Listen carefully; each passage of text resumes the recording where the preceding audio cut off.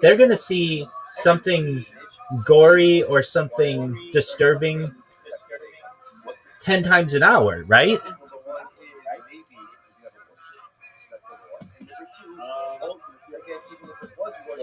What safeguards would you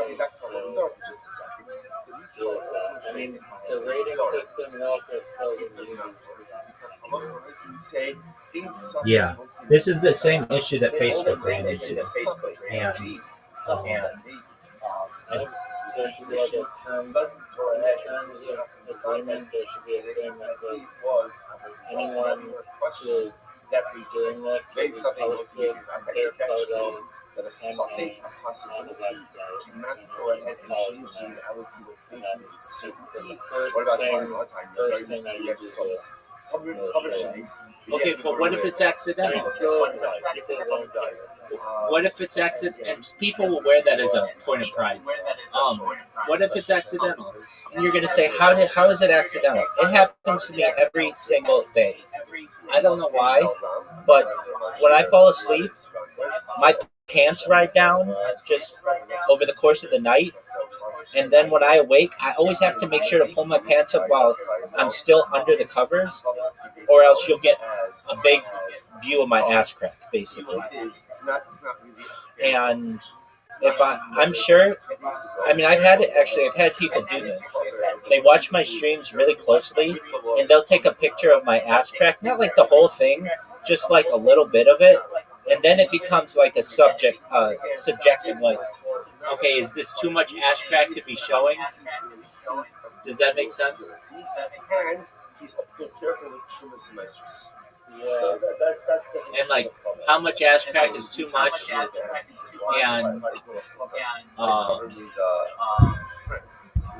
I'm just saying that, like, it becomes very subjective. So you might have me on the front page of your Monkey app version with my ass crack out there, which was not intentional. Or there could be things that are just not intentional. I can tell you that this girl I know, at least we played chess together on Kick, on live on her stream. Her name is Malibu Bailey. She accidentally had a knit. Yeah, dude. And it was. When I no, it's not because I'm scared I'm going to lose. I am doing so many different things at once. Well, here's the thing: I don't like to lose, and I'm doing so many different things that I can't focus on chess the way that I want. And I've played with you before, and you and I are at the point where whichever one of us goes first wins. We did it. We used to play, and when we would play, you would win when you would go first. Doug, I've played chess with you. I've played chess with you a lot. No, we played like maybe one game. Incorrect. We played at least 10 games of chess against each other. No, you're hallucinating with someone else. No, I'm not. I can tell you, we've played at least 10 games with each other, and you won 5 and I won 5. I won the 5 that I started first, and you won the 5 that you started first. What's the issue?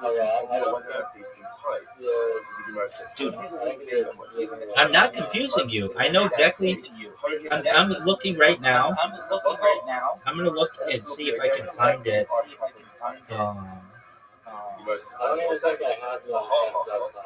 No, that's the thing. We didn't play on chess.com. Hold on, we didn't play on chess.com. We played in here, in the Discord.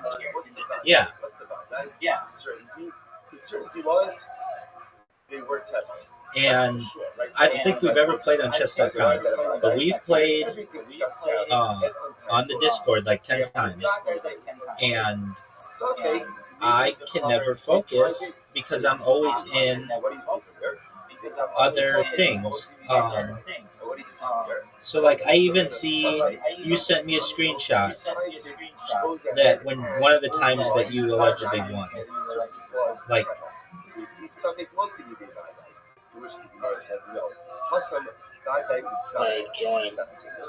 no, fuck no, man. I'm busy right now. No, I'm not scared. I just can't focus. I've got people who come in here who want to talk. I've got streams that I'm looking at. It takes a lot out of me. And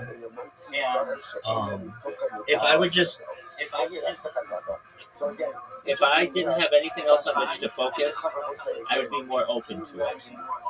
But with you, yeah, but that doesn't take that much of my mind as chess does. Chess to me, maybe I'm sure it is to other people, takes all of my concentration. And at any given time, I have to worry about streams that end and people who come in here and want to talk with me. And that's the big one. At any given time, somebody can come in here, and they do, and they want to talk, and I have to, tell them about what I do, and then I've got a timer on me, and then I just make a move just, to keep the game going, and then I don't always win. Yay. And it's like, yeah, I mean, maybe I wasn't as victorious.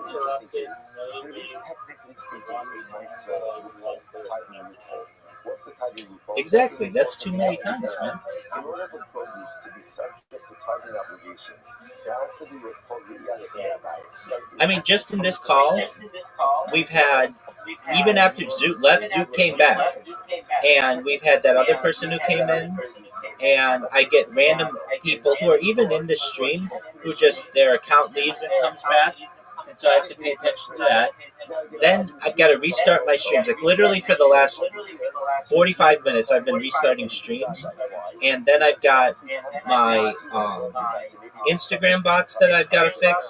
And I've got my TikTok bots that I've got to fix. And I have to restart my X streams. And I've got people who come into my X spaces. And it's just a lot of distractions. And do I like chess? Yeah, I like it a lot when I can focus. But I find that I can't focus on it. Okay, back to monkey after. This is important. And I think the reason why it hasn't become popular is because the fact that it's so difficult to moderate those calls. But then the argument arises, other services do it. Have you ever been on Bigo or Bigo, however you say it? Bigo Live? Or Bigo? Dog, it's phenomenal. You don't need a certain amount of people watching you or following you, and you can just go in there in a video call of 14 people and go live with them immediately. It's really nice. Miss Aquarius is in there all the time. Now, if you're like, well, why don't you go in there? When you are, it's not very, the conversation is not very organized, and, you find that different people have different intelligences. Like, the people on X Spaces, they understand how it works, and they're very,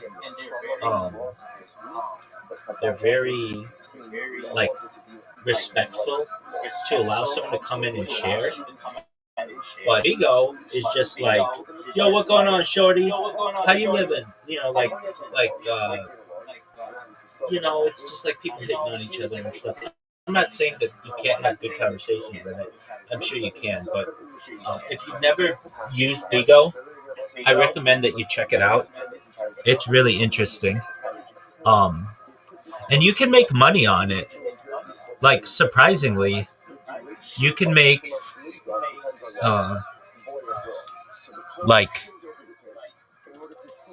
people not only donate to you, but there's like a way you earn diamonds, and you can cash those diamonds out, and it's not like no money. It's like a little bit of money. and Bigo advertises so much. It's unbelievable to me. I'm still restarting my streams. And if you're like, what takes so long to restart these streams? Because I'm like going live on all these different channels: YouTube, Kick, Nemo TV, Vaughn Live, Restream, Vault, Arena TV, Caffeine, Billy, No Live, D Live, Live FC2, Africa TV, Odyssey, YouTube, Telegram, YouNow, Trovo, Picardo, Nico, Breakers.tv. Like, these are a bunch of websites I know that like you've probably never heard of. They take a little while to all go live. Am I giving you an excuse though? Yeah, I am. I like to win, and I only find that I win when I have the time to focus.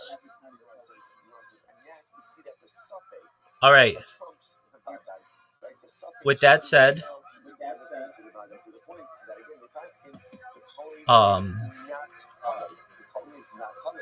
do you do Monkey app?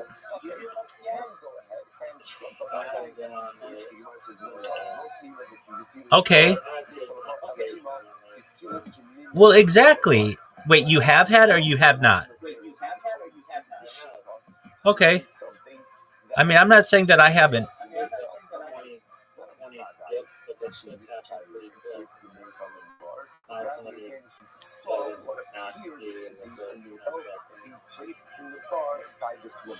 Right.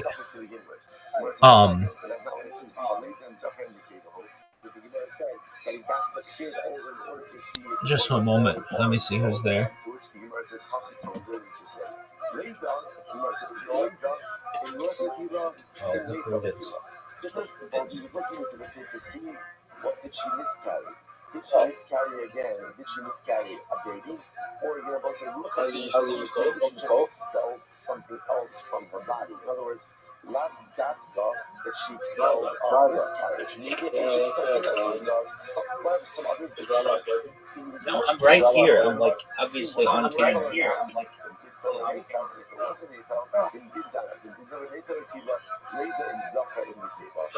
How are you doing, Zoot? How are you doing?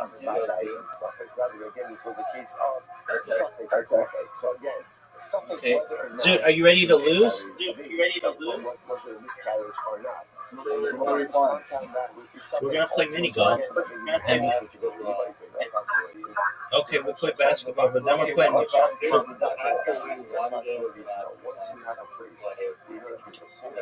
Zoot's never won a game of basketball.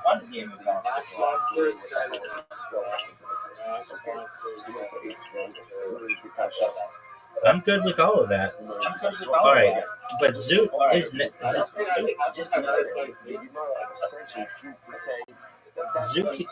Zoot can be decent at it.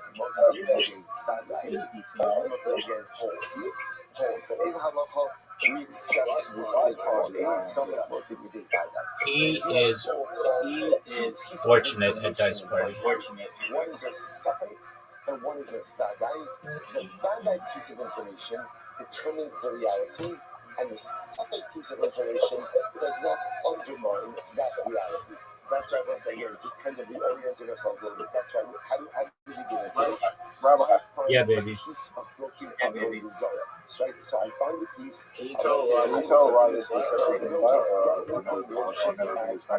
Right.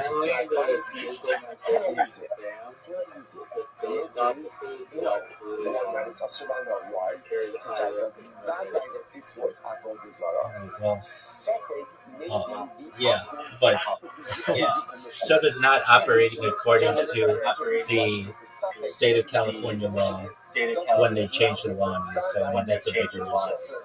Riser. Yeah, that's I always say that. Yeah, it's California law AB 5. California law AB 5. And summarize Jewish history and oh no, they didn't change that because we have faced so many circles. Dude, do you hear how loud Riser is? Hold on, I'm playing. Come on,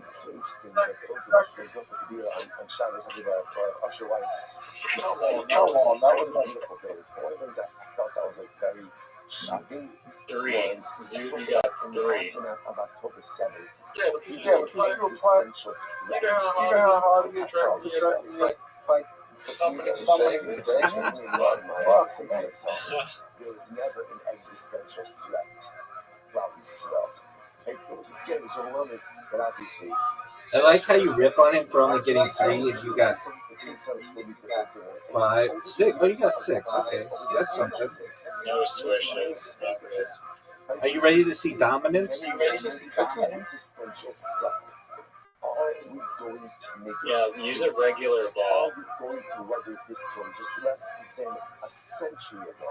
That's still There was a second. Yeah. So what holds us over is this principle. I find it so interesting that of all the balls that you can have, like bathroom is a choice. It's such a vague thing to have. And especially because Riser really enjoys that, I find that to be extremely interesting. I don't like the backgrounds, I like the middle space. They're similar. Backgrounds is a liminal space, but most spaces are much deeper than simply background. I know we've talked about this before, but don't you like pool rooms? Yeah, no, pool rooms are cool, just, I've just seen, I joined this AI liminal Discord, and I met this guy named Demon Slayer, and he told me, or like, showed me how to make these like amazing backgrounds using AI. And this, I forget the name of it, there's like amazing AI tool that's just like really, really good at creating liminal spaces. And so I've used that to create like a lot of interesting liminal spaces, and it's very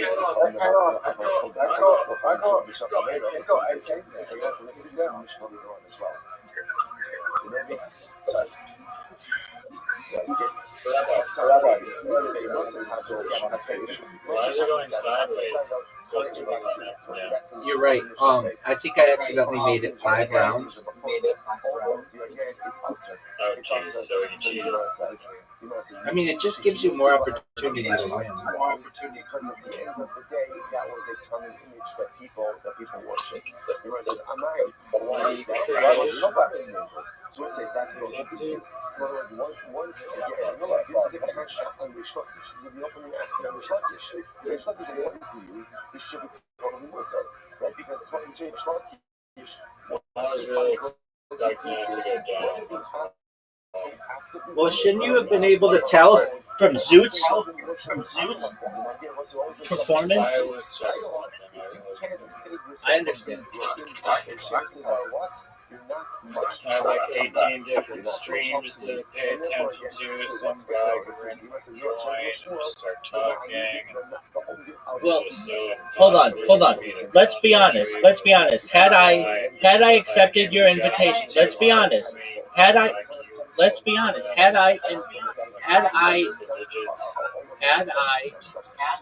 accepted your invitation for chess, Zoot would have come in here.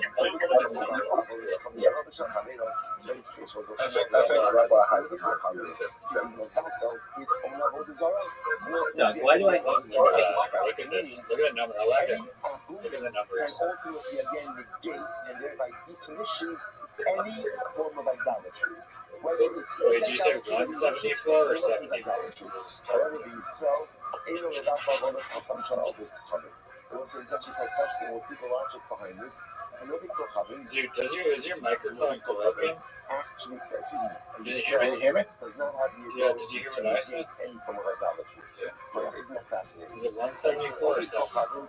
Can negate and decommission any form of Just idolatry. 74. And Yisrael has no power of negation That's not over very nice. idolatry. Fascinating. I'm not buying it. So we do. So Why is it still going sideways? What Only the last one goes. about a case of idolatry that just breaks on its own? Perhaps. The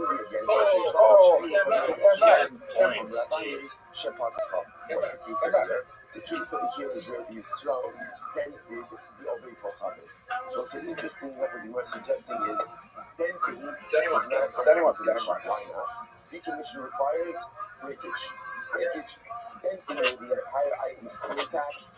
Is this the lost round? Is this the lost round? My hobby, Baktian, Pasfa, Akabishua, Fasra, Matla. That's not true. We learned that again, Oh yeah, it says 5 out of 5. even though again, all of the idolatry Rabbi needs at least 8. is still present. Ultimately, Why did mine go I'm down? in a square now. how do you read the Pascal of the Kohanim? How many are you running? That's really right. It's an Oh, no. option goes ahead and Oh no, no. but it is so against the idolatry that does not negate. Yeah, but that's not. Yeah, that's not. Wait, Keep hustling each other. I don't know. Very important thing. Is So this is like this. In reality, is there one more even round? when Yisrael I haven't done the against square. the Avodah Wait, Well, why Rabbi did? didn't go first, so why was this going in a square? It's like it glitched. Which makes sense, right? Anything You didn't go first, right? No, I went last. That's weird. So really, even if I agree. Of course it doesn't count. No, this game counts for sure. What's the zero? I didn't get to do another side to side. I had to do square. Yisrael has the power of negation, right? Yisrael does have the power to go ahead and negate idolatry. How does he negate idolatry? If he breaks it, if he bends it, it all should work. So why did Chazal I didn't get to go last round. I went. I didn't get to go last round. Victory. Dog, it skipped me. You set up the game, so What does he do? He has you have most advantage and you still lost. No. We're gonna play. Just calm down. I don't have the ability to just hit reload or replay. Though you do something in like another way. I did not go first. Though. Okay, this one's 3 rounds. It's 3 rounds. So I'm going to say this is absolutely wild. It's absolutely wild. I'm going to say we are going to see exactly why this is. This is a Gemara in 10 blocks from now on noon days. But again, right now, Do you want to die? the principle is any avodah zarah that is owned by a Jew cannot. Right. There's 2 people in So this watch what's happening. closet, but we're going to ignore you. Those questions. Right. So do you see what I did? Decommission it, you can break it, you can bend it, but Your Raza. decommissioning of a Jew does not work. What? Why? What are we concerned about? That in the process of decommissioning, Yisrael's going to take it out. No, I was asking Riser. Do you see what I have to deal with? In a couple of days.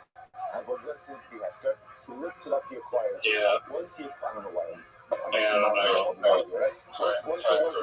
Once he goes ahead and becomes Avodah Zarah of the Yid. Avodah Zarah of the Yid ultimately cannot be beat. You can't be Mevakot. You can't be commissioned. Therefore, again, ultimately, again, we are stuck in this situation. So essentially, No. we want to try to avoid It's over, folks. It's over. having Chazal going ahead and saying you can't do anything to it. Even if you try to decommission it, ultimately, again, it is not incredible. So everybody knows that Israel, Akum Shehidi Avonim in Amakolis. How do you feel? Just by the way, this whole idea over here of Avodah, Akum Shehidi Avonim in Amakolis is this. How about Brought stones from Marcos. Yes, Essentially, Avodah Zarah was a stone formation. So Akum takes stones from Marcos, and what does he do? The people behind Yes, man. and what does he do? That was a switch. Come on. He takes the stones takes the stones and he builds them into roads. In other words, he decommissions the stones by using them for mundane use. To make the street. So what's that? Why is the stones mutter? Because again, he's actively decommissioning them through using them for mundane use. There's a documentary, I think they scripted for it too. But again, it's a Jew. The North Passage in Canada. Northwest Passage. Yeah, there's like this family. You can't use that one. You can't get Hanoch.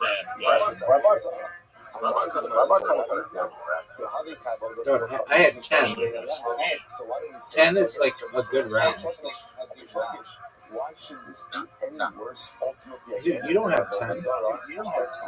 You have 12 in 2 rounds. You average 6. Ultimately, is decommissioned.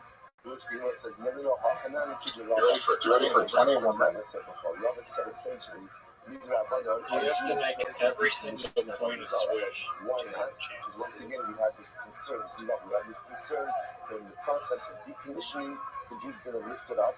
If he lifts it up, he acquires it. Then it's make a swish and tie me. Can you beat me? One point. That can never be decommissioned. And again, we'll see if we never actually use that. Examiner is the catch now. Open His family is so listen to this. It's like, they're in like a fiberglass ball, and they're just like real bad.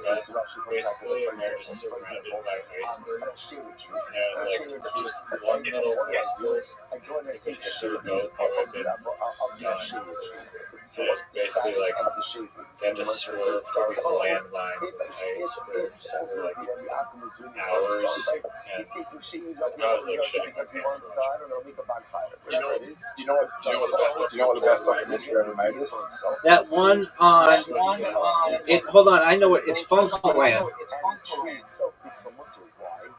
The arcade one? Yeah. Own personal use is what? Is itself On Donkey Kong or something? Okay. Yeah. However, it's if he's taking that he's pulling the tree. Donkey Kong. That's not the tree itself. So it's ultimately again. What's so good about it? The shavings and the tree again, sorry.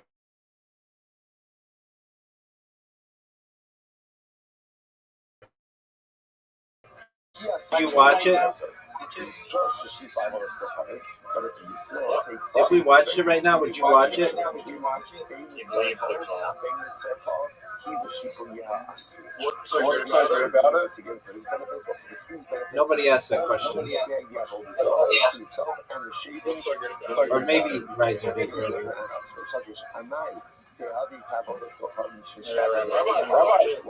I did watch it. No, I didn't. I liked it.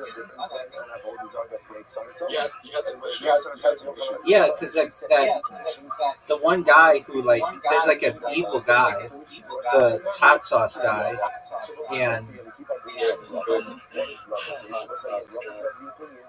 I mean, what else do you call him? He's like he's able to fund his Donkey Kong Dynasty because of his parents started a business that's like in based in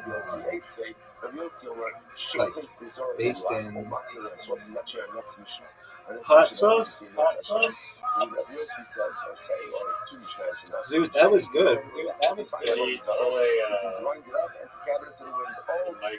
Australian tactic and jacket price. No, not Martin Shkreli. So what do? Grind it up. So have I. I was saying that too. On Twitter Spaces, right?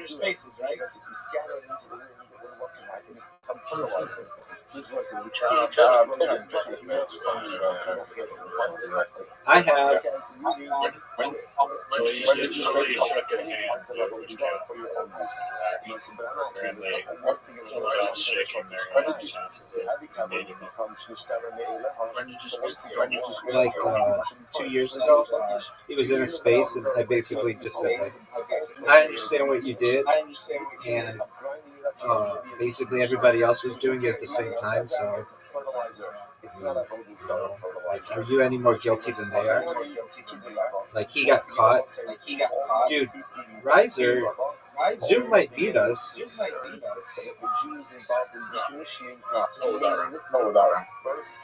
I mean, No, 6 on the last is actually good. Zoot got 22. There's no way Riser. Rabbi only needs 5. Yeah, but I mean, it's not guaranteed.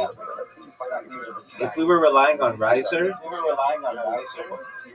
is one of those images that was always considered. Oh, why is this coming back? Oh, why is this coming back? You go ahead and you find No, an image of a dragon, but the head is cut off. it all comes down to this. C'est quand même sûr de decapitate the dragon. Squish on the first one. It's mutter. You know, so on the other hand, that guy you saw, And he won. but if you saw his one bad, it's also you can't trust Zoot when he says that shaking the hand of someone who's met the person counts as Zoot meeting. That's right. But then Zoot really did meet somebody. He met.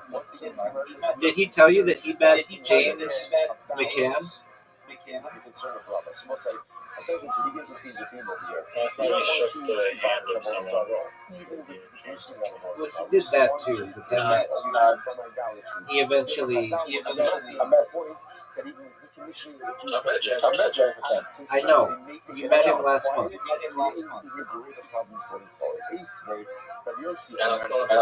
home And he told him that Amos, whatever, is fucking Zoot's aunt.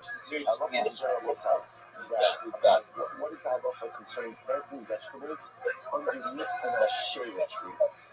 Oh yeah, Amos's dad is fucking Zoot's aunt. The shade tree provides shade, and shade is beneficial to the vegetables, to the produce. As therefore, you can't plant in the summertime, however, excuse me, in the rainy season, ultimately the shade is actually detrimental. So therefore, you know, once it's just initial that there's no problem planting vegetation underneath a shade tree during the rainy season. WFC says naturally you can't even plant vegetables underneath the tree during the rainy season. Why not? It may shine in That's true. Is what can happen. The leaves of the tree fall off, and the leaves themselves as fertilizer for the growing vegetation. I'm not going to watch forming leaves. Please win so we can do the match monsters. Once again, forming leaves. Dude, you gotta switch right away. He just like stamps the ball up in the air and breaks. So too, if a leaf falls off of the tree, it should also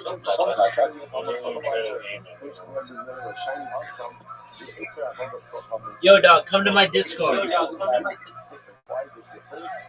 Come to my Discord. The link's in my profile. The leaf may fall off, but the tree is fully intact. I hope you're doing well as well, my friend.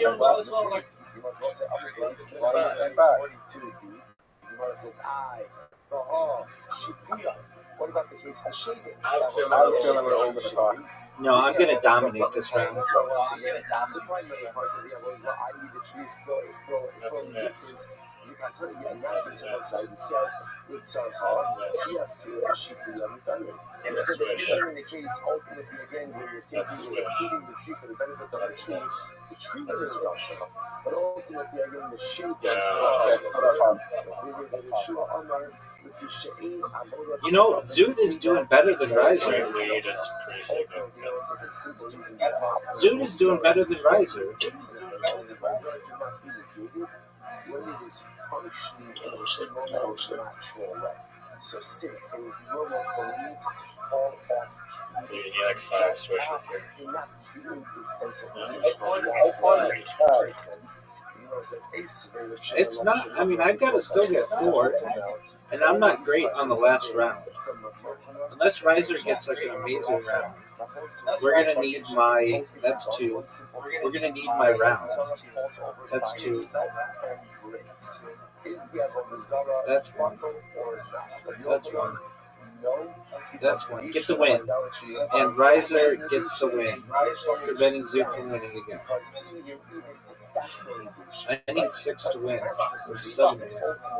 So up until now, this entire army has been Rabbi Yochanan questioning Rish Lakish. Now we switch gears. They switch from the Rish Lakish. So Rish Lakish asked the Kasha on Rabbi Yochanan. Rabbi, Lost the first round. Now the tree belongs to Lakish. The tree belongs to this in the flesh. Now what happens? There's a nest on top of So you're only on the one running back. And it wasn't against the human. Wait, it might have been against me, actually. Maybe. From the nest. But if you did so, Does you take care of? Yeah, that was I saw again. Yeah. Rashi says we're second Rashi top going down in. That's the Rabbi. So you can't get the Rabbi.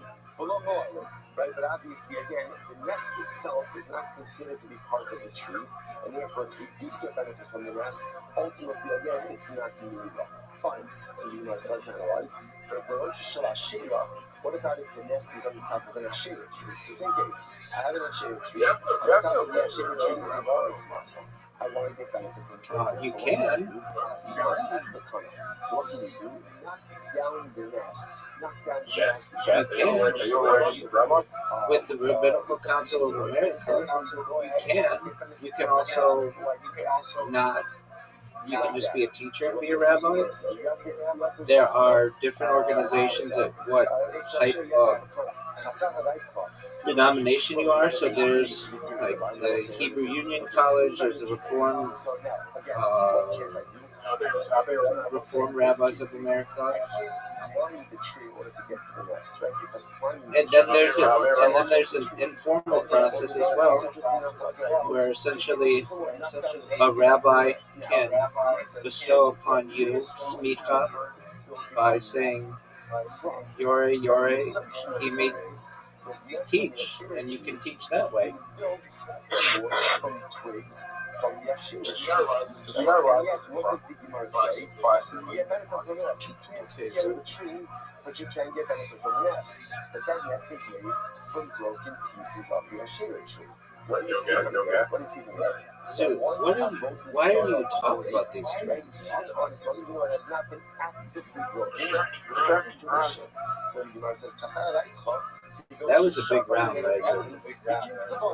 The assumption is building its broken pieces of the Asherah tree. The kapani, yatis bakana, and yatis mutar. So Rish Lakish says, this supports the insurrection.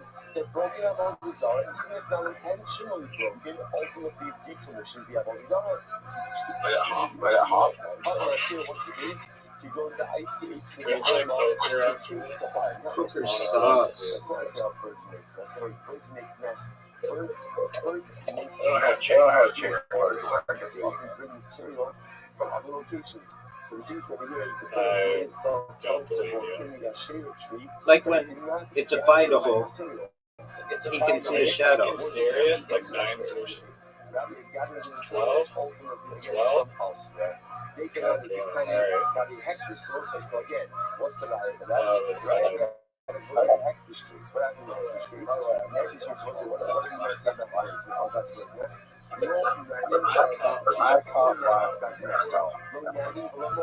Dude, are you funny? You should not get benefit from the nest. Get in. Alright, 11. That's low. That's going to be hard to beat, but I'm sad you can go up here. For materials in the belt, right outside of the hectares tree, and how you kind of got the hectares from there in the below. So then it makes sense. So again, Chazal says, we really don't want you to get benefit from the nest. So you need like 5 rounds. Because it's attached to a hectares tree, and you can see how accidentally you may come to scale the tree. But it's not so there's no Me'ilah. Why is there no Me'ilah? Because since the materials for the nest not from the hectares tree, but from the outside, the nest itself is not subject to Me'ilah. But again, I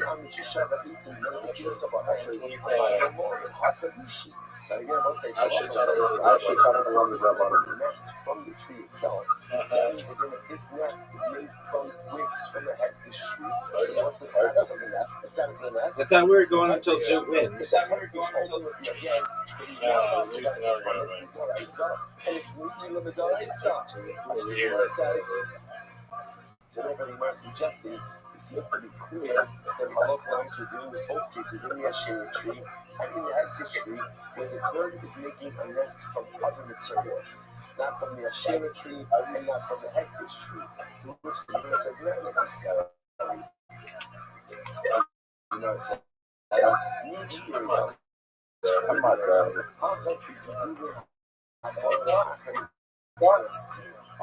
so let's say maybe that. It's actually quite possible. Okay, dude, they changed poker. So there's. They changed it. They changed it. So I can't like invite people.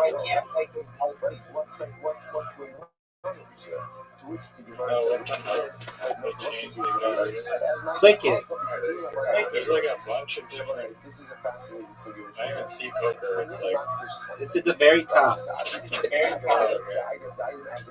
heckish. That item grows things. the bankroll carries over. Subsequent Do you have to pay for this? to be heckish as well. So what's very Let's exciting- jump. I don't want you to pay money. Okay, well, fuck it. All Alright, we're gonna play pool. We're gonna play cutthroat. Figure out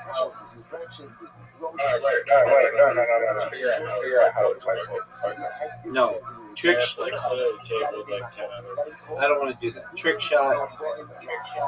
When I say trick shot, Zoot says. So the words they were talking about over here. Zoot loves trick shot. And again, when these branches grew, the bird took twigs from these growths. So that made the nest and therefore again, so now is the nest like this. That's enough focus. You want to see There's a way.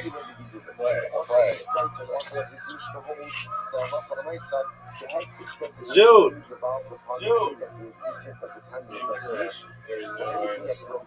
Zoot. There used to be.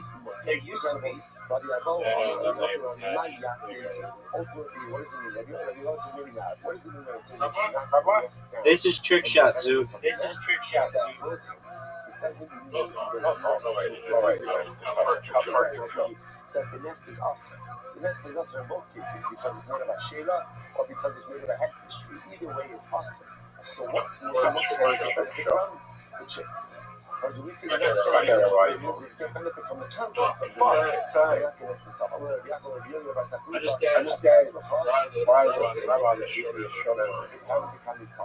You can apply that to both cases, both to the Ashera case as well as to the heckish case. That's a true job.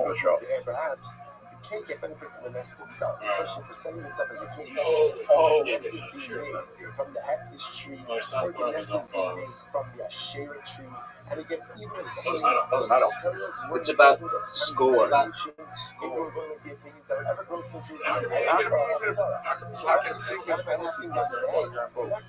Nobody knows.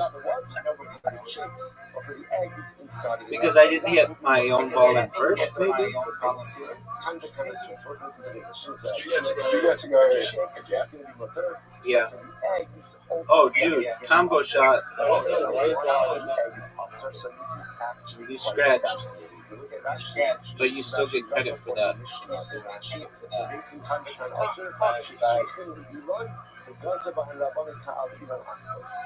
That's annoying. That's annoying, too. Because eggs need the nest. The nest needs the tree. Well, sure, bro. A equals B and B equals C. Just gotta go with the bullshit. Nope. The eggs are considered to be ultimately reliant on the tree. So because of that, they're going to be That was great, dude. There's a lot of variables going on over here. But the Gemara is suggesting Yes, and then you have to stick with your score. from the heckish tree. So Yeah, you guys are at 70. So what is it you embrace? Is that stick, knock down the nest? No, not because you scratch it. Just didn't do anything really cool. It has to do something cool. My show is Why? Because ultimately, again, since the eggs need the nest and the nest needs the tree, therefore Oh, the you can eggs are hit considered to be the dependent ball on with the the. tree. They have a penalty. The eggs are considered to be an appendage of the tree itself. So you can get benefit ultimately again from the chicks, but ultimately not the eggs. You know, it says the basic kind of so Rashi says broken. Shetzrich on the iman, the dates and double. This is very interesting. Chicks that are so young. What's up, Zoo? Relying on their mother have the status. If you see sexual bone, Right? you'll So feel it makes sure. sense. Right? If you see sexual your bone, it's good. I know. On the nest, and the nest is reliant on the tree, and therefore halach for the right so many partners. Therefore, let's say it turns out in this case of the nest, I know that half of the shared tree, right, this tree, you obviously can't scale the tree regardless. Right? By the by holds up. No. You can knock down the nest. No one's played Why this are you knocking before. down the nest? So really, you can't get benefit from the nest because the concern of the nest itself is made from the shared tree or from the hectic tree. What can you get benefit from? Independent Yeah, big chicks. dog. Independent chicks, right? How about for For sure, dog. Right, so you get from the independent young birds, right? Let's make sure Riser knows. You can do a blind shot where you turn off the gauge.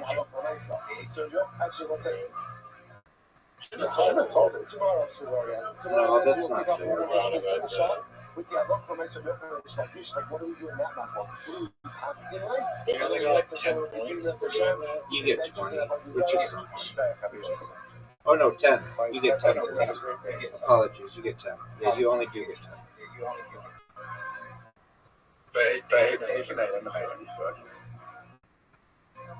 I can eliminate Raza. He sucks up. How's it go? And I might be able to. I might be able to. Oh, small. That's where you are. Oh. I'm about to dominate. You just say to eliminate Raza.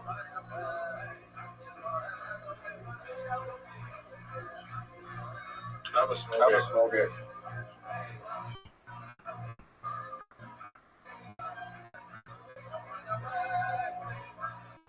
Rabbi.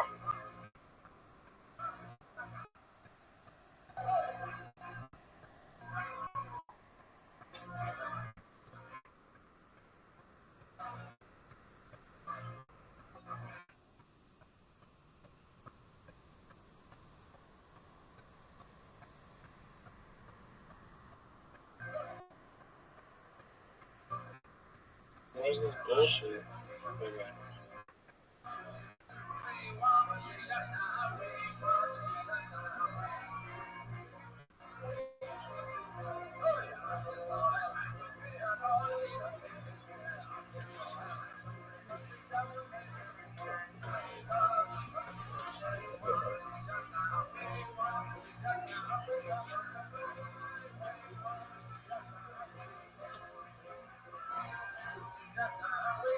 Rabbi, you ready?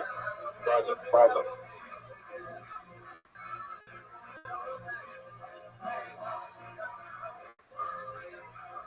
Are you ready? Let's see it too. All right, so let's say good morning. Let us. This is the worst shot I've ever seen. Thank you all of our sponsors for this morning cheery thing. Our annual Chronicles sponsor. Listen, Mishpach of ROTHSCHILD. We're dedicating all the Shimon Trushos this year as its plus for the Soros Fellows and Israel. Our Chronicles sponsors for the month of Av. Our Stephen Israel Tracy. Dino Treason, and the Roses White, memory of us, and the Roses White, and the Rafa. Morning sponsors, Abby and Joe Hirsch, with appreciation. shear the I would feel that you're gonna go on, but all of those sacrificing to Klal Yisrael. I'm And not Moshe worried. and Devorah ROTHSCHILD are definitely responsible Oh, for today. thank you, Creation Rabbi. of the earth says that Aryeh Leib Ben was merit about Talmud Torah. I would All of these families in the family, all of those things which happen to the code of Holy Israel. This Rabbi message in the our hostages, the Shalom and the Torah, allow our holy soldiers to be successful. The whole Nasi. you want to team up on Rabbi? Today's staff is Membeis. You don't need to team up on Today's it. staff is Membeis. We are picking up the Ness Hashem on Mem Aleph. You might go with We left off the something mostly which is 2, 4, 6, 8, 10, 12, about 15 minutes. Again, in yesterday's daf, we made a fascinating distinction between finding broken pieces of what we call slumming versus finding broken pieces of what we call avodah zarah. What's the difference in two terms? Slumming are images. Images, maybe they were worshipped, maybe they weren't worshipped. Avodah zarah Sit down, dude.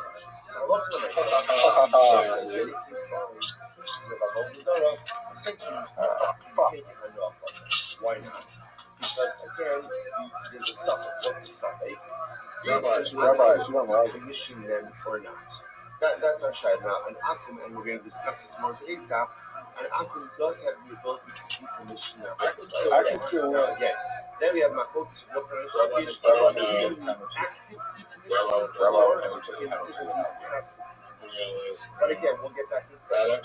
That's our Ro'achim over here. Rabbi Yochanan says it has to be active decommissioning. Which says even passive decommissioning, not only is the idle thing by itself and great. But Rabbi Yochanan still an idle according to which decommissioning is lost its Scratch. again. That's why automatically loses the game. If you find pieces of the slumming of an image, it's going to be mutter. Why is it Rabbi wins by one because it's a point. spec snake. What's the spec snake? Suffix number 1 is Are you serious? Number 2, ultimately, again, maybe it was decommissioned. So the idea going I from think that this is is the easy shot. reason why it does not work. That's actually say smart. in something once in ultimately again the suffix that may be is decommissioned doesn't go ahead and take it out from the fact that it was avodah zarah. Now you have questions. I'm gonna do the Main new something shot. wants to give you contact. Is that true? That a suffix, a possibility, cannot go ahead and change the increasing certainty? What about following our time? Very much. There we go. Cover shemays. And yet we go to the past. So let's say cover diet. And again, we translate special shalom aleichem to a member of our shir from South Africa by the name of Ian Meltzer, who I was just introduced to. Drew Melvin, another member of our shir in Toronto. Amazon. Get in. Yes. There we go. Ian messaged me by Yes, mail. after I translated his cover a few days ago as. I can't believe I've done this, but So the truth is, it's not really a fair definition. you can sing God with the Lord. Cover as a person who is careful with the laws of Tumen Tara to the No, I can't. Because it only matters what your story. So when you listen to yourself, you image Rabbi, you Are you sure about that? Yeah. Ritual God damn it, and dude. he's also Trumas You told me that way too late. That's the definition of a Well, cover. Rabbi, So it was interesting for me and asked this why so I guess you can do a blind shot. It's not going to happen. So what's the shot of that? So perhaps these soldiers like this. You told me that way too late. Cover is someone who's just looking and searching out for extra talent in this world. He's You looking for better extra not talent. be lying. That's what he's looking for. At the end of the day, what is the Torah of the man? Hashem says, No. I want you to make sure that you eat Kodesh in a state Why of is it time. not working? You don't have to eat in a state of Well, time. You're not The obligated to gaming eat thing is unsanctified food in a state of ritual purity.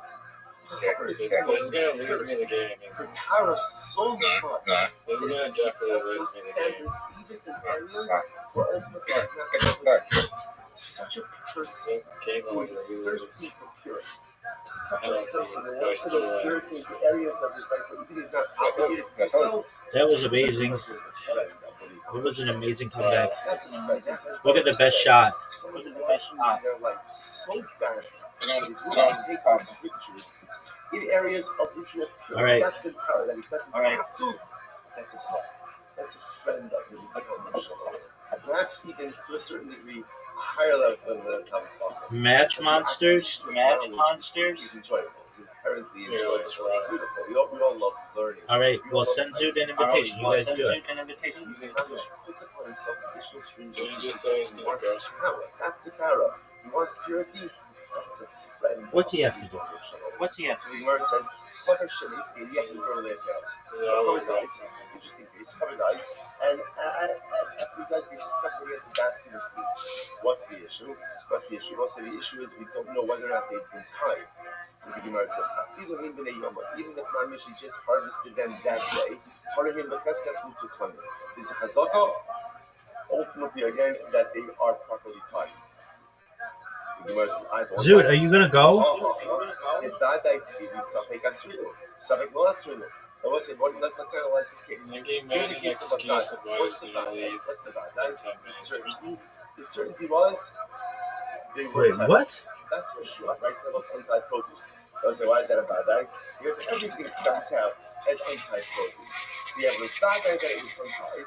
Safek. What's his excuse? Untied it, maybe he didn't tie it. And what do you see from here? The Karasi Safek, the most we did not like. And what do you see from here? That ultimately, again, Yo, dog, what's his excuse? It goes ahead and override the bad guy. Zoot. It certainly was Teva. Zoot, what are you doing, big dog? What?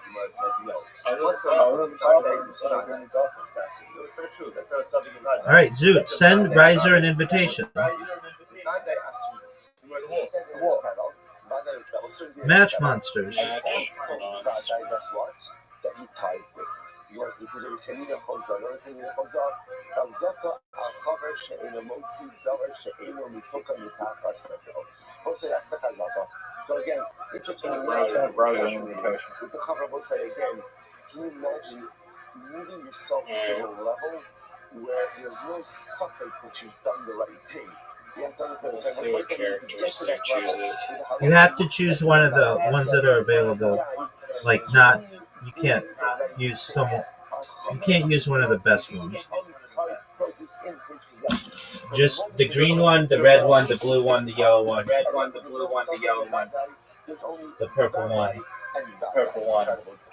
Your off pick, so Interestingly enough, really it's a suffix in a suffix house, so what does that mean? I've shown The best one. Confirm you're the same group. himself like one of the areas, yeah. The Amar, Ma'adim Adam Atvi also, Mahmusa B'moitz Shalom, Kadesha, and so it's an interesting case. There is technically speaking a nice typing loophole. What's the typing loophole? Without getting into all technicalities now, in order for produce to be subject to typing obligations, there has to be what's called Riyas B'nei, right? It has to come into the home. Through a normative entrance.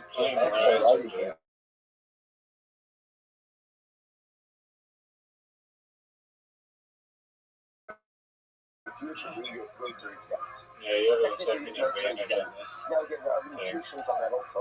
So the Gemara says over here, there's really no something that's going to be about that. Why? Because it's actually possible, even if you want to go with the fact that maybe it's a suffix if the father ties it around, it's also a suffix if what?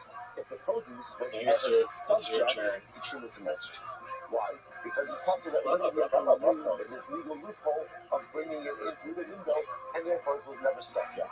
Okay, so the Gemara says, 1 second, there ain't something nothing to be allowed. So remember, the Gemara is questioning this principle. The Gemara put out there like a law, a principle.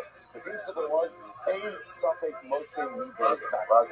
That ultimately a possibility cannot change the reality of a certainty. So you say, really, is that true?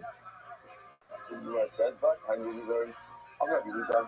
My submission also Are you serious?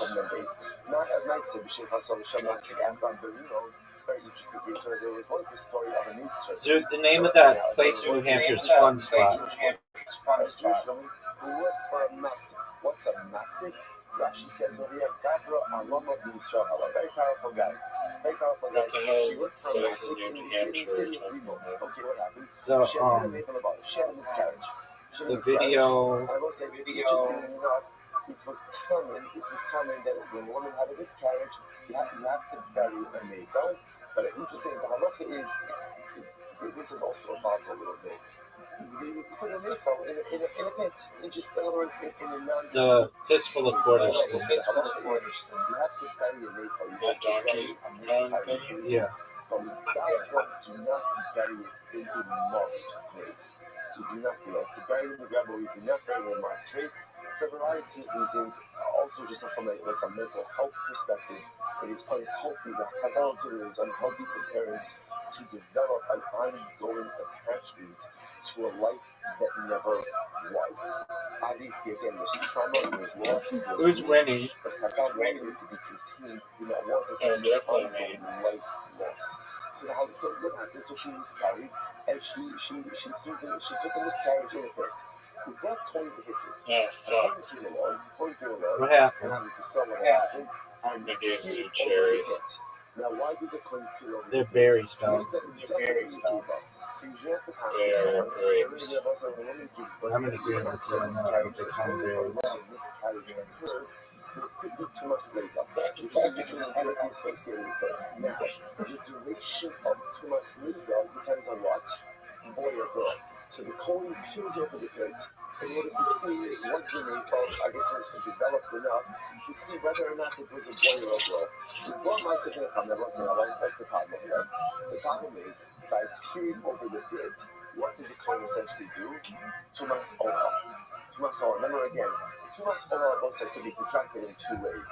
You could be under a roof together with the mace, or you could be the roof over the mace. So technically speaking, if there's a corpse, let's say again, I'm standing next to a corpse. When you surrender, why did you give up? Over the corpse, I am the Ohel. I am the Ohel. Why did you One over the pit to see is it a boy or a girl. And what happened? This episode came for the coming. The team, they shapuda ubadins mitsurucha. And they're retiring. They're retiring. Why are they retired the coin? Because ultimately, again, this was a place where there were weasels and animals there. And the reality is they probably took the miscarriage. They probably took it and dragged it away. Are you proud of the way that he played? He didn't do any damage.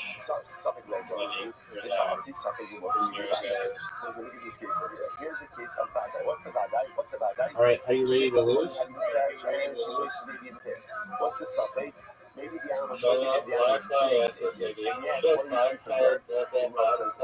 And yet you see that the suffix conferences, stadiums, the suffix changes even in the face of free discount code brand. That's a smart tactic. What are you talking about? Can go ahead and I just asked the little like these like extreme like manipulative creative marketing brand awareness tactics.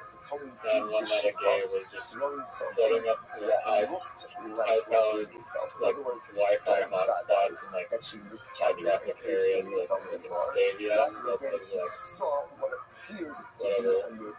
Multiple watch. Discount code. Blah blah blah blah. Are you going to accept the invitation? I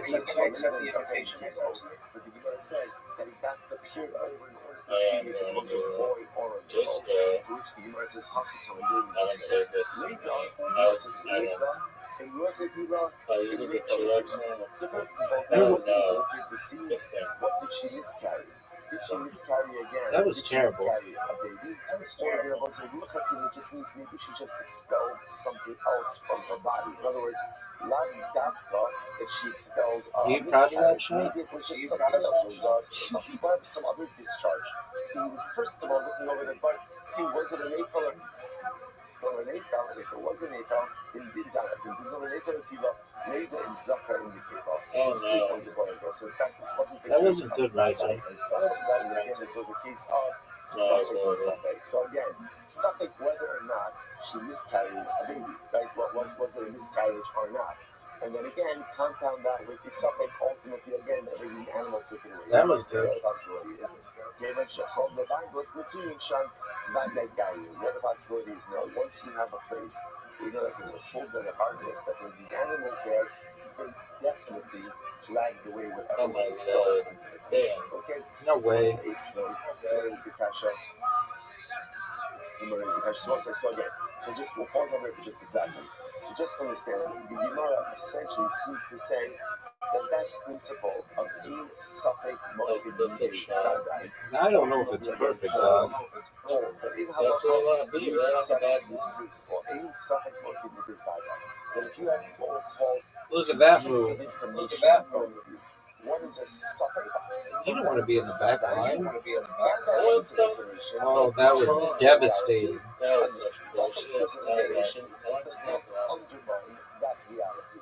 That's why once again, just kind of reorienting ourselves a little bit. That's why how do we do God, look at this ass kicking. Look at this ass kicking. Are you serious? Are you serious? Dude, that was an amazing shot. So I find the piece, can I use it? That's what I meant to do with my other shot. No. Why not? I should know why. Because I the bad guy that this was Atol Bizarre. Safek maybe the Akum actually decommissioned it. Dog. And if I'm going to use one, You know I'm gonna dominate you. decommissioned it. So in that conversation with Zeus, I had to hear that my IQ was 70 or whatever. I had to hear, no, not with, I know. I had to hear that. What else did I hear? That I was gay, and something else that was just like, yo, shut the fuck up. So it looks like our conversation with him did absolutely no good. Do you not have an invitation? It was so interesting that most of us was looking to be on Shabbos about Pasha Weiss. He said he mentioned so many beautiful things. One of the things I thought that was very shocking was he spoke about in the aftermath of October 7th being an existential threat. Kappa Israel. So to me that was shocking because for me in my mind I said to myself, there was never an existential threat about Israel. It was scary, it was overwhelming, but obviously, it takes on Wow. and over the years, over the centuries, there's been many speakers, right? There's been faced many moments of existential suffering. Are we going to make it through this? Are we going to weather this storm? Just less than a century ago, they put us in ovens and in gas chambers. It was a suffering. So what holds us over? What holds us over is this principle. In suffering, nothing they badai. What's the badai? Kodesh Baruch Hu says, Am Yisrael is an Am HaNetzchi. Am Yisrael, the Jewish people, we are an eternal nation. That's the badai. That's the badai. That's the badai. And therefore, what holds us over even in times of difficulty? In suffering, nothing they badai. Suffering. What about suffering is the Babylonians, the Romans, the Greeks, the Persians, the Nazis, Hamas. It doesn't matter. It doesn't matter who the suffering is. There are so many speakers that have presented themselves. Another suffering. Another suffering always arises. But rest assured, in suffering, no suffering could undermine the fact that the certainty of the eternality of Klal Yisrael. That's ultimately again the source of our optimism. That's the source of our strength, and that's what creates our reality. Incredible, halakhically as well as hashkafically. So now the Gemara goes back. Eisvei, Shmuel says, remember again, embedded in all of this is this Machokas Yotzur Yochanan Shlokish. So here's what I know, and again we're going to talk about this more in just a few moments. You can decommission your whole self, right? That was great, dude. That was great. The shaila is, how does it do? Yochanan says it must be what we call active hibah, and the Shlokish says even massive with their works. So I was now going back to that a little bit. Asve, listen to this. And you also see this in Mishnah later on as well. Sorry. Let's get. I'm sorry, thank you. Asve, thank you. So let's go back to Mishnah. What did Mishnah say? If you find the image of a hand or image of a foot, ultimately again, it's Asr. It's Asr. So the Gemara says, Midday Shekiyotzi Bahan and Yabad. Why? Because at the end of the day, that was a common image that people worship. The Gemara says, Amai. Why is that? Hashvarim Minu. So we'll say that's broken pieces. So in other words, once again, this is a kasha on the Amazing. This should be totally mutter, right? Because according to Shlokish, once you find broken pieces, whether the Akum actively broke it or the idol broke on its own, an Akum doesn't worship an idol like that. Again, once you always make Shlokish's logic, idol. If you can't save yourself from being broken, then chances are what? You're not much help to me. You're not much help to me. And therefore, again, so what's going on? The Gemara says, no, change my shmur. So this is what we said yesterday. What's the case? The case of the hand in the foot is the case ultimately when it's on a pedestal. When it's on a pedestal, then that is quite possible that is actually a almost like a self-sufficient is the wrong word, but its own type of idolatry. Okay, Gemara is not the kasha. Only from the Vakkavos, from Shalom so this was also more of this later. And the Viktofanim, keeping the Vakkel, his own Avodah Zarah, and ultimately again the Avodah Zarah of his friend. Meaning, any Akum can ultimately again negate and thereby decommission any form of idolatry, whether it's his idolatry that he worships or someone else's idolatry. However, the Yisrael, it was actually quite fascinating. We'll see the logic behind this. And Rabbi Kohavim, actually, a Yisrael does not have the ability to negate any form of idolatry. But isn't that fascinating? Right? So Rabbi Kohavim can negate and decommission any form of idolatry. Yisrael has no power of negation over idolatry. Fascinating. Rabbi, so we'll say, so am I. So how do you got both? Comes from Shabbat and Allah. But why is that? What about a case of idolatry that just breaks on its own? Now, clearly, again, according to Shlokish, according to that should work. Rabbi, Shepascha. What's the case over here? The case over here is where the Yisrael dented the Obed Kohavim. So what's interesting enough that we're suggesting is denting is not a form of decommission. Why not? Decommission requires breakage. It's breakage. Denting where the entire item is still intact. Wow. Doesn't decommission. The rest of us having the Pipascha. My hobby. This has a chance to be the highest ranking ever. It's actually learned that again, if you get the idolatry, even though again, all of the idolatrous material is still present, ultimately again, it's hard to maintain. Level desires bottle. How do you read the Pascal of Adam? About Pascal Israel or bottle? Ultimately, that's really right. If an Akum goes ahead and dents the idolatry, that negates it. But if Yisrael dents the idolatry, that does not negate it. So Rabbi says, the old one, keep Pascal Israel on Rabbi. This is a very important Gemara. So Rabbi says like this. In reality, even when Yisrael dents the Avodah Zarah, it goes and negates. In other words, it looks like denting really is an active form of negation, which makes sense, right? Anything you do to deface the idol should be a proper form of idolatrous negation. So really, even if the Yisrael dents it, it's okay. So what's the issue? So why did Chazal say that it's not? Listen to this. Verse Ella, Xera. There's Xera. What's the Xera? Dilma man below the Hadimalatala. So I say here's the issue.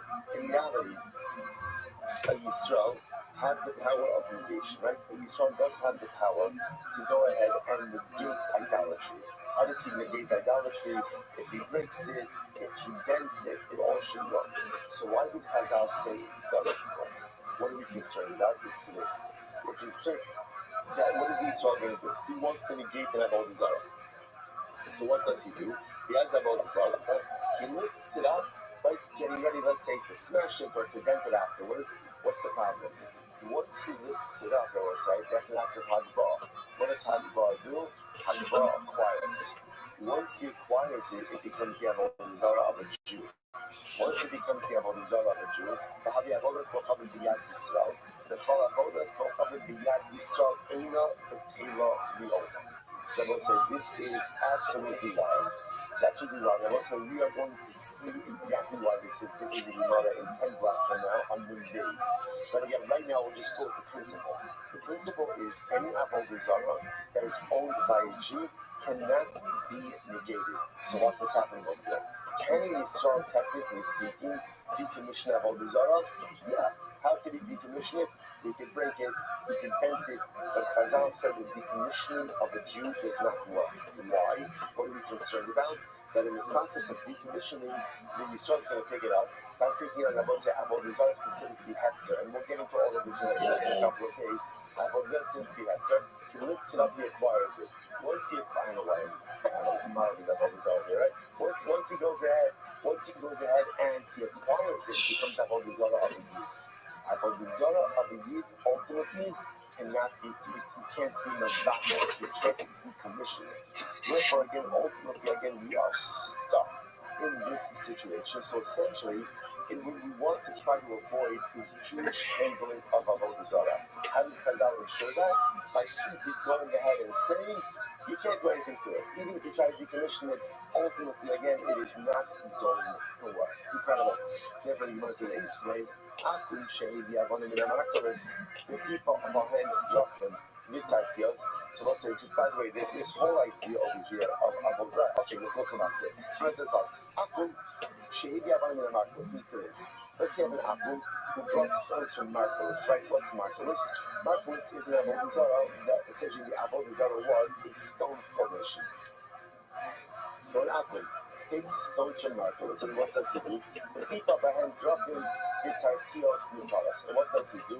He goes ahead and he takes the stones, and he builds them into roads. In other words, he decommissions the stones by using them for mundane use. He uses them as pavers, like his pavers, and he uses them to make the street. So what's halacha? Mutaros. The stones are mutter. Why are the stones mutter? Because again, he's actively decommissioning them through using them for a mundane use. But again, if a Jew takes stones from Markovis and builds it into the road, ultimately, again, it's not decommissioned. You can't use that road. You can't get hung up because it's avodah zarah. And my mercy, but why is that? So why don't we say, so again, it's Rabbi asking Rish, why should this be any worse, ultimately again, than avodah zarah that broke on its own? And according to Rish avodah zarah that broke on its own ultimately is decommissioned. Rish says, no, it's just as Rabbi said before. Rabbi said essentially, a Jew can't decommission avodah zarah. Why not? Because once again, we have this concern. We have this concern that in the process of decommissioning, the Jew's going to lift it up. If he lifts it up, he acquires it. Then it's avodah zarah owned by a Jew. And once you have avodah zarah owned by a Jew, that can never be decommissioned. Incredible. And again, we'll see if never actually means never. Basically, more is the kasha. So listen to this. Inside. What's here? Watch this. You have an avodah zarah, and you shave the avodah zarah. So we'll say, so actually points out that, for example, I shave a tree, right? And what do? I go and I take shavings off of the shaver tree. So what's the status of the shavings? The Gemara says, if ultimately the Akum is doing it for himself, right? He's taking shavings off the avodah zarah because he wants to, I don't know, make a bonfire, whatever it is. It's Sarcho. Ultimately, again, if he's doing it for himself, then he, the Shipuyeha Mutarim, then both the shavings and the tree itself become mutar. Why? Because the action of taking shavings off the avodah zarah tree for the Akum's own personal use is what? Is itself a decommissioning of the avodah zarah. Okay? You know, it says, however, with Sarcha, if he's taking shavings off the tree, that's he's pruning the tree, right? And that's for the benefit of the tree itself. So it's Sarcha, he asura, Shipuyeha Mutarim. Ultimately, again, then in the shavings and the tree, ultimately, again, then he asura, the tree is still asur, the Shipuyeha Mutarim, but ultimately, the shavings will be mutar. The Yisrael Shashifa Avodas Kohanim, but if the Yisrael takes shape, it's right, takes pieces off of the Asherah tree, Bein Yitzarcho, He V'Shipur Yeha Asur. Whether the Yisrael is doing this again for his benefit or for the tree's benefit, ultimately again we have both the Zara, the tree itself, and the shavings remain mutter. So once again, Rabbi Yochanan asks from Shakish, Amai, why should this be any different? Right? Shakish, according to you, this should be no different than an avodah zarah that breaks on its own. And when it breaks on its own, Rabbi Yochanan, Shakish, you said it's decommissioned. So to here in this case, it should be decommissioned as well. To which the yourself and not me, keep the Rabbi. So let's say once again, we keep on bringing up Rabbi. What does Rabbi say? So once again, Rabbi is of the opinion, essentially you don't want Jews decommissioning avodah zarah. Why? It's too much of a roll of the dice, because if you do it in the wrong way, then what ends up happening? Then halacha l'maisa, you end up acquiring it, and therefore again it can never be. There's no bittul. Rabbi Yossi Omer, Shochem B'Zorah L'Ruach, Omat Terech. So this is actually our next Mishnah. Our next Mishnah, then we're going to say Yes Hashem. So Rabbi Yossi says, or two Mishnahs from now, Shochem B'Zorah L'Ruach. If you find the Zara, you can grind it up and scatter it to the wind. Oh, not Tiriyam. Or you can go ahead and throw it into the sea. So we're going to see this is talking about if you find an avodah zarah made of metal. So what do? Grind it up, scatter it, right? Scatter it to the wind or throw it into the sea. Gemara says, Amulo, you can't do it. Because if you scatter it into the wind, then what can happen? It can become fertilizer. So Gemara says, well, you got yot chamulo. The pasuk says, really, you can't retain any part of avodah zarah for your own use. And I said, but Amai, once again, if you're going to ask Rabbi Shalkish, Amai, to have it covered is become Shnishkara Me'elaha. But once again, why? Because you should be fine. Because even if avodah zarah breaks on its own, ultimately again it's decommissioned. So in this case, of grinding it up should also be a decommissioning. So who cares even if it does act as fertilizer? It's not avodah zarah fertilizer. To which they were says, Hachanami, Kid Rabbi. Once again, I must say, keep all roads keep leading back to Rabbi. Ultimately, again, it was concerned that if a Jew is involved in decommissioning, he may lift it up first, acquire it, and once it's acquired by the Jew, it cannot be decommissioned. So, it's taking more time now. So what's the interesting case over here? Let's say you find the image of a dragon, and this is our next Mishnah. So we're going to see a dragon as one of those images that was always considered to be idolatrous. So watch this. You go ahead and you find the image of a dragon, but the head is cut off. That is cut off. So therefore, Safek Obikochav Chatcho, Safek Israel Chatcho, Mutter. So if I'm not sure, did you decapitate the dragon, right, or didn't Akum? It's mutter. It's mutter. You know, so on the other hand, Dada Yisrael Chatcho, Aser. But if Yisrael was the one who cut off the head, it's Aser. You know, says Amai. Why should this be any different than it was a second case? So why should it be any different than a case ultimately again of avodah zarah that broke on its own? Once again, the Gemara says we are concerned ultimately again about the concern of Rabbi. So most essentially we did this things that we over here. We don't want Jews involved in avodah zarah at all. Even if it's decommissioning of avodah zarah, we just want Jews to stay away from idolatry.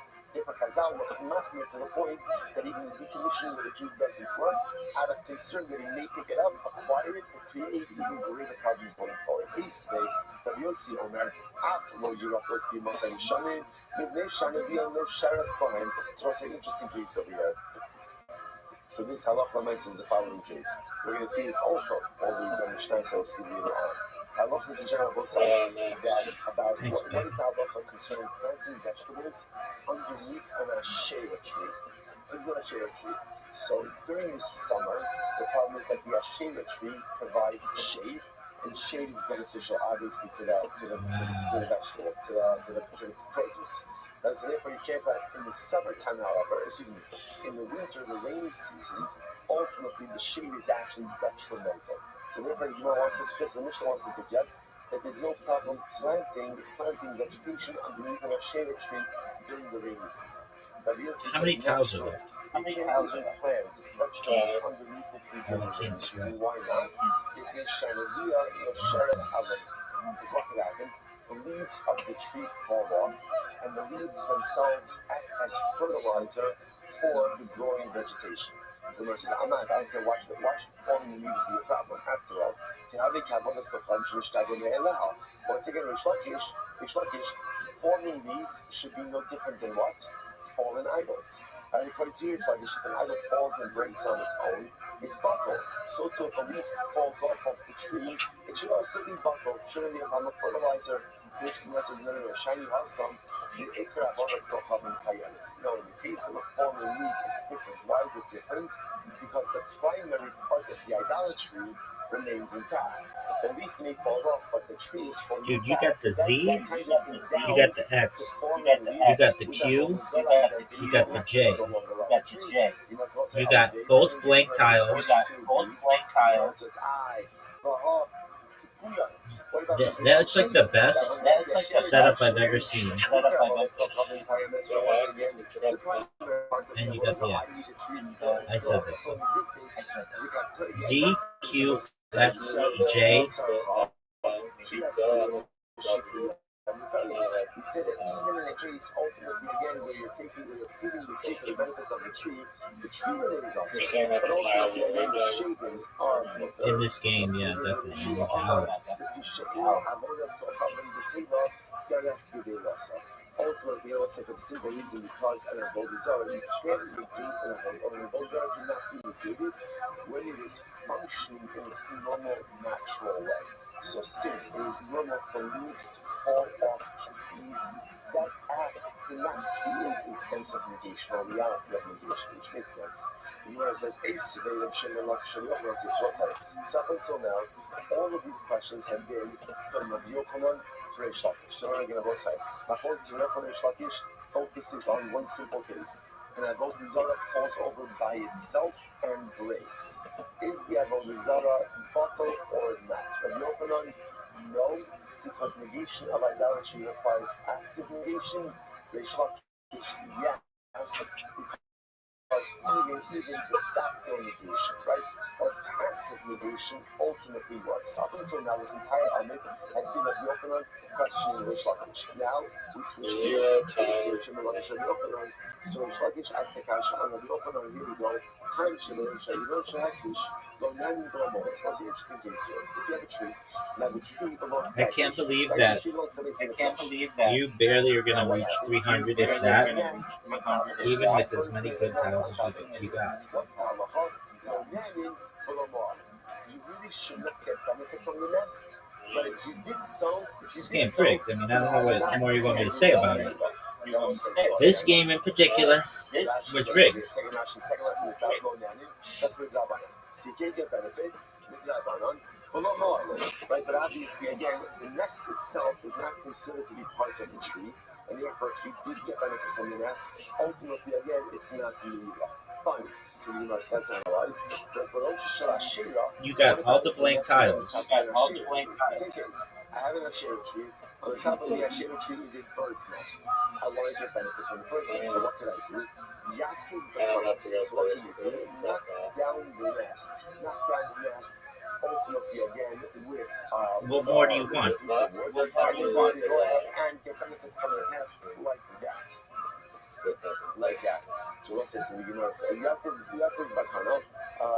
I'm sorry. Yatis bakana. Hassan Hadaitcha can go Shinishbar letter 18. That's interesting. Okay, so this is very interesting. So now, again, what can't I do? I can't, I'll say in both cases, I can't climb the tree in order to get to the nest, right? Because climbing the tree is usage of the tree. But with the avodah zarah tree, interesting enough, what can I do?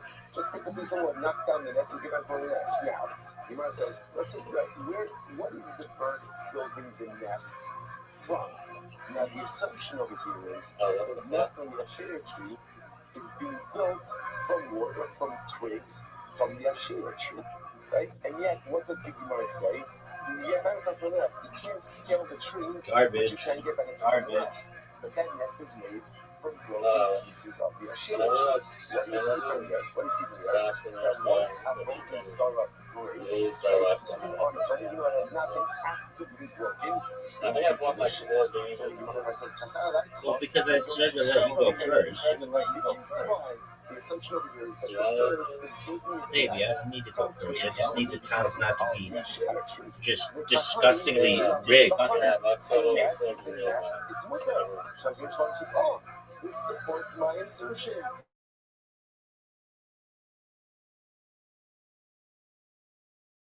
The broken up all this up. Preoccupied. Maybe the most preoccupied person in the history of the world. The icy it's in the outlaw, it kills someone. Not Not really. necessarily. That's No. not how birds make nests. Birds make nests. Birds make nests. They change all the time, but they all Fucking- get materials from Yeah, other on locations. So Instagram. these over here is the bird made All right, itself do you want into classic, a live, tree, but it cannot gather random breaks? materials Oh, it doesn't matter? or the nest from the actual tree. I Rather, can't gathering the materials ultimately get from elsewhere. They can only be hectic. So again, what's the rada for that? Right, yeah, Dog, this is classic. What do you want to say about the bird's nest? Or about the bird's nest? No learning or about the tree? No learning about the sorry. Welcome, Miss Aquarius. How you doing? I'm sorry I missed you last night. You should not get benefit from Apologies. the nest, but if you did, How are you? Lovely, madam. Lovely, madam. The icy it's in the outlaw. See, we're talking about a case where the bird built the nest ultimately for materials in the belt. Right outside of the hectic tree, then how do you kind of got the hectic stone and the laboratory? So then it makes sense. So again, Chazal said, we really don't want you to get benefit from the nest, right? Why not? Because it's attached to a hectic tree.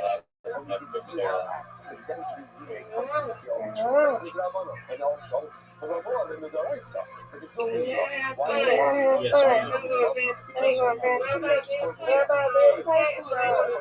sounds like a plan, man. outside the nest itself is not something to eat on. Riser, did you see my show? And again, once they fall off on the saw, the bird is building the nest from the tree itself. That means again, if this nest is made from twigs from the head of the tree, then what's the status of the nest? The status of the nest. It's headfish. If it's headfish, What color am I? again, you're not allowed to benefit from it. You Doraisa, and it's me, Ila Doraisa, which the Gemara says. So therefore, the Gemara is suggesting it seems to be clear that halakha is we're dealing with both cases in the Yeshua tree and the headfish tree, where the bird is I making was under the impression that I'm incredibly not from the distracted. Yeshua tree and not from the headfish tree. Perhaps the most distracted person in the history of the world right now. But just so you know, So maybe not. It's actually quite possible that in both of these cases, You're gonna dominate, in this case, that the bird is making its look at you running out of time. These garbage shots. Garbage. its nest from the hectish tree. Oh, you got fucked. You got fucked, son. Now I'm gonna show you a comeback. To which the Gemara says, listen to this. And like any comeback you've ever seen. This is a fascinating. Look how sexy I am when I fucking start focusing. Right? So obviously the item as it is hectish. What about if that item Look at this grows things afterwards? Are those subsequent growths considered to be hectish as well? So what's your example? Are you seeing this? A tree. I'm not dish a tree. You know, on Tuesday. Big dog, are you seeing this? There's branches, there's growth. Are those new branches and growths subject to the hectish designation? That is called I don't know very easily is the phrase that I would use. I did make it. When branches grew, the bird took twigs from the new growth. I made your ball, dog. Your fucking thing. Disgusting. That's enough focus. And the author of this place, or the author That's of a this miss. Very clearly a miss. One of the worst shots I've ever seen. I don't know if it's silver. I don't know if it's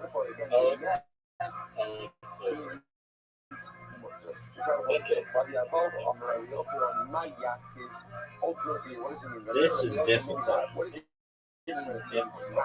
New fee. frozen, it doesn't mean the nest Is it possible? itself. It is very lucky that the nest is awesome. The nest is awesome in both cases because it's made of a Impossible, because son. it's made of a impossible. Either way, it's awesome. So what can you get benefit from? The chicks. Now, when we say knock down the nest, what it means is get benefit from the contents of the nest. Dude, those are the easiest shots ever. Thanks for putting that shot in for me. Yeah, but you're like basically giving me free shots if you make this. You just made my job easier, son. The nest is being made from the Hagfish tree, or the nest is being made from the Asherah tree. And you're even assuming that the materials. You ready for some Newfie action? So what the case? Why am I not doing that nest? Next to the nest material that's on the left. That was disgustingly close, and you know it. You know it. You're done.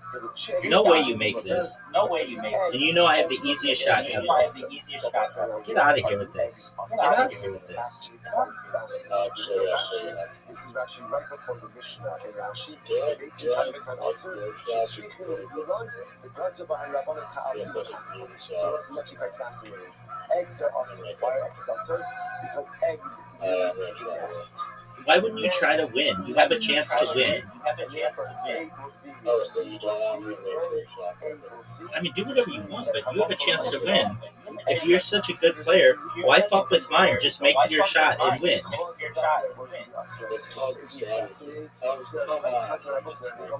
There's like a lot of give it back to that. maybe this case is the nest is awesome. Why is the nest awesome? Because we're talking about a case where the nest is made from the Asherah. It's called the Caro. So the nest is going to be awesome. No, actually it's not. It's called the slider or something. The nest gets the benefit from the nest. Eggs in the nest. The chicks are mutter. Eggs may be problematic. Big dog. Like you said, we'll end this. Dog.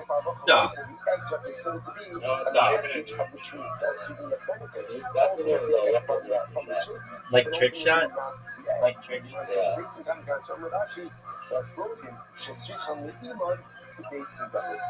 interesting. Chicks that are so young that they are reliant on their mother. I beat you while being distracted. While installing both versions of Instagram. Do you know that you have an invitation and everybody's waiting you? Waiting on you? You serve it first. Unless you're really good.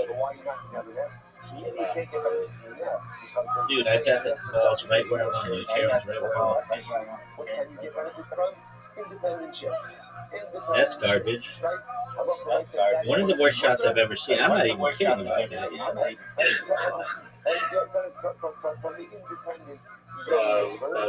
Or but what you can get benefit from is the eggs or from the reliant young, because those are considered to be dependent on the tree itself. But let's say, let's tackle it for today, but again, let me just say the halal for myself. So actually, let's say, tomorrow,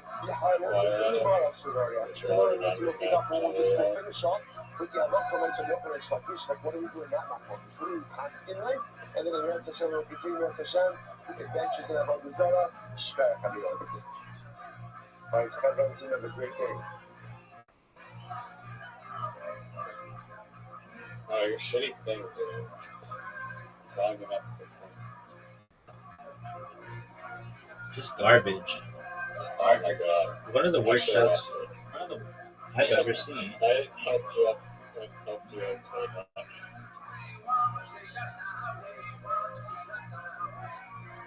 And you still slander Robert. What do you want me to do about it, dog?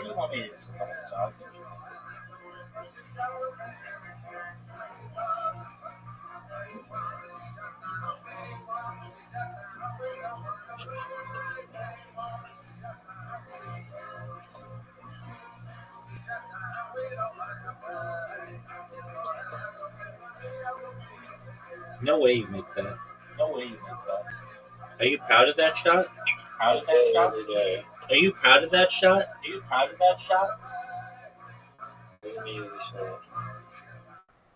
You just I helped never me. really tried All right, out these shots. You just helped me. You just helped me. What is that? Short. Dedicating all the student Russians this year as his close from Soros Tovos Strong. Our October sponsors for the month of Av are involving October Stephen and Wendy Tracy in honor of their parents Israel Tracy and Dino Tracy and Ivy Moses White in memory of extended Moses.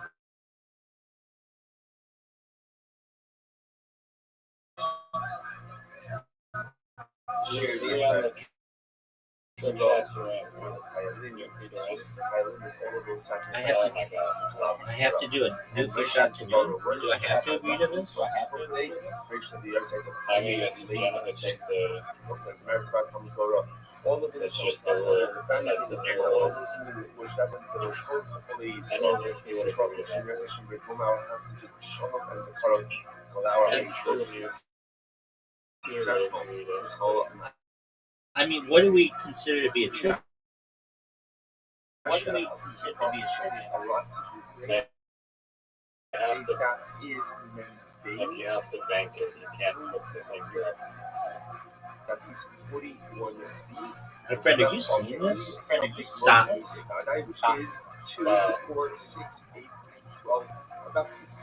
Now, last thing I need is not hearing an agreement for the shot. Did you see that shot? That's goofy as fuck, dog. So the last one has to be a super shot. Okay, last one has to be a newfie shot.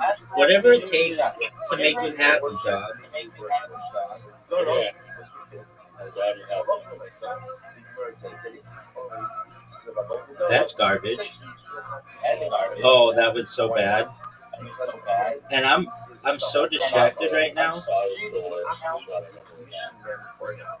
That's our shot now. Not worse than that. What was that? What kind of shot? No, that was a Torontorian. Or Do you know what the people from Madagascar? but again, we'll get back to Madagascarian? Well, that's what I thought. Says even passive decommissioning, Yes, not familiar with the I didn't show the Madagascarian. and Ray. The opener still an idol, according to Rich Function, has lost its idolatrous importance. Are you proud of that shot? Again, that's why you find pieces of regards to lawsuit. If you find pieces of something on the image, it's going to be winter. Why is it winter? Dog. What's this? Something number one is maybe that's number one. Two, again, even if it was gorgeous, maybe it was decommissioned. So the idea, going jumping back to what was on for just a second, the reason why. Are you ready for this? Sorry, it does not. Yeah, I'm ready for the new It makes me say things. Okay, you're getting your I newfie mean, shot. You're Shut the fuck up. Here's your newfie shot. And shut the fuck up. That's the champion. That's the heart of the champion. Did you like that shot? That was then something was to be is that true? Something possibility cannot go ahead and change the reality. What about the one before it? What about the one before? Very that was just a lot. cover shimmies. Did you have to go over there? So it's like cover dive. And again, we translated, a special. What was your excuse for losing disco? Just disco. Through Belram, Doug, are you ready to get dominated? Dog, I just asked you a question. Dog, I just asked you a question. Are you ready to get dominated? What was your answer? I'm gonna dominate like Zootron music. even if it's within the galaxy, even again, even when it's called not unsanctified food, he is not going to eat in a state. You have the easiest shot ever. And You're gonna also careful with do really well. Everybody's gonna like it. That's a miss. I just want you to know that's obviously a miss. Disgusting.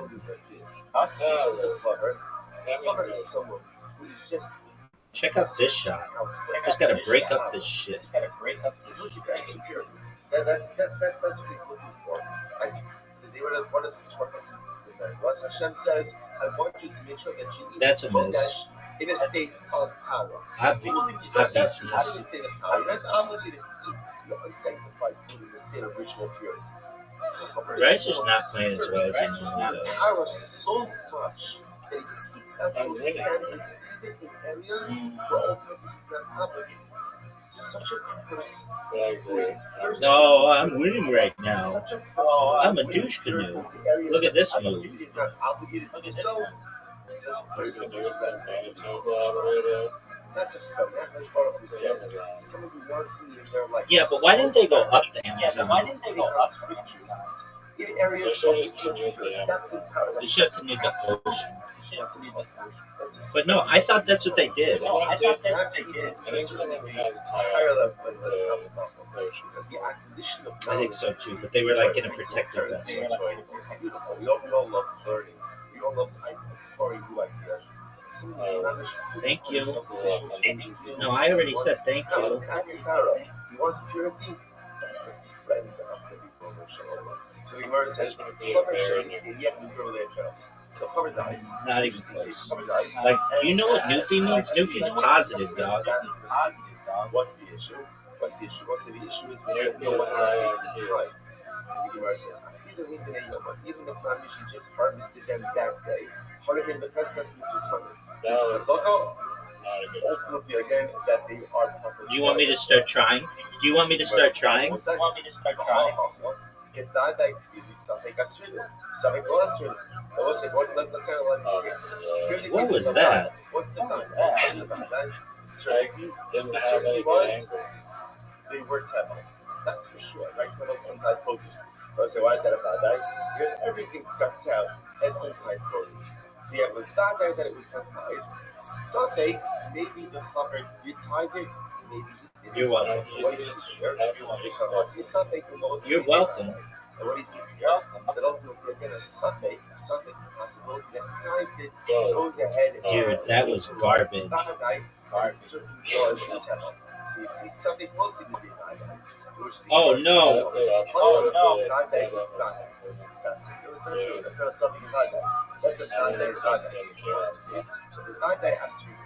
Dude, I hate playing people. I hate people who have custom carom boards. The people who have custom carom boards are the worst people with them to play because it's like all flashy and stuff when they're playing, and then it's normal when you're playing. It's just bullshit. Yeah, dog, what did you just hear me say? What did you just hear me say? Look at this shot. Make it. That was maybe the best shot I've ever had in my career. Yeah, you did.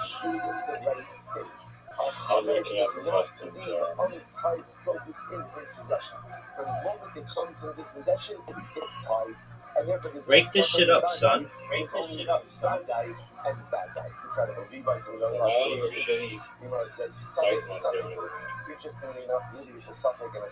That was a great shot. That was one of the great shots in the history of carom. That's a miss, though. You've got a difficult shot, son.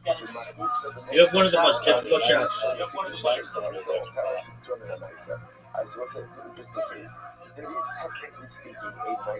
And you've got a Newfie? Yeah. So if you don't get it on a Newfie, do you automatically lose? Yeah. That wasn't Newfie. You automatically lost.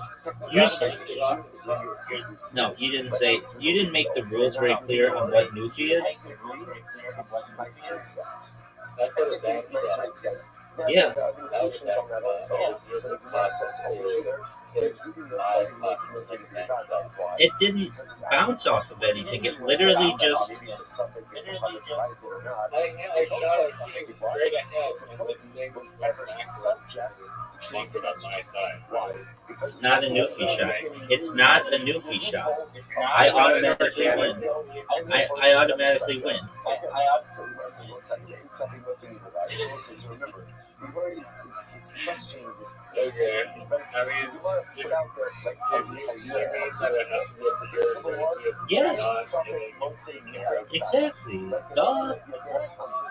That's what Newfie is, baby. It's pure. I'm a purebred Newfie. Alright, so we're gonna do a pure episode.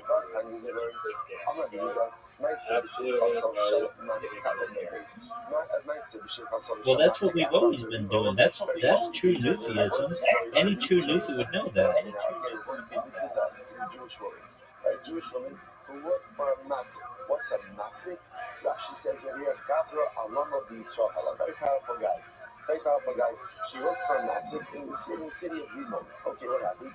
She had a miscarriage. And I will say, interesting enough, it was common that when a woman had a miscarriage, you have to bury a neighbor. But interesting, the halacha is, this is also evolved a little bit. They would put a neighbor in a This is a miss. Just in other words, in a nondescript grave. In general, what's the halacha I is, don't know. you have to bury a neighbor, you have to bury a miscarried baby. Dog, I've beaten you 3 games in a row. I've beaten you 3 games in a row with pure Newfie rules. What kind of shot was that?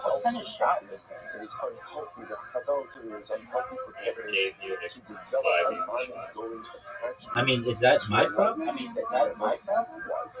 There's trauma, there's loss, there's grief, but Chazal wanted it to be contained. They don't want it to be an ongoing life lost. And I could. And if I did, you still wouldn't be able to beat me. Pretty sure I beat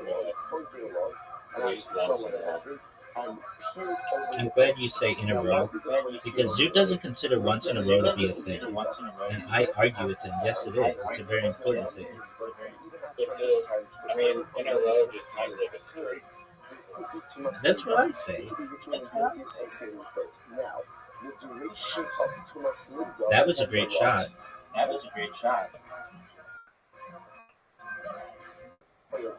So the coin peels over the pit. No way you hit this though. That's a great miss. That's one of the best misses I've ever seen. The problem is that it peels over the pit. Best misses I've ever seen. Remember again. Time is ticking. That was beautiful. Together with the mace, or you could be the roof over the mace. So technically speaking, in those parts, let's say again, I was standing next to a corpse. Could I lean over the corpse? I am the oil. So here's the point where I had leaned over the pit to see, is it a boy or a girl? And what happened? This episode came from coming. Just dominance. Folks, we're witnessing dominance. Because ultimately, this was a place where there were measles and animals. And the reality is they probably took the miscarriage. They probably took it and dragged it away somewhere. Look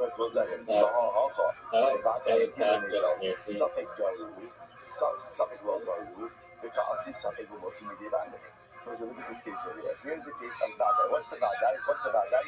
The ship that the woman had a miscarriage and she placed the baby in the pit. What's the Safek? Maybe the animal took it, maybe the animal didn't take it. And yet, what do we see from here? The Gemara says, and yet we see that the Safek trumps the Vadai.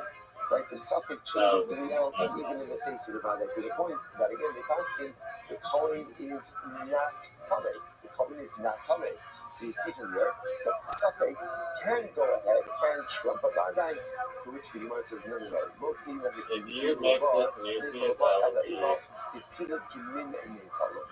Gemara says, no. What happened over here is the Kohen sees the Shifra throwing something that looked like the Newfie. In other words, it's not a Vadai. that she miscarried and placed the nail down in the bar. Rather again, he saw what appeared. That's a miss. That was garbage. That was garbage by this woman. So it's a suffix to begin with. Whereas one second, but that's not what it says. But the Gemara said that he got the peered over in order to see if it was a boy or a girl. To which the Gemara says, oftentimes to say, the purest Nufi that you can have, baby. The purest Nufi that you can have. Yeah, that's how it's done, son. That's how it's done, baby. Baby, I don't know. I'm not the arbiter of these discussions. All I know is that when I play, I win. Do you understand that? That's all I know. That's all I know, baby. Is when I play, I win. Do you recognize that? Do you recognize that that's all I know? That's all I've ever known. So again, whether or not when I play, I win, baby. When I play, I win, baby. And then again, compound that with the suffix ultimately again that the animal took it away. You guys know that possibility is. Dude, I've given you. I've straight up given you wins. I've straight up given you Carol.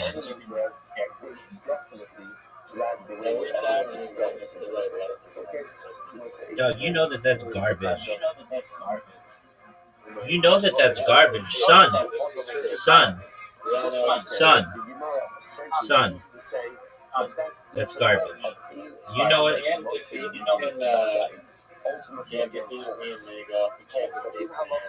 We accept this principle inside what we did by that. But if you have information in front of you, one is a suffix and one is a vadai. The vadai piece of information determines the reality, and the suffix piece of information does not define that reality. Look at this shot. Did you see that? Did you see that? That was Nufi as fuck.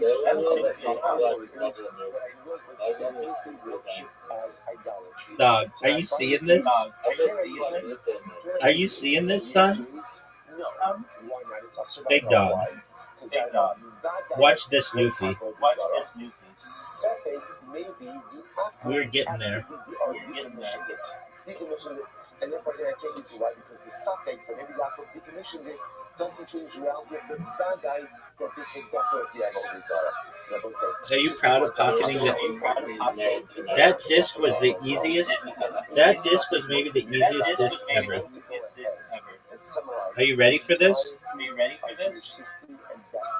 People are going to be making views in my over the years, like over the millennia, we have faced so many. I'm gonna help raise the birth rate of all of Newfoundland, and I know that it is an island, not a peninsula, because of how good I am. Look at this. An island. Are you ready for this? Are you ready for the most? This would be one of the best shots I've ever had. Dirty. That would have been dirty, son. Dog, are you gonna go? That's a miss. That's terrible. Why are you hitting my shots in? There's been many stages, right? We face many moments of existential suffering. Are we going to make it through this? Are we going to weather this storm just less than a century? Put us in ovens and in gas chambers. There was a suffering. So what holds us over? What holds us over is this principle. In suffering, what's in the vadai? What's the vadai? Who says, Baby, is that something that I'm supposed to do something about? That's the vadai. That's the vadai. That's the vadai. And therefore, what holds us over in times of difficulty? In suffering, what's in the Suffering. Whether that suffering is the Babylonians, the Romans. That's a miss. One of the worst misses we've ever seen. Not only did he miss, but he scratched. There's so many speakers that have presented themselves. Another suffix. Another suffix always arises. Big dog. A suffix multi badai. No suffix could undermine the vadai, the certainty of the eternality of Klal Yisrael. That's ultimately again the source of our optimism. That's terrible. Beautiful shot, dude. That was Newfie. I'll give you that. So it says, remember again, embedded in all of this is this machlokes Yochanan and Shakish. So here's what I know. And again, Newfie. You can be permission of Avodah Zarah, right? In other words, an akum to be mevatel is Avodah Zarah. That was good. The shaila is, how does he do it? The Yochanan says it must be what we call akum. That was good. But now you got some issues. You've got some major issues. What do you do? What do you do here? What do you do here?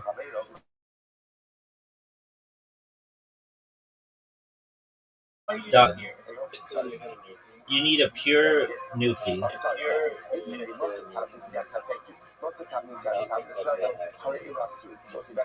That's a miss. Baby, what do you want me to do about it? Why? Because at the end of the day, that was a common image that people worship. He says, Amai. Why is that? Big dog. That's broken pieces. So once again, this is a kasha on Rish Lakish. Now what do I have to do? Newfie this shit? Once you find broken pieces, whether the idol actively broken or the idol broke on its own, an idol doesn't worship an idol like that. Again, once you always Rish Lakish's logic, idol, if you can't save yourself devastating. From being broken, this needs to go in like a Newfie. Pure Newfie. You can't. That's not new. That's not pure Newfie. That's not pure Newfie. You know what a pure Newfie is?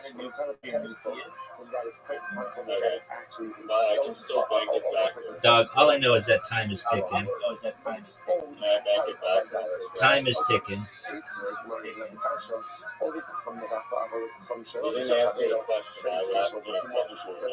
You know what a pure Newfie is. Do you need me to give you the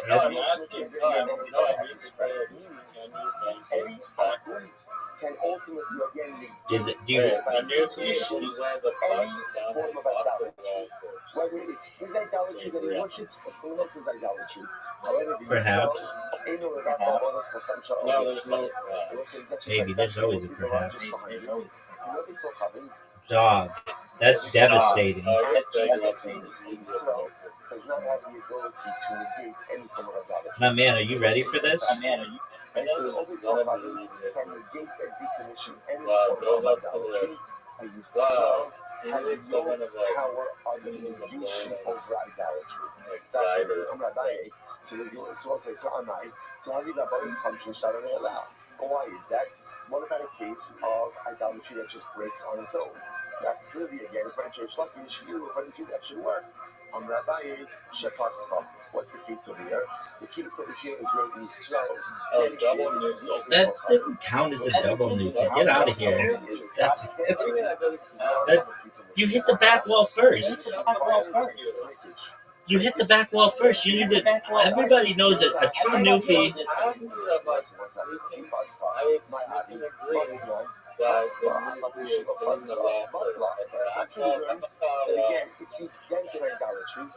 Dog, do you not know? Dog, do you not know? And I do know this. A Newfie is where it goes from disc to wall to pocket.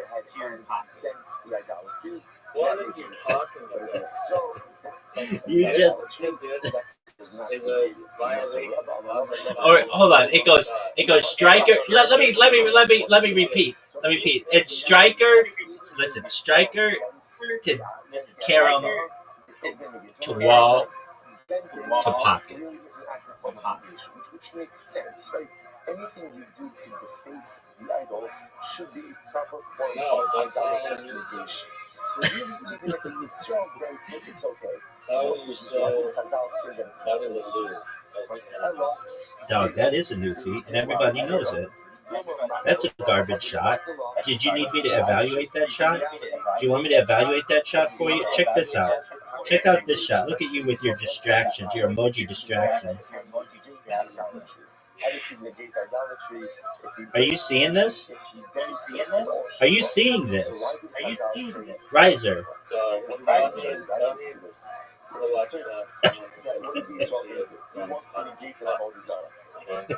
It's not punt to punt. It's striker to Karam.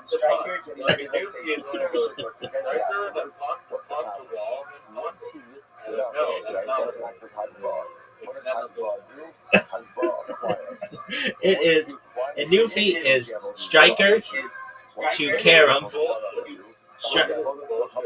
Striker to Karam to wall to pocket.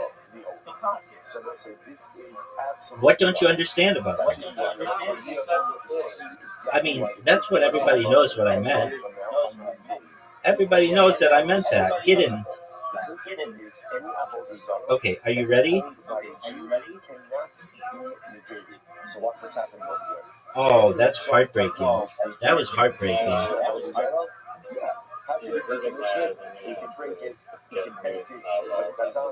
Okay, well, good luck with that. Do you know who D Madness is?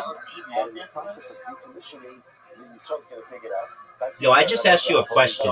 I asked you a very important question. Maybe one of the most important questions that you've ever been asked in your entire life.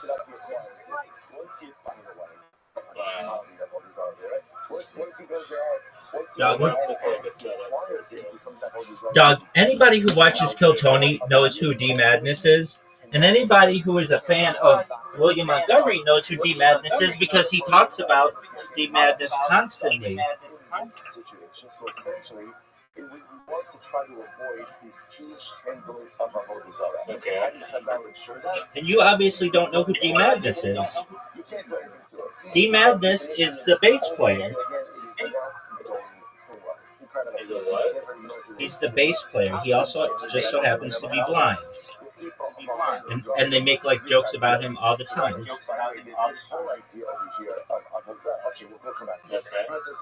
Yeah. And so if you got new eyes, we would want to make sure that D Madness got new eyes. Are you ready for the greatest shot you've ever seen? That was dirty, son. That was dirty, son.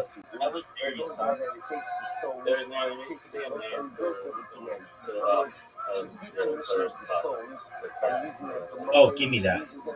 Okay. We're gonna call it. It's got to be Canadian. It's called a Nineveh. Sure. Okay.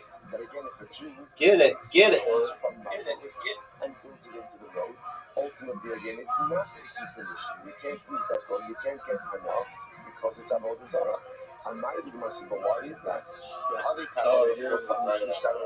I mean, what do you want me to do? What do you want me to do? What do you want me to do?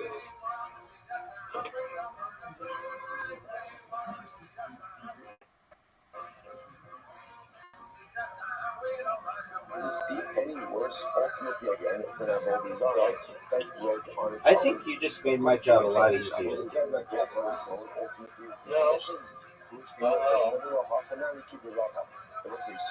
Oh, for sure, dog. A Jew can't decommission Avodah Zarah. Why not? Because once again we have this concern. We have this concern that in the process of decommissioning, the Jew's going to lift it up. If he lifts it up, he acquires it. Then it's Avodah Zarah owned by a Jew. Once Avodah Zarah owned by a Jew, that can never be decommissioned. And again, we'll see that is not That's in Nova Scotia. That's in Nova Scotia. Everybody calls those Nova Scotia. and you shave the avodah zarah. So we'll say, so Rashi What was that? And I shave a tree, right? And what do? I go and I take shavings off of the Asherah tree. Now, So I'm going to repeat this. The shavings. For himself, right? He's taking shavings off the avodah zarah tree because he wants to, I don't know, make a bonfire, whatever it is. Ultimately, again, he's doing it for himself, and he, the Shipuyaha Mutarim, then both the shavings and the tree itself become mutter. Why? Because the actual taking shavings off the avodah zarah tree for the Akum's own personal use is what? Is itself. Did you kidnap Nancy Guthrie? However, with Sarah, if he's taking shavings off the tree, he's pruning the tree. Right? Yeah. Maybe it was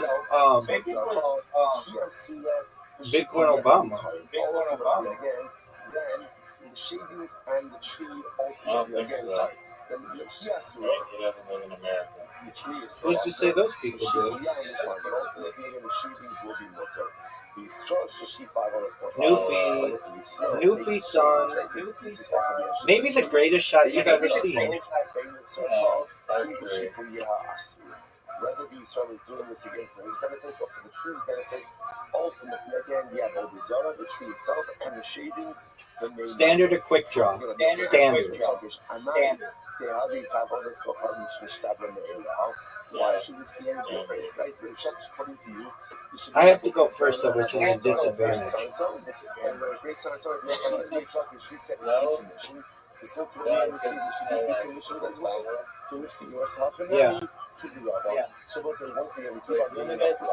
What does Rabbi say? So once again, Rabbi Word.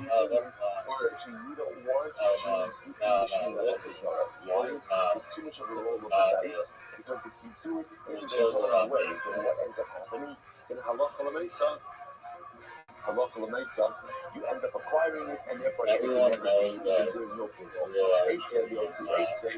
I asked you, and you said standard. That's your next mission. The next mission that I'm going to see in Rosh Hashem. So Rabbi Yossi says, or say, or two mishnahs. Ridiculous miss. Already. Do you want me to make you laugh? Throw it into the sea. So we're going to see this is talking about if you find that avodah zarah. That was phenomenal. So what do? Grind it up. That was phenomenal. Throw it into the sea. Oh, God. Dirty. You can't do it. Because if you scatter it, then what can happen? It can become fertilizer. So what says you said, well, you got from the world. You're not saying the plastic stands really. You can't retain any part of avodah zarah for your own use. But I'm not getting this. Once again, if you're asking me, I'm not. The heavy capital is performed. But once again, even if avodah zarah breaks on its own, ultimately again it's decommissioning. So in this case, I'm grinding it up to also be a decommissioning. So who cares? Even if it does act as fertilizer, it's not avodah zarah fertilizer. To which they must talk. And let me keep the Rabbi. Once again, I won't say we keep all the 8. My man got 8. That's heartbreakingly bad. That was impressive. All he needs is 6 here, son. This is a terrible shot. I can already tell. This is going to be devastatingly bad. Devastatingly bad. So we're going to see a dragon as one of those images that was always considered to be idolatrous. So watch this. You go ahead and you find the image of a dragon, but the head is cut off. The head is cut off. So therefore, so if I'm not sure, you decapitate the dragon, it's mutter. You want to say, on the other hand, Doug, you need 26. There's no way you're getting 26. If you get 1-8, you're fucked. Okay, he's got 9. He needs 2 more 9s, people. He needs 2 more 9s to win. If he gets anything less than 2 9s, this is long. The wind is at its strongest. Champion.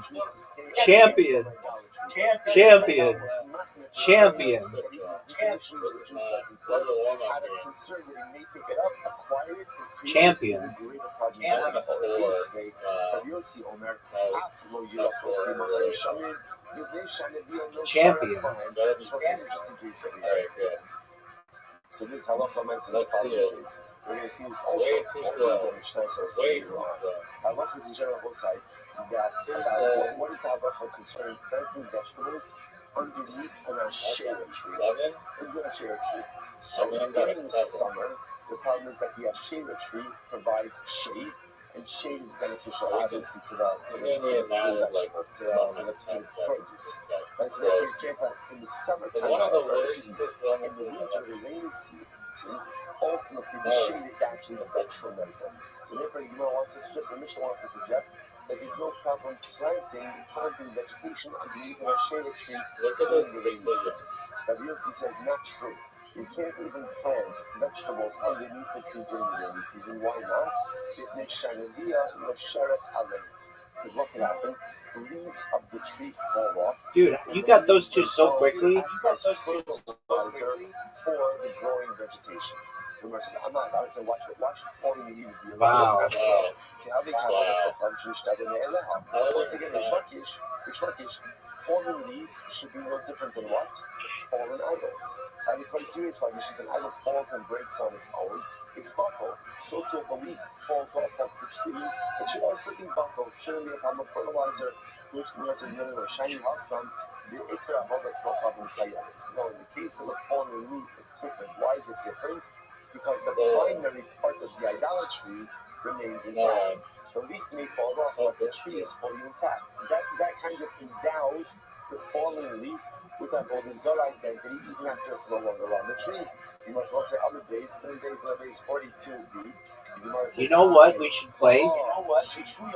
What about the case of the shavings? That would like the Asherah tree shavings. We can have all that's called public kindness for once again. The primary part of the Avodah, i.e. the tree is still. Dude, how did you do that so quickly? We said, Cheat codes. we said that even in the case, ultimately, again, It must be. I call it cheat codes. Ultimately, again, the shavings are better.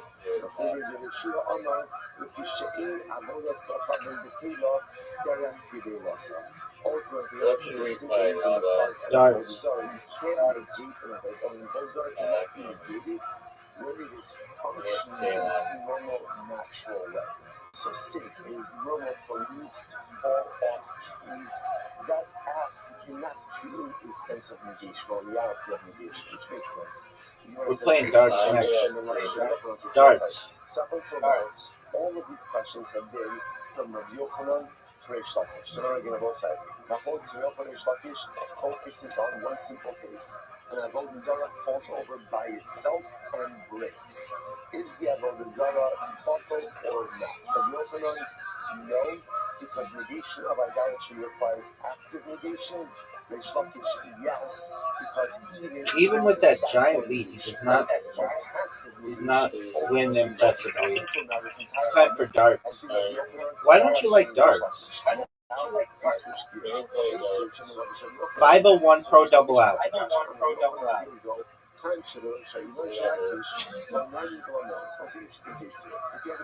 Did you know you have an invitation? Now what happens? There's a nest on top of the tree. So birds made a nest on top of the tree. What's the halacha? Le'yanin v'lomar. You really should not get benefit from the nest. But if you did so, you have not committed milah. Terrible. This guy sucks. One of the worst performances ever. 26 points? That's garbage. Right, but obviously, again, the nest itself is not considered to be part of the tree, and therefore, if you did get benefit from the nest, ultimately, again, I don't think you ever beat me in this game. But for what about if the nest is on top of an ashera tree? In some case, I have an ashera tree. On the top of the ashera tree is a bird's nest. I want to get benefit from the bird's nest. So what can I do? Yatiz bekana. So what can you do? Knock down the nest. Ultimately, again, with a piece of wood, and therefore you can go ahead and get benefit from the nest like that. like that. So what's this? Yaakov is Bakana. I'm sorry. Rav Shashay Yaakov Bakana. Chasar Hadaitcha. This is very interesting. So now, again, what can't I do? I can't, in both cases, I can't climb the tree in order to get to the nest, right? Because climbing the tree is usage of the tree. But if you have all this other tree, interesting enough, what can I do? Just take a piece of wood, knock down the nest, and get back on the nest. Now, you might say, what is the bird building the nest from? Now, the assumption over here is the nest on the Asherah tree is being built from wood or from twigs from the Asherah tree, right? And yet, what does the Gemara say? You are just getting destroyed. But that nest is made from the pieces of the Asherah tree. What do you see from here? What do you see from here? That once Avodah Zarah breaks, right, even on its own, even though it has not been actively broken, it's decommissioned. So the Gemara says, the assumption over here Just is that the bird is not even close. from the pieces of the Asherah tree. The Kakani is Bakana, and yet the nest is Mutter. So here's what says, this supports my assertion. Big dog, it's over. This bitch is done. You lost by 180.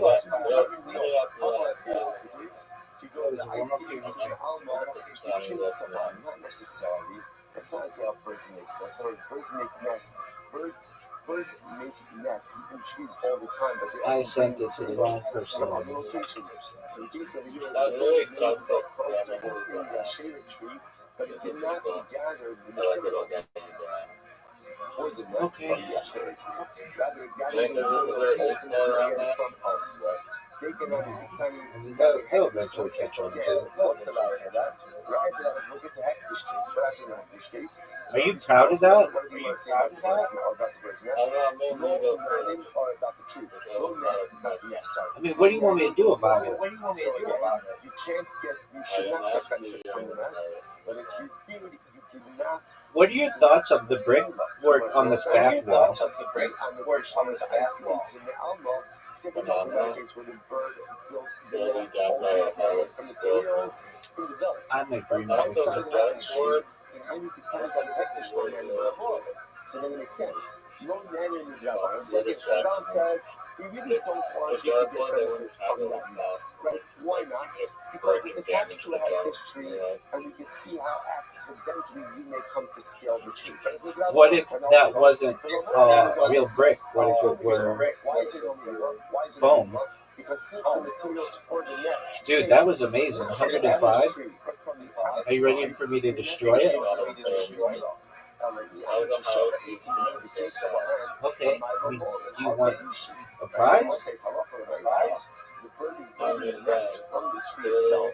That means again, if this nest is made from twigs from the head. Dog, I'm going to get 180 here just to make you get it. It's hectish ultimately again, and you're not allowed to benefit from it. Who has the lead right now? Which the Gemara says. To quote Zoot, who's in a better position? Who's in a better position? In the Asherah tree and in the Hektish tree, where the bird is making a nest from other materials, not from the Asherah tree and not from the Hektish tree. How about 140? How about I took your record and drop kicked it?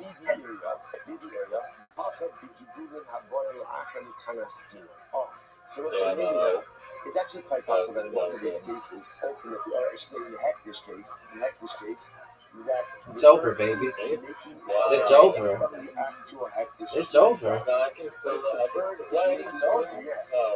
Baby, when I tell you it's over, you need to understand that this bitch is over.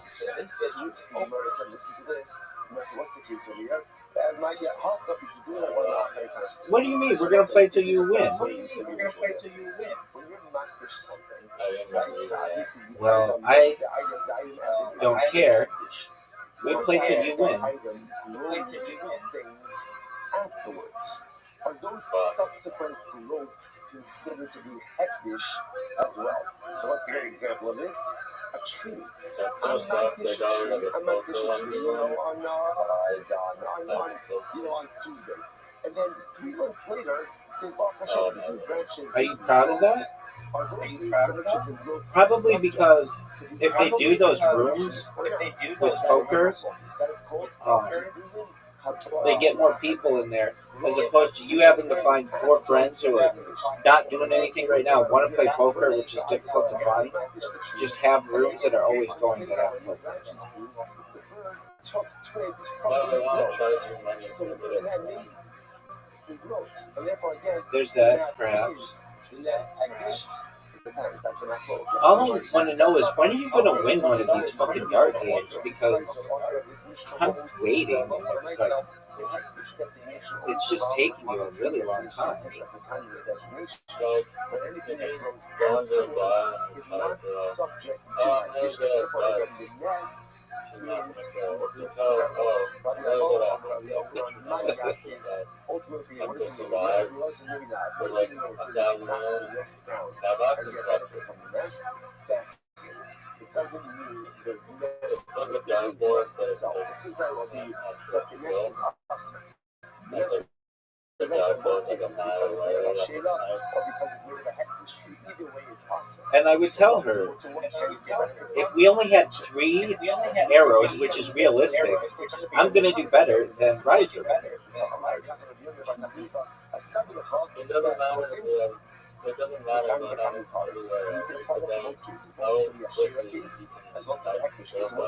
Yeah, but you don't have unlimited.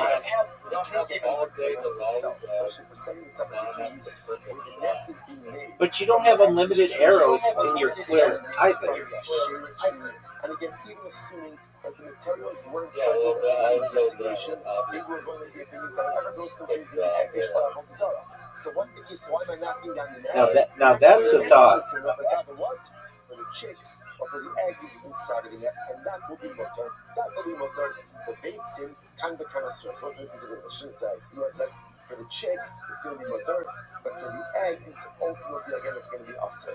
Oh, dude, you might win. So this is actually quite. You're coming close, dude. This is Rashi right before the Mishnah in Rashi. The baits in kind of usher. I'm not good at this. I'm good at single out. Single out. Eggs are usher. Why are eggs usher? Because eggs need the nest. The Yeah, of course you nest don't. needs the tree. It's where Egg will be you don't have to do double out. The eggs are considered to be ultimately lying on the tree. You have to hit a 1 or something odd. That is under 9. Okay, that's good. Now hit the 3. Oh. He had a chance to win, folks. The nest was made from the Asherah tree or from the Haggadah tree. So the nest is going to be awesome. Oh, that's terrible. That's terrible. I've never been good at this. That's not good either. Now you have to hit a 1. Bust. Devastating. And if the eggs are considered to be an appendage of the tree itself, so you can get benefit. Ultimately, You have to hit the 3. And then if we tie, then it's closest to the middle.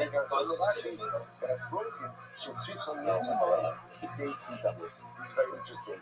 Chicks that are so young that they are reliant on their mother have the status of eggs, right? So it makes sense because the chicks that require their mother are dependent on the nest. All right. The nest is reliant on the tree. Cut palm. It turns out that over here with this case of the nest on top of the Asher tree, the egg tree, you obviously can't scale the tree regardless.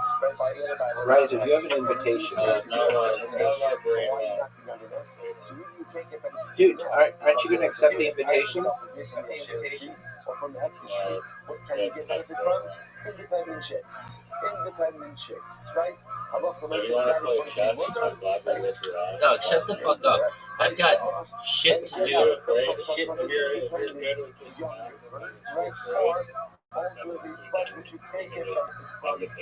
I'm too distracted. Because those are considered dependent on the tree. So let's stop over the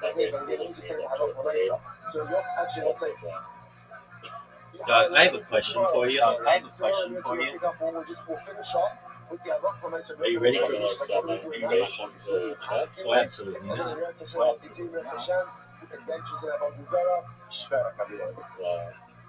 I saw you a little bit, but that did Yeah. What's your favorite Commodore song? What's your favorite Commodore song? Oh, wait. It's called Chess. Dog, we've talked about this. It's so distracting. It's so distracting. You have to be able to focus. And I've played you. Look.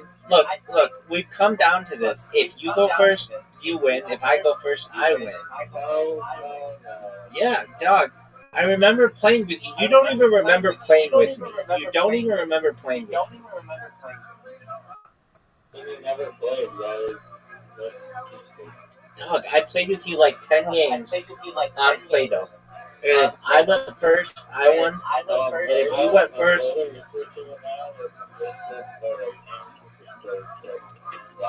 dog, I said we played on Discord.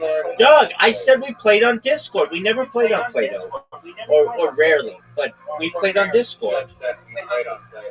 Okay, I misspoke. Am I allowed to misspeak? Am I allowed to be a man and say that perhaps I may have misspoke? Am I allowed to do that?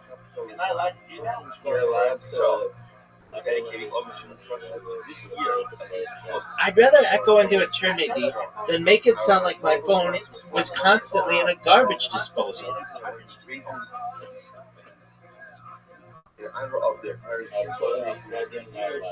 Doug, I have a question for you. Are we gonna play Cup Pong? Yes or no? I told you my darts. That was my last game. There's enough Play-Doh drink.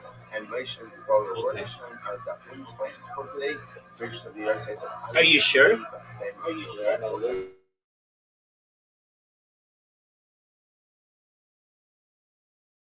I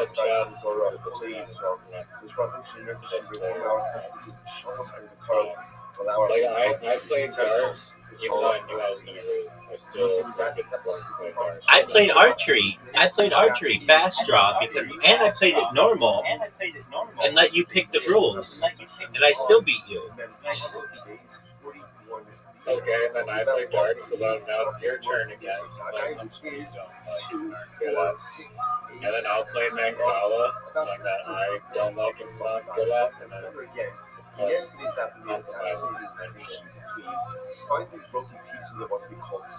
I'll play you in 10 Mancala games if you play me in one game of the I gotta take a whiz. Let me think about it. Maybe they were worshipped, maybe they weren't worshipped.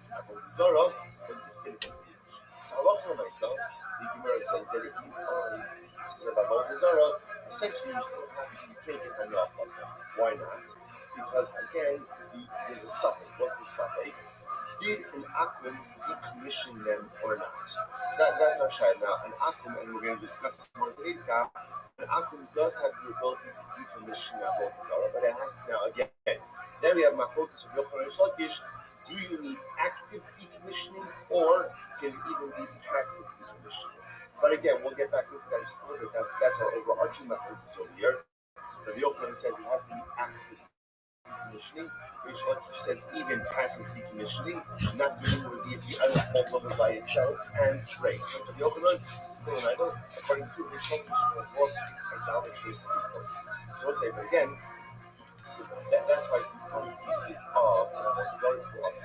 If you find pieces of the Slogan on this image, it's going to be mutter. Why is it mutter? Because it's a spec svega. What's the spec svega? Suffix number one is maybe it was never worshipped. That's number one. And number two, ultimately, again, even if it was worshipped, maybe it was decommissioned. So the idea, going to jumping back to Avodah Zarah for just a second, the reason why ultimately again by Avodah Zarah, it does not work is because a lot of the say in suffix what's in the bad. Ultimately, again, the suffix that may was decommissioned doesn't go ahead and take it out from the bad that it was Avodah Zarah. So now the one questions that principle. Maybe something was in the bad. Is that true? That a suffix upon possibility cannot go ahead and change the reality when facing its certainty. Yo, dog. Are you ready to play cup pong? And again, No, I'm going to play chess and special shaman to a member of our shir from South Africa by the name of Ian Meltzer, who I was just introduced to through Melban, another member of our shir in Toronto. Baruch Hashem, we have a beautiful staff, not just in the space meditation, but Baruch Hashem around the world. So Ian messaged me via Mel, translated the club a few days ago as a kamkaka. So the truth is, it's not really a fair definition. Rashi, remember again, 2 days ago, goes ahead and translates cover as a person who is careful with the laws of Tum and Tara to the point where even eats his chulin b'tara. Even eats his chulin b'tara. So even what we'll call non-sanctified food, he is expected to eat in a state of ritual purity, and he's also careful with Trumas and Esrus. So that's that definition of a chaver. So it's interesting. So Rabbi asked, he said, why do you call a chaver? Chaver means a friend. What's the shot with that? So perhaps the yesod is like this. He's a chaver. Chaver is someone who is just looking and searching out for extra power. He's looking for extra purity. That's what he's looking for. At the end of the day, what does the Torah? You know, you could. Hashem says, I want you to make sure that you eat kodesh in a state of power. You don't have to eat in a state of power. You're not obligated to eat. I'm saying ritual purity. Chaver is someone who thirsts for power so much. What would your name for those standards, even in areas where ultimately he's not obligated. Such a person who is thirsty for purity. Such a person who wants to be purity in areas of his life. Mine is. Obligated to do so. Such a person. You want to know what I would call it? That's what I would call it. Who says someone who wants to live their life so bad that is willing to take on strictures in areas of ritual purity, depth and power that he doesn't have to. That's a chaver. That's a friend that really called Shalom. Perhaps even to a certain degree, a higher level of the kamkaka, because the acquisition of knowledge is enjoyable. It's inherently enjoyable. It's beautiful. We all love learning. We all love exploring new ideas. See, Ramish puts upon himself additional stringencies because I mean, technically, he wants purity. That's the friend of Shalom. So the Gemara says, chaver sheni say yet so chaver dies. Interesting case, chaver dies. And you guys they discovered he has a basket of fruit. What's the issue? Well, so the issue is we don't know whether or not It's not luminosity. The Gemara says It's the even if Ramish just harvested them that day. albedo. Is chazaka luminescence. ultimately again? No, it doesn't give off light. The Gemara says, I know 1 second. It's like it's albedo. Here's a case of a bad. What's the bad? The certainty. Luminosity is the intrinsic brightness of the celestial object. Okay, So why is that a bad guy? Because everything starts out. but it's not giving off I'm light. sure that's what you said earlier. It's going to affect the luminosity or Maybe decrease the it. cover did target. It would be albedo. What do you see? Whatever. Dog, I'm busy and I'm distracted. I got other shit going, so I'll give you a game that I am already distracted. And it certainly was Tefa. So you see something wants to give you a which the Gemara says no. Hasam Vadai is Vadai. It's fascinating. No, it's not true. That's not a suffix in Vadai. That's a Vadai and Vadai. It's what's the case? The Vadai Asru. So the Gemara says the second one is Tefa. Yo, join the game, son. Also Vadai, that's what? I don't see chess. Just go to Chess in the Park and join the game. Are you actually there? What do you fucking think I'm doing? Well, I don't know. You never said the word chess. Now you're talking about The code is 025X. Did you set up to write pieces? Yeah, everything's fine. Does not leave 025. in his possession. From the moment it comes in his possession, it's tied. And then, but there's no suffix in that guy. There's only. Oh, wait, hold on. 02SX. 02SX. You know, it says suffix to suffix. Interestingly enough, really, it's a suffix and a suffix like house. So what is that? Now I'm already distracted enough. What are these fucking pieces? What are these pieces that you have? What do you mean? You can choose your piece. Yeah, dude, you use distracting pieces. I mean, what do you want me to do? Are you gonna go? I'm trying. Yeah, of course you get to go first. I suppose that's an interesting case. There is technically I have a perfect excuse. What's the tithing loophole? That being all technicalities now. In order for produce to be subject to tithing obligations, there has to be what's called the ESPA. I thought it should make your pieces also Has to look come like to the home through a normative entrance. Technically speaking, if you were to bring your produce in, let's say through the window and not through the door, technically it's nicer exempt. Technically it's nicer exempt. Now again, there are limitations on that also. So the Gemara says over here, there's really no something that's supposed to be about that. Why? Because it's actually possible, even if you want to go with the fact that maybe it's a suffix if the cover tied there or not, it's also a suffix if what? If the produce was ever subject to Chumas and Esrus. Why? Because it's possible that literally you're getting used in this legal loophole of bringing it in through the window, and therefore it was never subject. Okay, so the Gemara says, 1 second, there ain't something more than you divide it. So remember, the Gemara is questioning this principle, right? The Gemara put out there like a law, a principle. The principle was, Ein Safek Motse Nidei Baba. I'm already distracted. A possibility cannot change the reality of a certainty. So, really, is that true? So you are said, but I'm really going, I'm going to be the nice of the ship fossil shell of nuts top of the base. Not a nice of the ship fossil shell nuts after, but very interesting case where there was once a story of a maid servant. I won't say now, again, this is a Jewish woman. A Jewish woman who worked for a Nazi. It says captain of the mill ship. Yeah. It's a gassy vibe. What do you want me to do about it? She worked for a Nazi in the city of Fremont. Okay, what happened? She had three label of She had a miscarriage. I will say, interestingly enough, it was common that when a woman had a miscarriage, you have to bury a navel. But interesting, the halacha is, this is also evolved a little bit.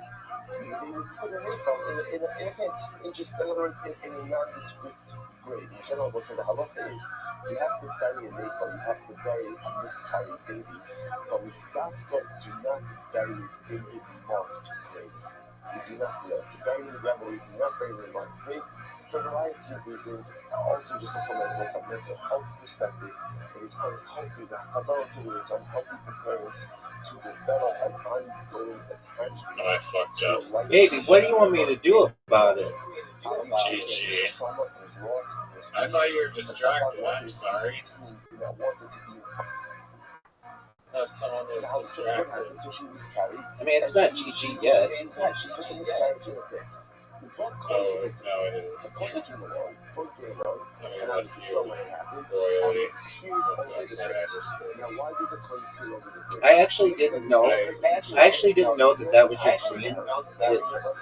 I thought it was your king. I was like, oh, he just put himself in check. And then when I saw that you didn't put yourself in check, I was like, oh, he royally fucked up. Is there a time limit? So the coin Apparently not. in order to see was this a coin, I guess it was developed or not, to see whether or not it was a coin or not. The problem I'm sitting there, I'm not saying, what's the problem here? The problem is, by peering over the pit, what did the coin essentially do? Tumas Ohel. Tumas Ohel. Remember again, Tumas Ohel. Are you going to go? In two ways. You could be under a roof together with a mace, or you could be the roof over the mace. So technically speaking, if there's a corpse, let's say again, I'm standing next to a corpse underneath the sky, but I lean over the corpse, I am the Ohel. So here, the point where I leaned over the pit to see, is it a boy or a girl? And what happened? You got myself, I'm This episode came from the Talmud. V'tiyanuhu mipnei shechuldo u'bardos mitzvah. And they retired. They retired. Why did they retire the Kohen? Because ultimately, again, this was a place where there were weasels and animals there. And the reality is they probably took the miscarriage. They probably took it and dragged it away somewhere. We might as well say it. The fact that I didn't make them, something go, something low, the cause is something who wants to be divided. There's a look at this case over here. Here's the case of Badai. What's the Badai? The Shikha, the woman had a miscarriage and she placed the baby in the gate. What's the suffix? Maybe the animal took it, maybe the animal didn't take it. And yet, what do we see from here? The Gemara says, and yet we see that the suffix trumps the Badai. Right, the suffix changes the reality even in the face of the Badai, to the point that again, the fasting, the Kohen is not Tameh. The Kohen is not Tameh.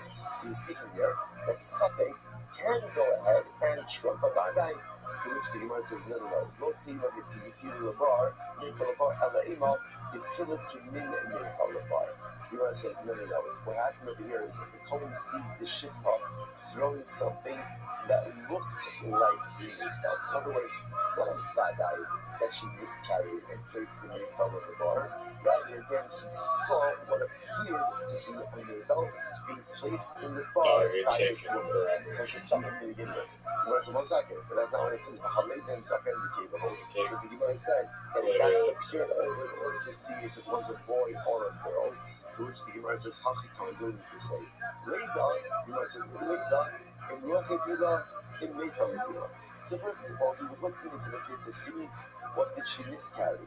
Did she miscarry again? Did she miscarry a baby?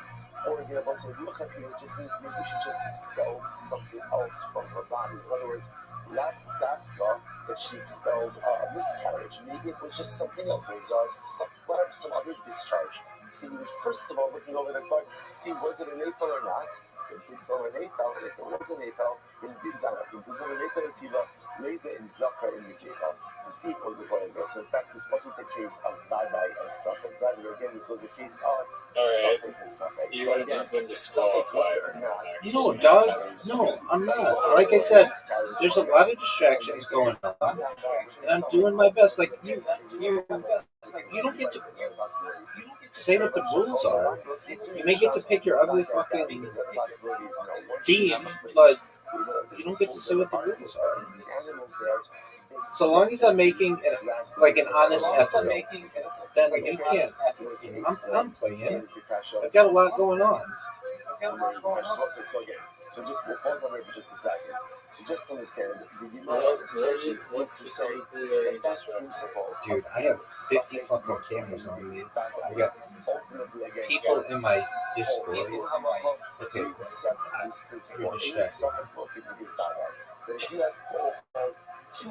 Why didn't you? One is something, and one is I'm not going to ask you, but like, that piece of information determines the reality, and the second piece of information I was going to ask, why didn't you take that? That's right. Most again, just kind of we don't hear ourselves a little bit. That's right. How do we get into this? I find a piece of broken avodah zarah. So I'm just letting you. Dog, I don't want to hear your bullshit. I'm doing what you asked me to do, and then you got 10 more college games, and you got a fucking bunch of other games too that I didn't include, that we must play. This was avodah zarah. Safek, maybe the Akum actively decommissioned it. And therefore, again, I can't use it. Why? Because the Safek, that maybe the Akum decommissioned it, doesn't change the reality of the Vadai that this was definitely about desire. Rabbi said, just to point out how powerful this is on a hashkafic level as well. Because in Safek Motzi Midei Vadai, if you want to go ahead and summarize the entirety of Jewish history and destiny into one phrase, this is it. Over the years, like over the millennia, we have faced so many skekos. Like, will we survive? Is this an existential threat? You know, all of this. It was so interesting. That those of who was up at the bureau on Shabbos, by Usher Weiss, he said so many beautiful things. One of those I felt that was very shocking was he spoke about in the aftermath of October 7th. Giving an existential threat the Kappa Israel. So to me that was shocking because for me in my mind I said to myself, there was never an existential threat about Israel. It was scary, it was overwhelming, but obviously the Russian says he's married to Israel actually. It takes on a totally different thing. And over the years, over the centuries, there's been many speakers. Like we faced many moments of existential suffering.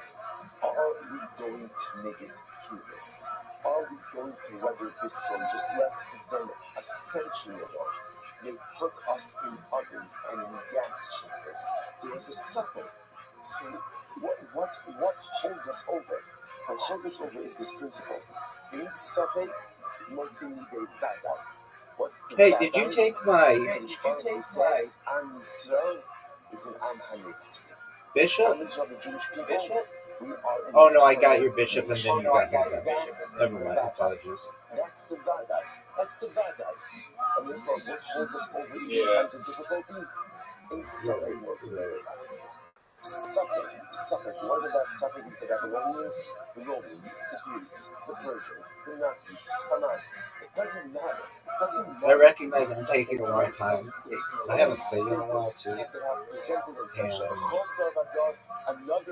I don't want to make a mistake because I do have a very good chance of winning, but I don't want to.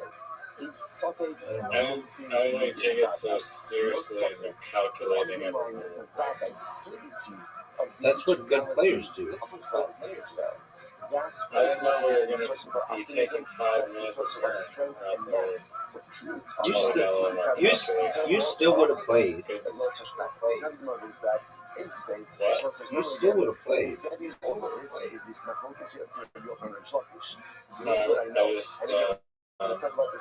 In just a few moments, you can decommission your Yeah, normally I go at a different pace. Okay, well, I mean, that's cool. This ain't normal, baby. This ain't normal, baby.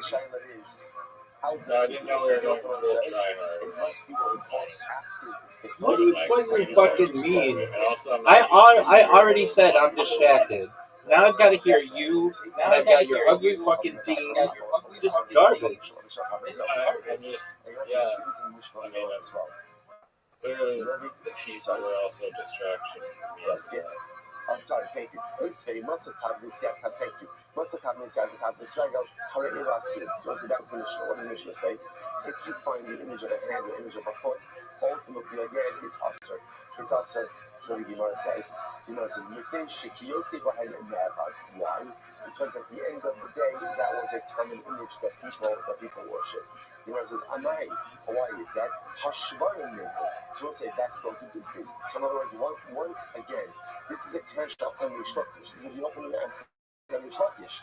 Rish Lakish, according to you, this should be totally water, right? Because Rish Lakish, once you find broken pieces, whether the apple actively broke it or the idol broke on its own, an apple doesn't worship an idol like that anymore. Again, what's always Rish Lakish's logic? Idol.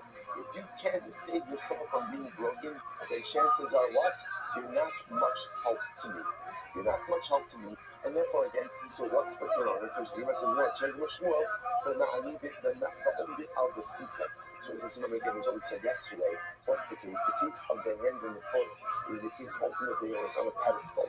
When it's on a pedestal, then that is quite possible that is actually a almost like a not self-sufficient is the wrong word, but its own type of idolatry. Okay, like Gemara is another kind of everything from the back of this control of the shop, and they don't say this was a small disliver, and they go having to be the back down his own avodah zarah, and ultimately again the avodah zarah of his friend. Meaning, any akum can ultimately again negate and thereby decommission any form of idolatry, whether it's his idolatry that he worships or someone else's idolatry. However, the Yisrael ain't no without the avodas b'chamsha of the cover. And also, it's actually quite fascinating. We'll see the logic behind this. Rabbi actually, Yisrael does not have the ability to negate any form of idolatry. But isn't that fascinating? Right? So Rabbi Kochavim can negate and decommission any form of idolatry, and Yisrael has no power of negation over idolatry. Fascinating. So we do it. So I say, so am I to have you got brothers come to Shadon Allah. But why is that? What about a case of idolatry that just breaks on its own? Now, clearly, again, according to Reish Lakish, you, according to that should work. On Rabbi Shepasva. What's the case over here? The case over here is where the Yisrael dented the Obey Kochanim. So what's interesting enough, what the Gemara is suggesting is denting is not a form of decommission. Why not? Decommission is breakage.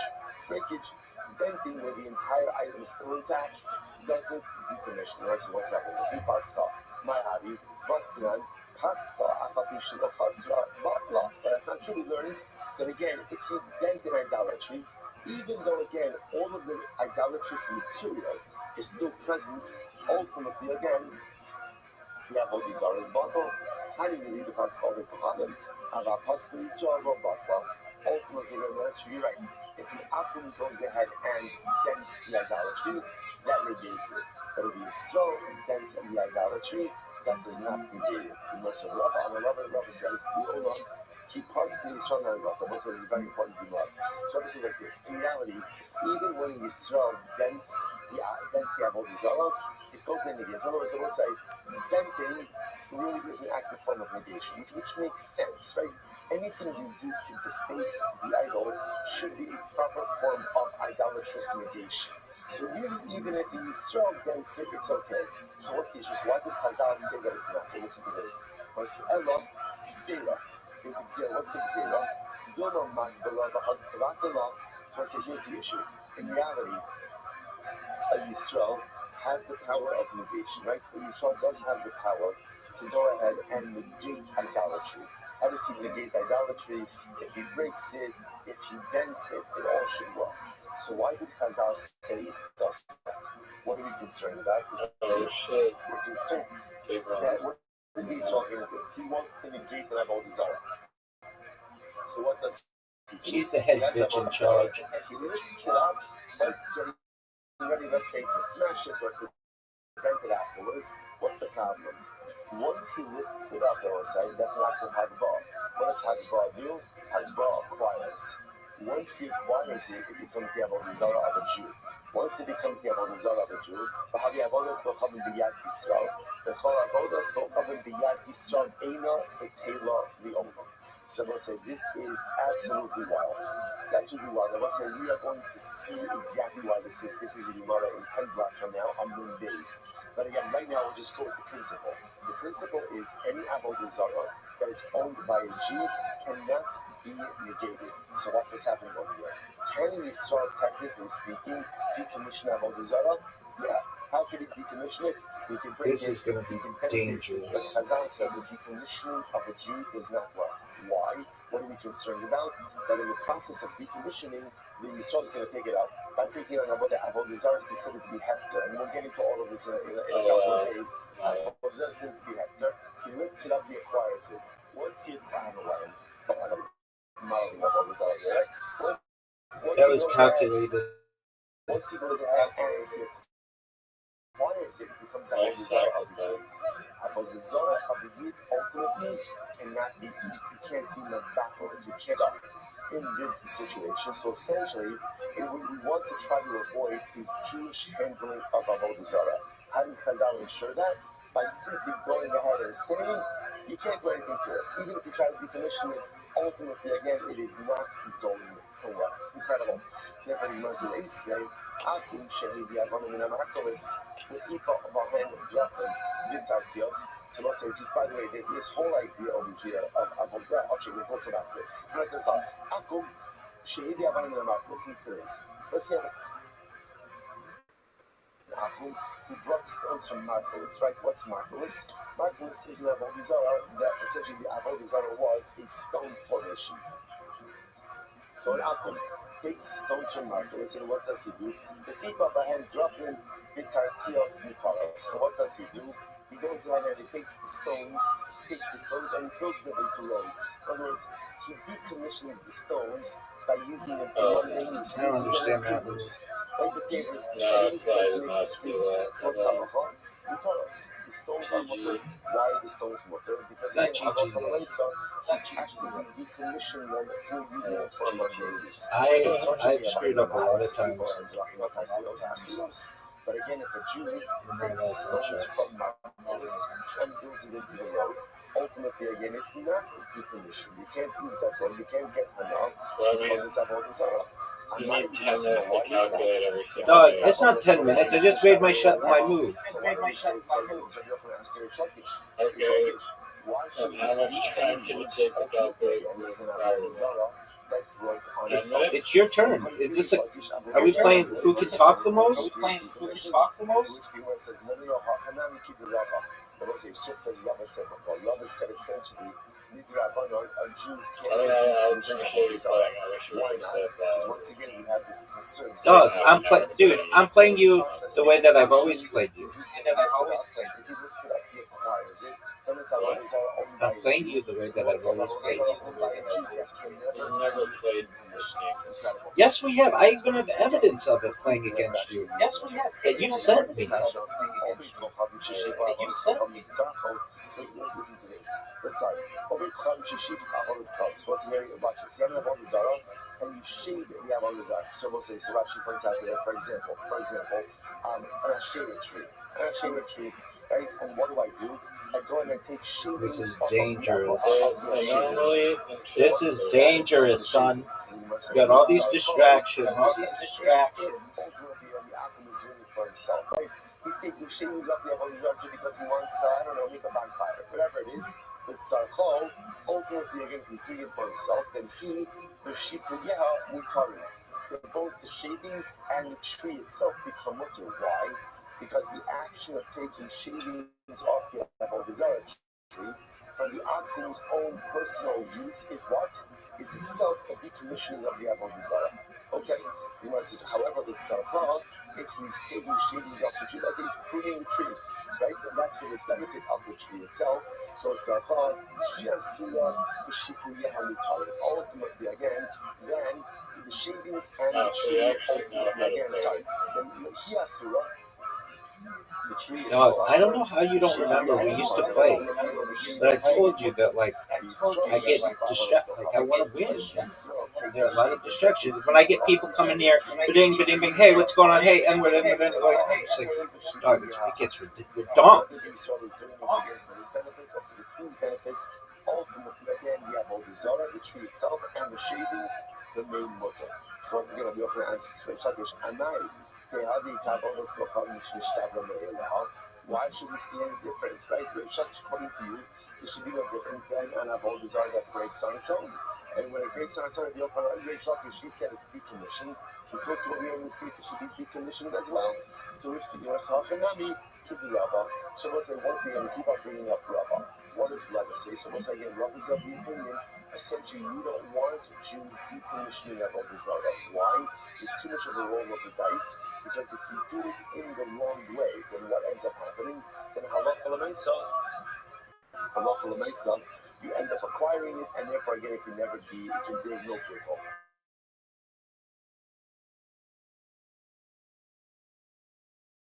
Our next Mishnah.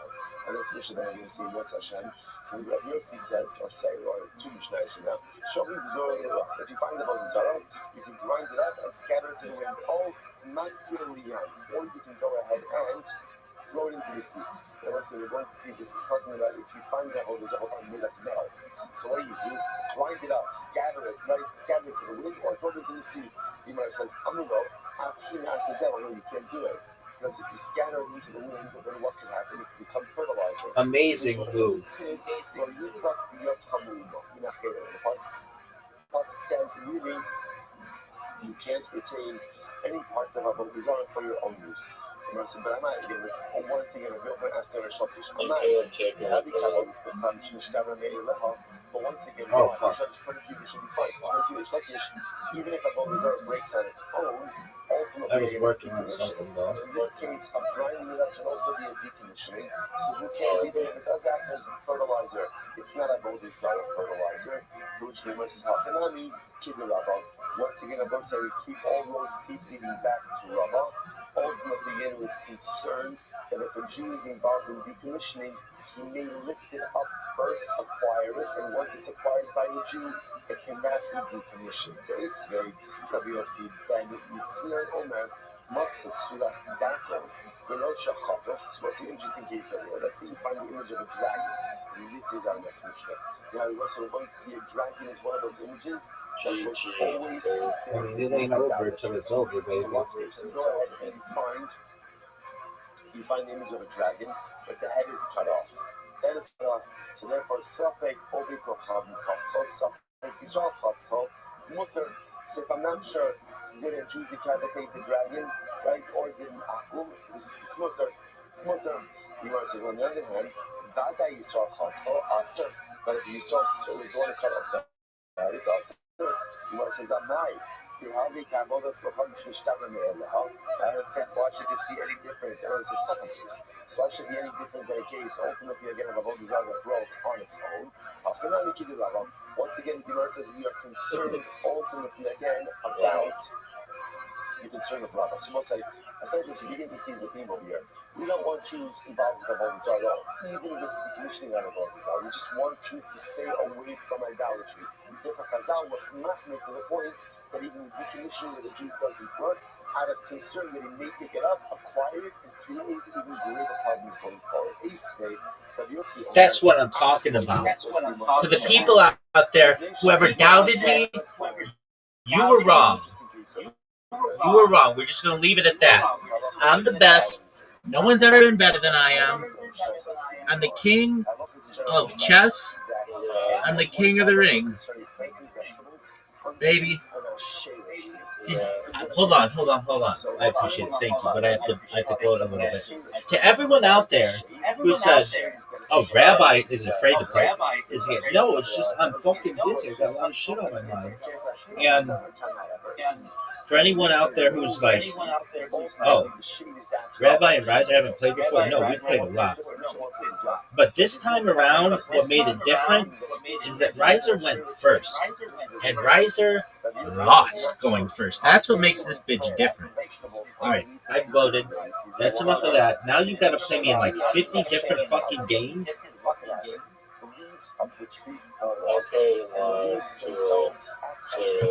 Are you all hearing this? Are you all fucking hearing this? This is the most bullshit.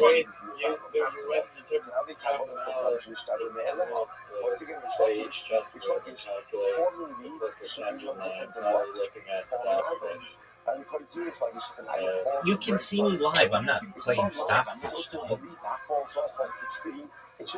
You made a devastating.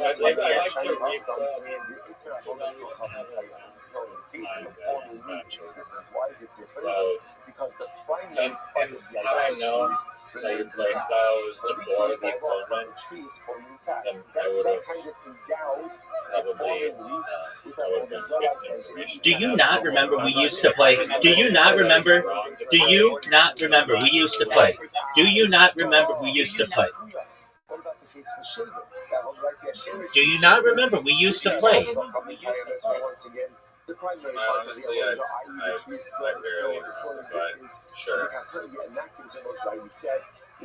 Okay, well, I do remember. I remember extremely well. And I remember, generally, if you went first, you would win. If I went first, I would win. What changed here, folks, is that Riser went first and Rabbi won. There were two moves in that game. I mean, the big one is that I took your queen early. And I didn't even think I was taking your queen. I thought I was putting. That's what threw me off, I think, was the pieces to I was rushing, and then you're taking like 10 minutes to move, and that made me want to move faster, so that, yeah. Okay, I don't understand what kind of discussion you just were trying to have, but it didn't make any sense. It didn't make any sense to me in the present, and it will not make any sense potentially to me in the future. But I can also tell you, no, it didn't. And then the other move that was devastating was the knight sacrifice that allowed me to put you in check. And then once I put you in check, then I was able to get your knight again, and then you had to panic. and then I dominated. Truthfully, I played that game about as efficiently as I think you could have with the least amount of losses. I mean, think about it. At the end, I had one bishop, two rooks, a queen, and a knight. That's a lot of firepower. But if you did so, I mean, you like harvest all this sympathy, poor me, I'm distracted, poor me, I'm distracted, and then it was all just a Trojan horse. That's right. It was a trap, baby, and you fell in it. You fell in it perfectly. I was like, basically like, hey, I've got this horse at your gates. Please let. I was buying a board.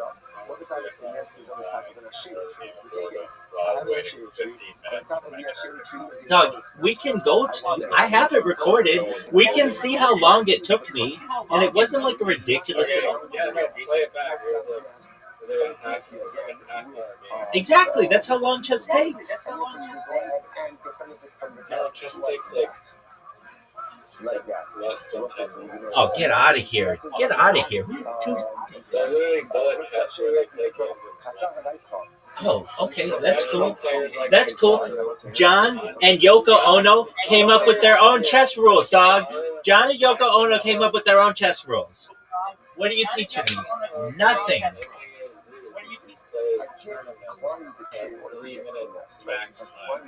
Hey, guess what? Good for Magnus Carlsen. Was he a winner of South Australia Raw Comedy? No, he was just a finalist. No, he was a finalist. My point is this. Did you know that Zook's podcast comes out at the end of this month?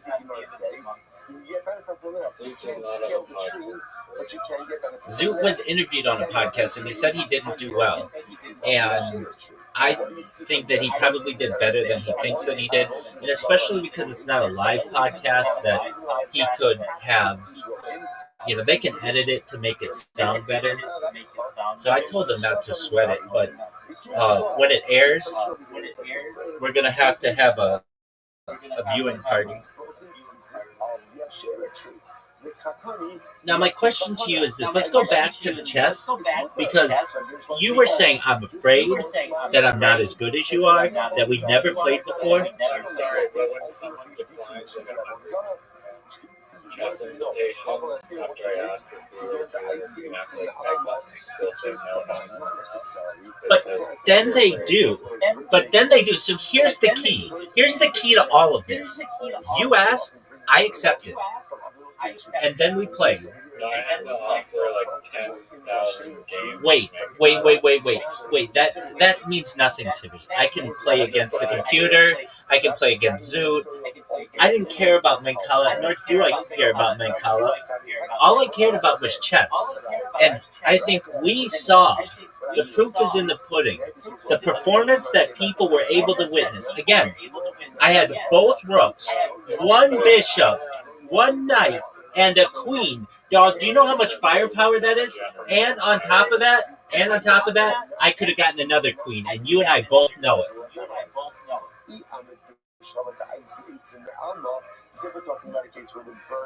I made it easy on you. I let you win. Get out of here. Get out of here with that garbage. You know I dominated. You know I dominated. Let's go through it again.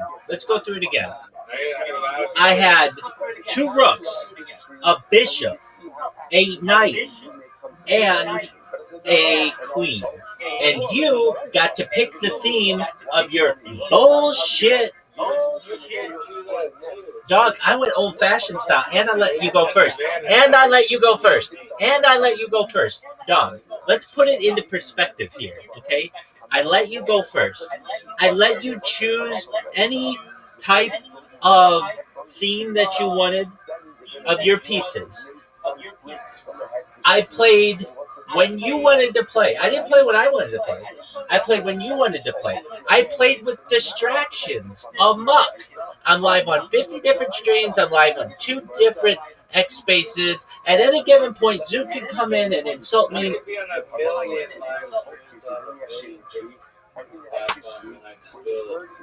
Lose, and you'd still lose. You lost. Let's call a spade a spade. Let's call a spade a spade. Let's call a spade a spade. Brass tacks, topless, baby. I beat you. I beat you fair and square. Get out of here with this warm-up shit. Get out of here with this warm-up shit. You know that that's garbage.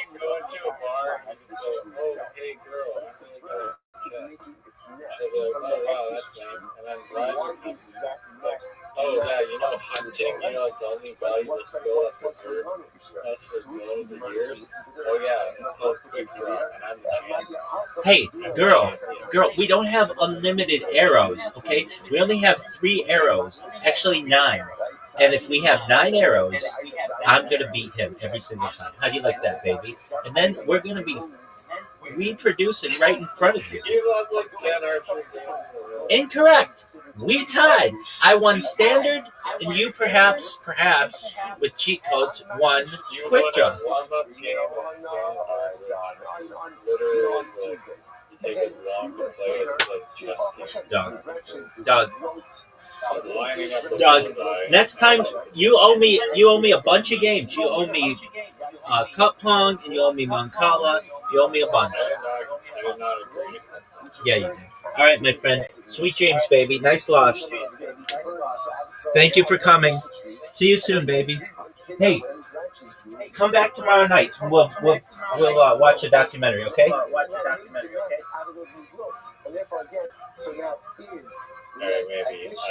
don't want to commit. Commit, baby. I have to go to the bathroom. Take care. The Hagfish designation only devolves upon the tree that's in existence at the time of the designation. But anything that grows afterwards is not subject to Hagfish, and therefore, again, the nest is mutter. Incredible. Rabbi Avo, Rabbi Yochanan, my yacht is ultimately, what does it mean? Rabbi also knew that. What does it mean when it says you can knock the nest down and get benefit from the nest? That's working. It doesn't mean the nest, it doesn't mean the nest itself. It could very well be that the nest is usher. The nest is usher in both cases, because it's made of a shera or because it's made of a hectish tree. Either way, it's usher. So what's mutter? What can you get benefit from? The chicks.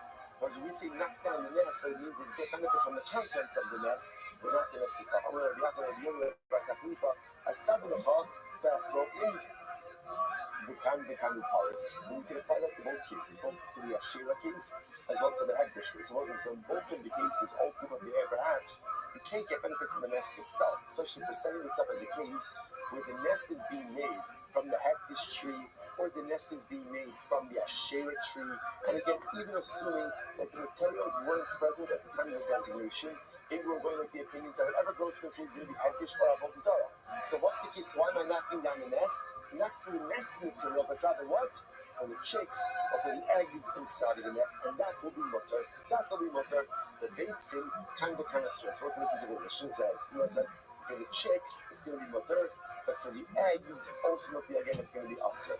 Now let's say, why are the eggs usher? So this is actually quite fascinating. If you look at Rashi, this is Rashi right before the Mishnah. In Rashi, the beitzim kind of usher should shrichim l'gilon. So what's actually quite fascinating? Eggs are usher. Why are eggs usher? Because eggs need the nest. The nest needs the tree, and therefore A equals B and B equals C, then A equals C, which means that halacha l'maisa, the eggs are considered to be ultimately reliant on the tree. So because of that, they're going to be usher. Isn't this fascinating? So it's quite fascinating. There's a lot of variables going on over here. But the one suggesting maybe in all of these cases the nest is usher. Why is the nest usher? Because we're talking about a case where the nest was made from the Ashera tree or from the Hektish tree. So the nest is going to be usher. The nest is going to be usher. So what does it mean when the Brisa says take a stick, knock down the nest and get benefit from the nest? It means the chicks in the nest. The chicks are mutter. But the eggs may be problematic. Why? Because ultimately, again, since the eggs need the nest and the nest needs the tree, therefore the eggs are considered dependent on the tree, and therefore the eggs are considered to be an appendage of the tree itself. So you can get benefit ultimately again from the chicks, but ultimately not the eggs. The Gemara says, this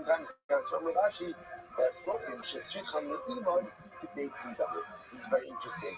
Chicks that are so young that they are reliant on their mother have the status of eggs, right? So which makes sense because the chicks that have a mother are dependent on the nest. The nest is reliant on the tree, and therefore so therefore also it turns out that over here with this case of the nest on top of the asher tree, the egg tree, you obviously can't scale the tree regardless. Right? By the other what can you do? You can knock down the nest. But why are you knocking down the nest? So really you can't get benefit from the nest because there's a concern that the nest itself is made from the asher tree or from the hefty tree. What can you get benefit from? Independent chicks. Independent chicks, right? Allah said that is going to be mutter, right? Right? So how you get benefit from the independent young birds, right? Or ultimately, but what you can't get benefit from is the eggs or from the reliant young, because those are considered to be dependent on the tree itself. We'll say, we'll stop over for today, but again, let me just say the halacha l'maisa. So actually, we'll say, yeah, all right, we'll do tomorrow. Tomorrow, we'll pick up, we'll finish off with the halacha l'maisa, like what do we do in that machlokes? What do we paskin like? And then in Rest Hashem, we'll continue Rest Hashem, adventures in Avodah Zarah, shverak everyone. All right, brothers, have a great day.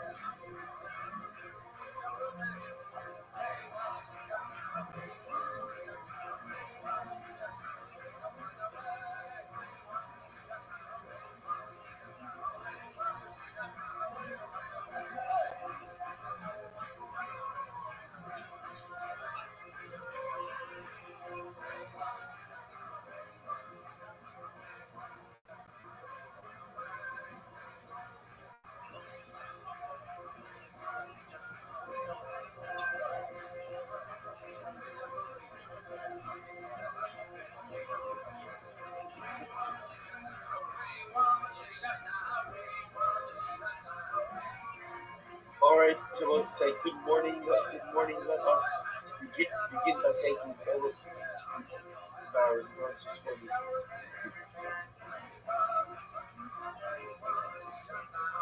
To thank our annual Comic-Con sponsor, the Filson Mishpach of ROTHSCHILD, dedicating Ovishim Trushos this year as its close Soros Tovos and Israel. Our Bartolo sponsors for the month of Av, Havalin, Toda, Stephen and Wendy Drazen, in honor of their parents Israel Drazen, Dina Drazen, Adi Moses White, in memory of Stanley Moses White from the Rabbi. Our recording sponsors Abby and Joe Hirsch, with appreciation. We share the entire Kuvila for the Chayalin, the Swiss Chayalin, and all of those sacrificing for Klal Israel. And Moshe and Devorah Werdersheim are the only sponsors for today. Creation of the Yard site of Aryeh, Leib, and Merkbat, Torah. All of the Neshamos Happy and the families in the Hama, all of those in the Rufu Shavim, for the Torah of Holy Yisrael, which Baruch Shem Yasashim bring home our hostages, the Shalom and the Karot, to allow our holy soldiers to be successful, the Chol and the Asiyid. So say with that, let us begin about Hashem with a lot of today. That is Membeis. That is Membeis. And we are coming up in Eretz Hashem on Mem Aleph days 41b. And we left off the Eid, something mostly Adai, which is 2, 4, 6, 8, 10, 12, about 15 points up from the Bible. So let's remember again, in yesterday's daf we made a fascinating distinction between finding broken pieces of what we call slumming versus finding broken pieces of what we call Avodah Zarah. What's there seen as two terms? Slumming are images. Images, maybe they were worshipped, maybe they weren't worshipped. Avodah Zarah was the definitive image. The Gemara says that if you find pieces of Avodah Zarah, essentially you still have to. You can't get them off of them. Why not? because again, there's a suffix. What's the suffix? Did an akum decommission them or not? That's our shayla. Now, an akum, and we're going to discuss this more in today's daf. An akum does have the ability to decommission avodah zarah, but it has to now again. Then we have machlokas and Yochanan and Shakish. Do you need active decommissioning or can even be passive decommissioning? But again, we'll get back into that story. That's our overarching machlokas over here. The Yochanan says even passive decommissioning, not only would be if the idol falls over by itself and break. The Yochanan still an idol, according to the Shakish, has lost its knowledge. So it says again, that's why he pieces of pieces of the sun of the image is baby mother. Why is it mother? Because it's suffix number one is maybe this is never worship. That's number one. And number two, ultimately, again, even if it was worship, maybe it was confused. So the idea of jumping back to the result is just something. The reason why ultimately it does not work. Because halacha we say in suffix ultimately again the suffix that may be doesn't go ahead and that he was not questions that reasonable. Maybe something wasn't even okay. Is that true? But a suffix, a possibility, cannot go ahead and change the reality of facing certainty. What about time on time? A very recently exercise. Cover sheets, and yet we go in the way of hands. Let's say a cover diet. And again, we translate, a special shalom even to a member of our team from another member of our shira is Toronto. He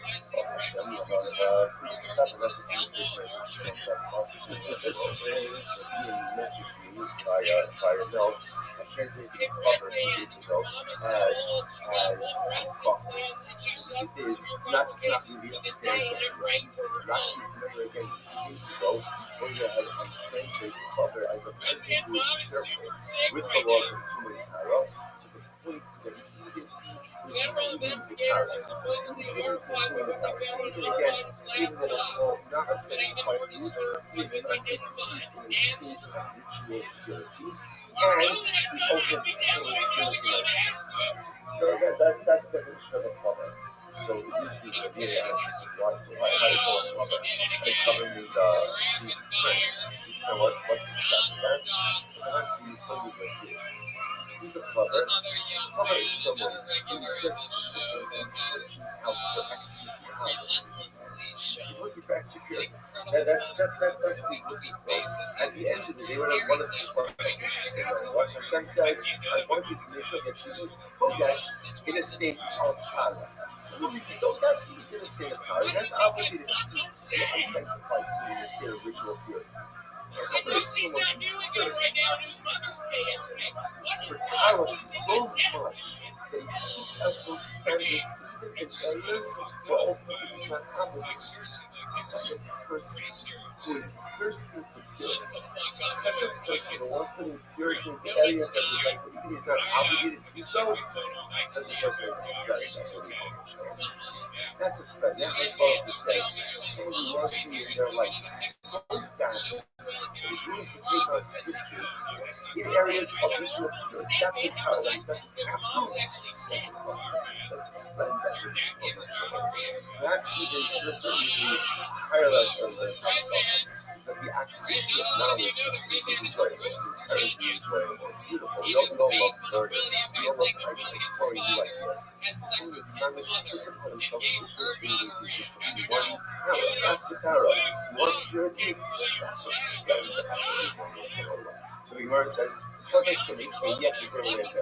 So Chava dies, Chava dies, and he's actually discovering the basket of food. What's the issue? What's the issue is we don't know when they're taking time. So the Gemara says, even the time you should just harvested them that day, but again, the first rest is too funny. This is a circle. Ultimately, again, that they are properly timed. The Gemara says, I 1 second. Vadai is something that's true. Something lost with it. I will say, let's analyze this case. Here's a case of a Vadai. What's the Vadai? What's the Vadai? The certainty. The certainty was they were Tevel. That's for sure. Right? Tevel's untied produce. So why is that a Vadai? Because everything starts out as untied produce. So you have the Vadai that is untied. Something in the cover dictates the what do you see here? Because I see something in the most really big Vadai. And what do you see here? But ultimately, again, a something impossible. It goes ahead and overrides Vadai, and it certainly was Tevel. So you see something once you do Vadai. Which says no. Awesome, Vadai is Vadai. That's not true. That's not something Vadai. That's a Vadai Vadai. What's this? The Vadai Asmi. Yours is the same way as Tevel. Vadai is double same way as Tevel. And also Vadai that was that he tied with. Yours is the Kemina Fozana, Kemina Fozana. Azapa Akhaver Shekina Motsi, Davar Shekina, and Toka Mika. What's that?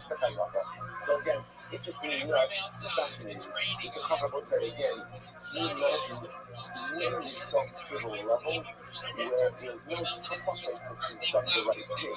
You have to understand, what does that mean to get to that level? Where the halacha looks at me and the halacha says, this guy certainly did the right thing. Chaver does not leave untied produce in his possession.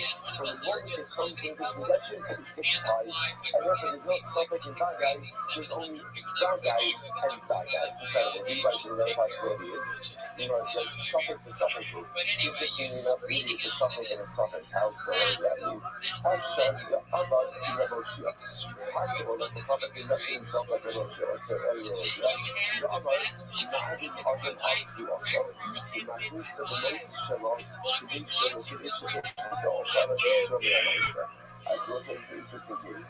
It is technically speaking a nice typing loophole. What's the typing loophole? Without being involved in technicalities now, in order for produce to be subject to typing level,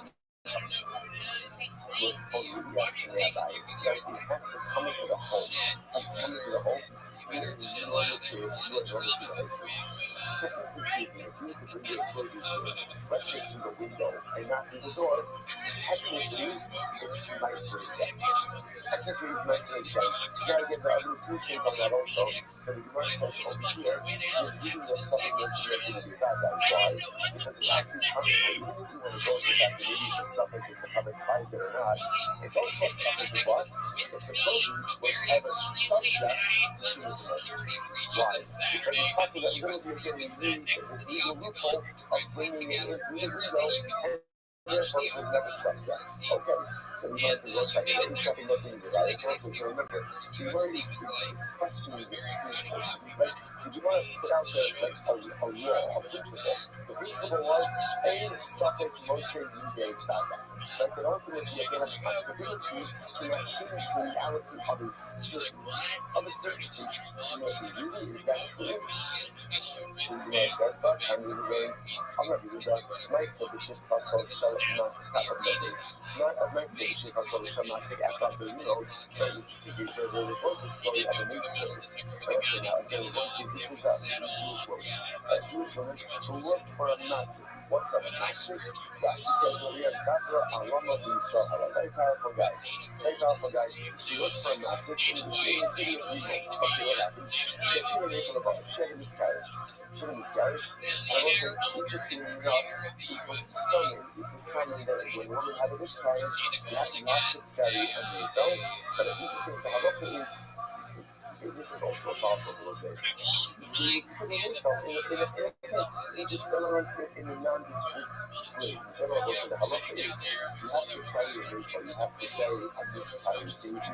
So that's what do not carry it in the market. You do not carry the level. You do not carry the market. So the variety of reasons, also just from a mental health perspective, it is unhealthy. The Chazal is unhealthy for parents to develop an ongoing attachment to a life that never was. Obviously, again, there's trauma, there's loss, there's grief, but Chazal wanted it to be confused, did not want it to be an ongoing life loss.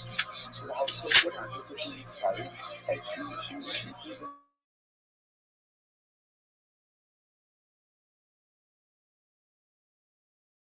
miscarriage is so unhappy. And peered over the pit. Now, why did the brain peer over the pit? Lift up and circle in the finger. So you have to pass the fire. But when you're also a woman gives birth, and even after a miscarriage, depending on when the miscarriage occurred, there could be too much to wake up. There could be uterine therapy associated with it. Now, the duration of 2 months labor depends on what? The boy or girl. So the colon peers over the pit in order to see what's the result, I guess it was developed enough to see whether or not this was a boy or a girl. The girl wants to get a what's the problem is? The problem is, by peering over the pit, what did the coin essentially do? Too much alcohol. Too much alcohol. Remember again, too much alcohol also can be projected in 2 ways. You could be under a roof, together with the race, or you could be the roof over the race. So technically speaking, if there's a corpse, let's say again, I'm sitting next to a corpse underneath the sky, but I am in this corpse, I am the alcohol. I am the alcohol. So here the point went ahead and moved over the pit to see is it a boy or a girl. Come on out, you got my saying, this episode here for the coming. You see a new, the Deisha Fuga and Bartles and Surge. And they retired. Every time while they retired, the coin, because ultimately again, this was a place where there were weasels and animals there. And in reality, they probably took the miscarriage. They probably took it and dragged it away somewhere. You might as well say, something going something wrong because it's something you're watching in your life. Because in this case, case of bad guy. What's the bad guy? What's the bad guy? The ship called the woman had a miscarriage and she placed the baby in the cage. What's the suffix? Maybe the animal took it and the animal didn't take it. And yet, what do you see from there? The Gemara says, and yet you see that the suffix trumps the bad guy. Right? The suffix changes the reality even in the case of the bad guy. To the point that again, the constant, the coin is not covered. The coin is not covered. So you see from there that suffix can go ahead and trump a bad guy. To which the Gemara says, no, go to the bar, make the bar, and let him off, the killer to the Gemara says, no. What happened over here is that the coin sees the shift off, throwing something that looked like the felt. In other words, that a bad guy that she miscarried and placed in the bar. Rather than she saw what appeared to be a belt being placed in the bar by this woman. So it's a suffix to begin with.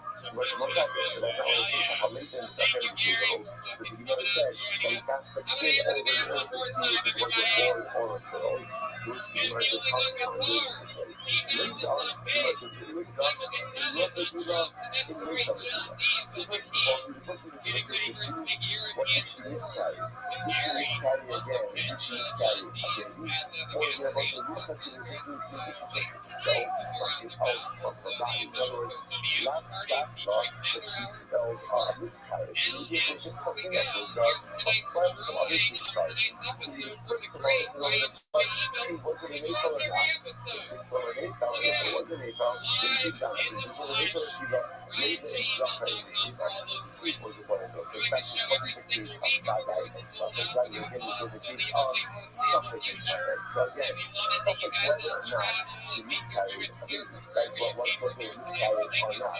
And then again, compound that with the suffering ultimately again, that maybe the animal took it away. You might say that that's what it is.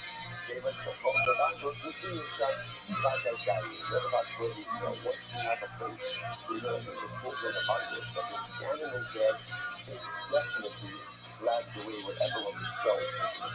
Okay, so it's a snake, so it's the catch up.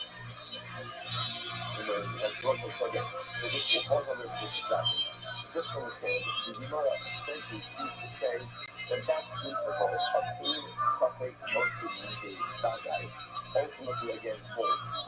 That in halacha we accept this principle. Any suffix mostly in a bad guy.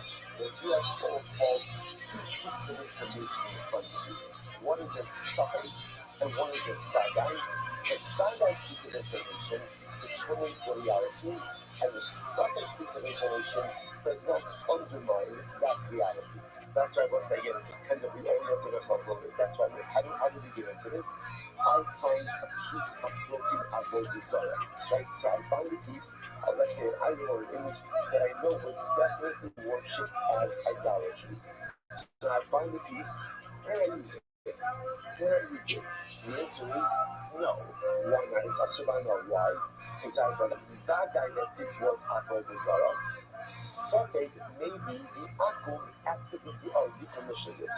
Decommissioned it, and therefore again I can't use it. Why? Because the Suffolk that maybe the Akul decommissioned it doesn't change the reality of the bad guy that this was definitely Avodah Zarah. Therefore, saying just to point out how powerful this is on an Ashkafic level as well. Because in Suffolk, Motzi Nigga, if you want to go ahead and summarize the entirety of Jewish history and destiny into one phrase, this is it. Over the years, like over in Romania, we have faced so many scapegoats. Like, will we survive? Is this an existential threat? You know, all of this was so interesting. It was so interesting that those of us who was looking to be on Shabbos and Usher Weiss, he said he mentioned so many beautiful things. One of the things I thought that was like very shocking was he spoke about in the aftermath of October 7th, giving an existential threat to Kafar Israel. So to me that was shocking because for me in my mind I said to myself, there was never an existential threat about Israel. It was scary, it was overwhelming, but obviously, well, that's what I said, you know, to spell it. It takes like over the years, over the centuries, there's been many spaces, right? We faced many moments of existential suffering. Are we going to make it through this? Are we going to weather this storm? Because less than a century ago, they put us in others and in gas chambers. There was a suffering. See, what holds us over? What holds us over is this principle. There is something, let's see what they found out. What's the Zadai? Kodesh Baruch Hu says, Am Yisrael is the Am HaNetz. Am Yisrael, the Jewish people, we are an eternal nation. That's the bad guy. That's the bad guy. That's the bad guy. And therefore, what holds us over in times of difficulty is something was needed. Suffering. What is that suffering? Is the Babylonians, the Romans, the Greeks, the Persians, the Nazis, Hamas. It doesn't matter. It doesn't matter who the suffering is. There's so many stages that have presented themselves. Another suffering, in our lineage of travel, saying another suffering always arises. But rest assured, in suffering, you won't see the bad guy. No suffering will undermine the bad guy, the certainty of the eternality of Klal Yisrael. That's ultimately the source of our optimism, that's the source of our strength, and that's what creates our reality. Incredible. And also, it's not even always that it's safe. So it says, well, again, embedded in all of this is this focus on the open and talkish. So here's what I know. And again, we're going to talk about this more in just a few moments. You can decommission your Avodah Zarah, right? In other words, an apple, if you can back up this Avodah Zarah.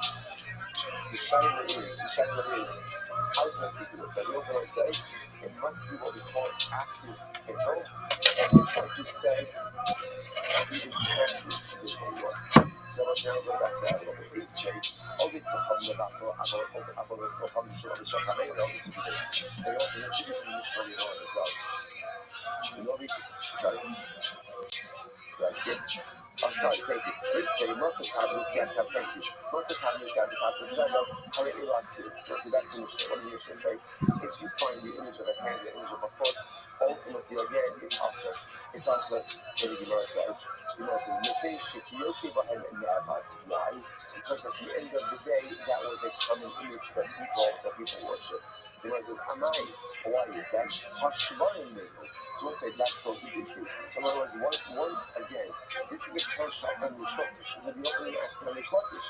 When shortish is according to you, this should be totally mutter. Right? Because according to shortish, once you find broken pieces, whether the apple has to be broken or the apple broke on its own, the apple doesn't worship an idol like that. You might get about your own shortish as logic. I know. If you can't save yourself from being broken, then chances are what? You're not much help to me. You're not much help to me. And therefore, again, so what's going on? It's you say, look, change my shmuel, but now I need it, that's the only out the season. So this is what he said yesterday. What the kids of the hand and the foot, the kids ultimately are on a pedestal. when it's on a pedestal, and that it's quite possible that that is actually a self, almost like a self-sufficient is the wrong word, but its own type of idolatry.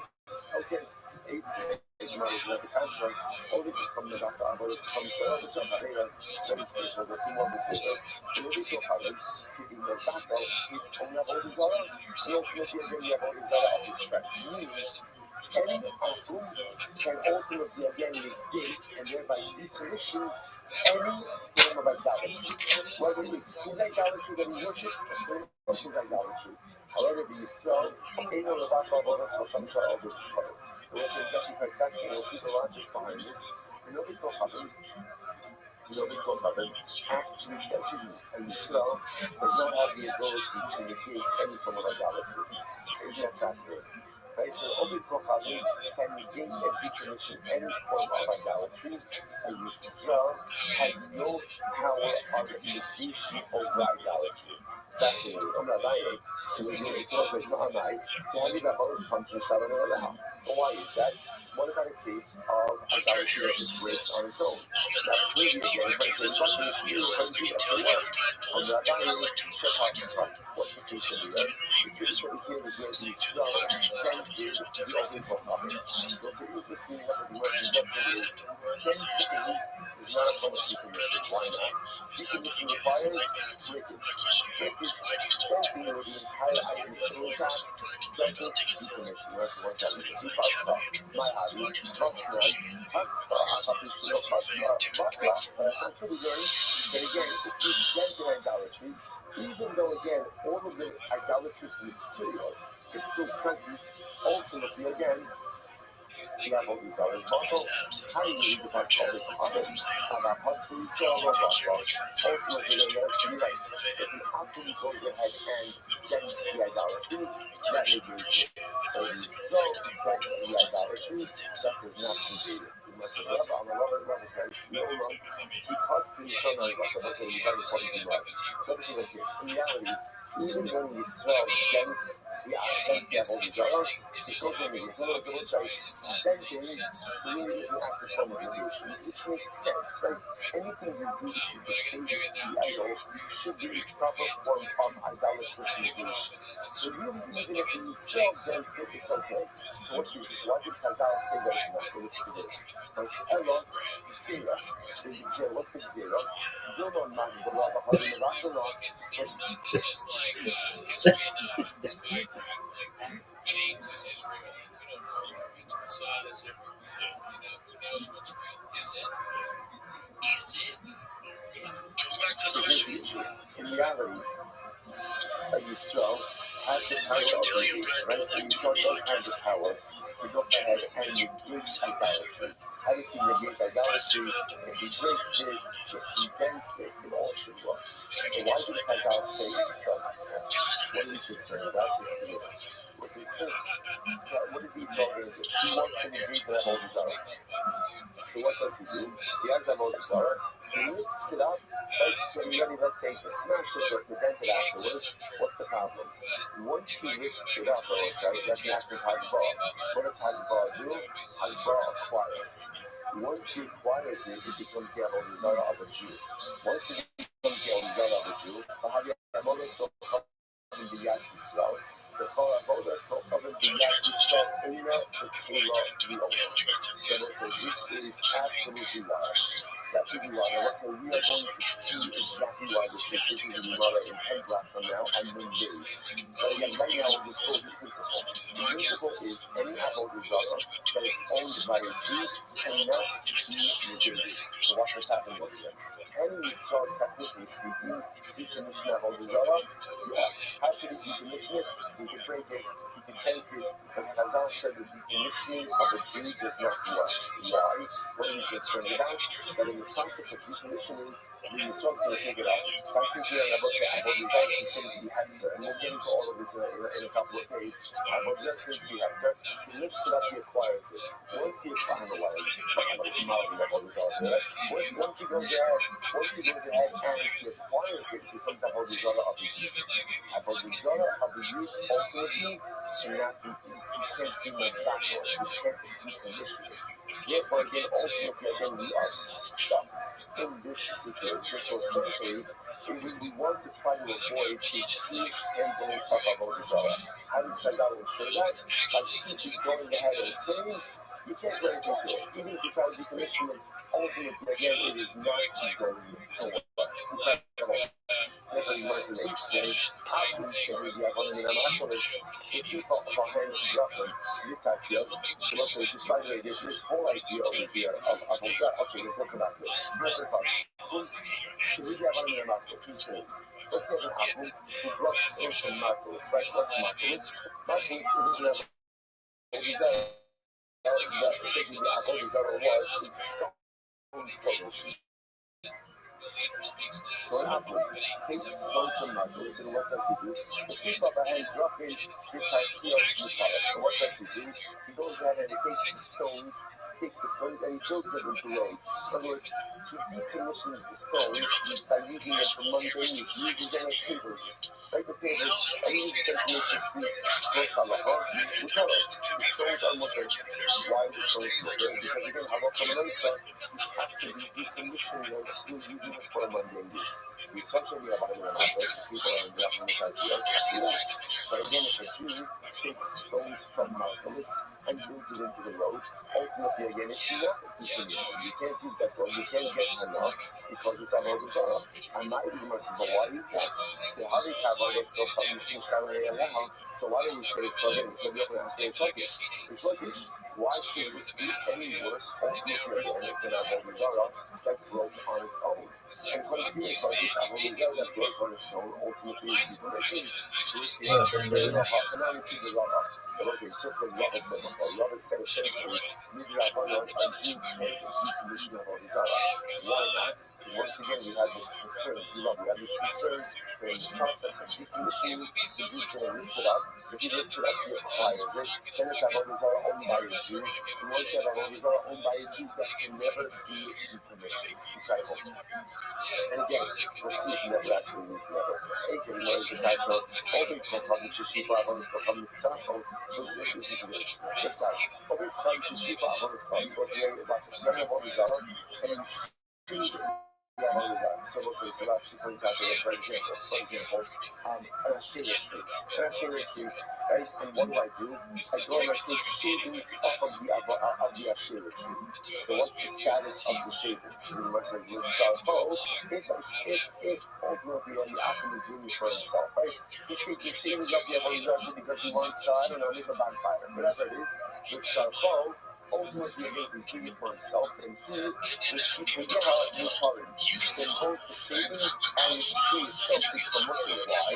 Because the action of taking shavings off the Avodah Zarah tree for the Akim's own personal use is what? Is itself a decommissioning of the Avodah Zarah. Okay, the Gemara says, however, with Sarfah, if he's taking shavings off the tree, that is pruning the tree, right? And that's for the benefit of the tree itself. So it's Sarfah. Yes, the sheep will ultimately again, then the shavings and the tree ultimately again, the tree is still also, the sheep will not be covered, but ultimately the shavings will be mutter. The straw, the sheep follows covered, and if the smell takes the shavings, right, takes pieces off of the Ashura tree, they would sell the sheep will be whether the Israel is doing this again for his benefit or for the tree's benefit, ultimately again the Avodah Zarah, the tree itself, and the shavings remain mutter. So what's going to be able to answer for something? Why should this be any different? Right? According to you, it should be like the Beit and Avodah Zarah that breaks on its own. And when it breaks on its own, it breaks on its own, it's decommissioned. So to me in this case, it should be decommissioned as well.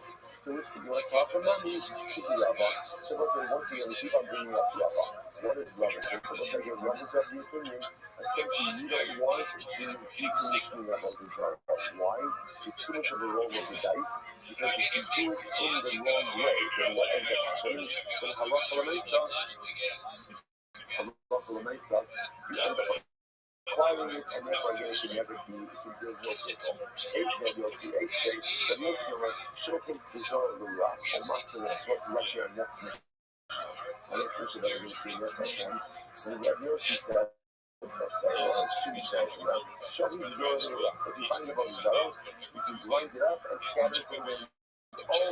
Not till young. Or you can go ahead and throw it into the sea. Now, listen, we're going to do this talking about if you find that about Zara made up now.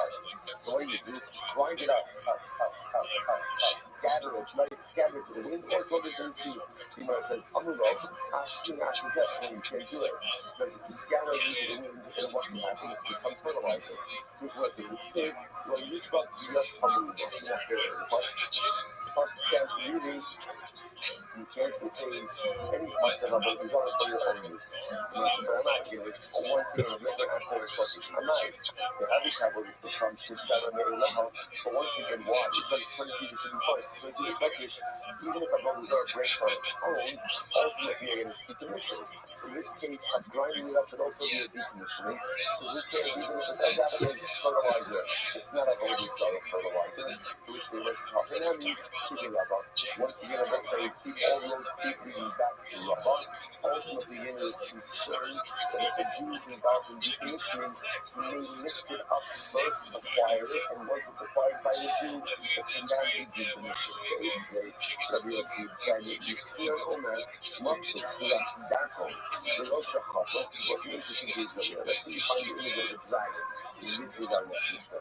We're going to see a dragon as one of those images that was always considered to be idolatrous. So watch this. You go ahead and you find the image of a dragon, but the head is cut off. The head is cut off. So therefore, Sofek Ovi Kocham Chatko, Sofek Yisrael Chatko, Mutter.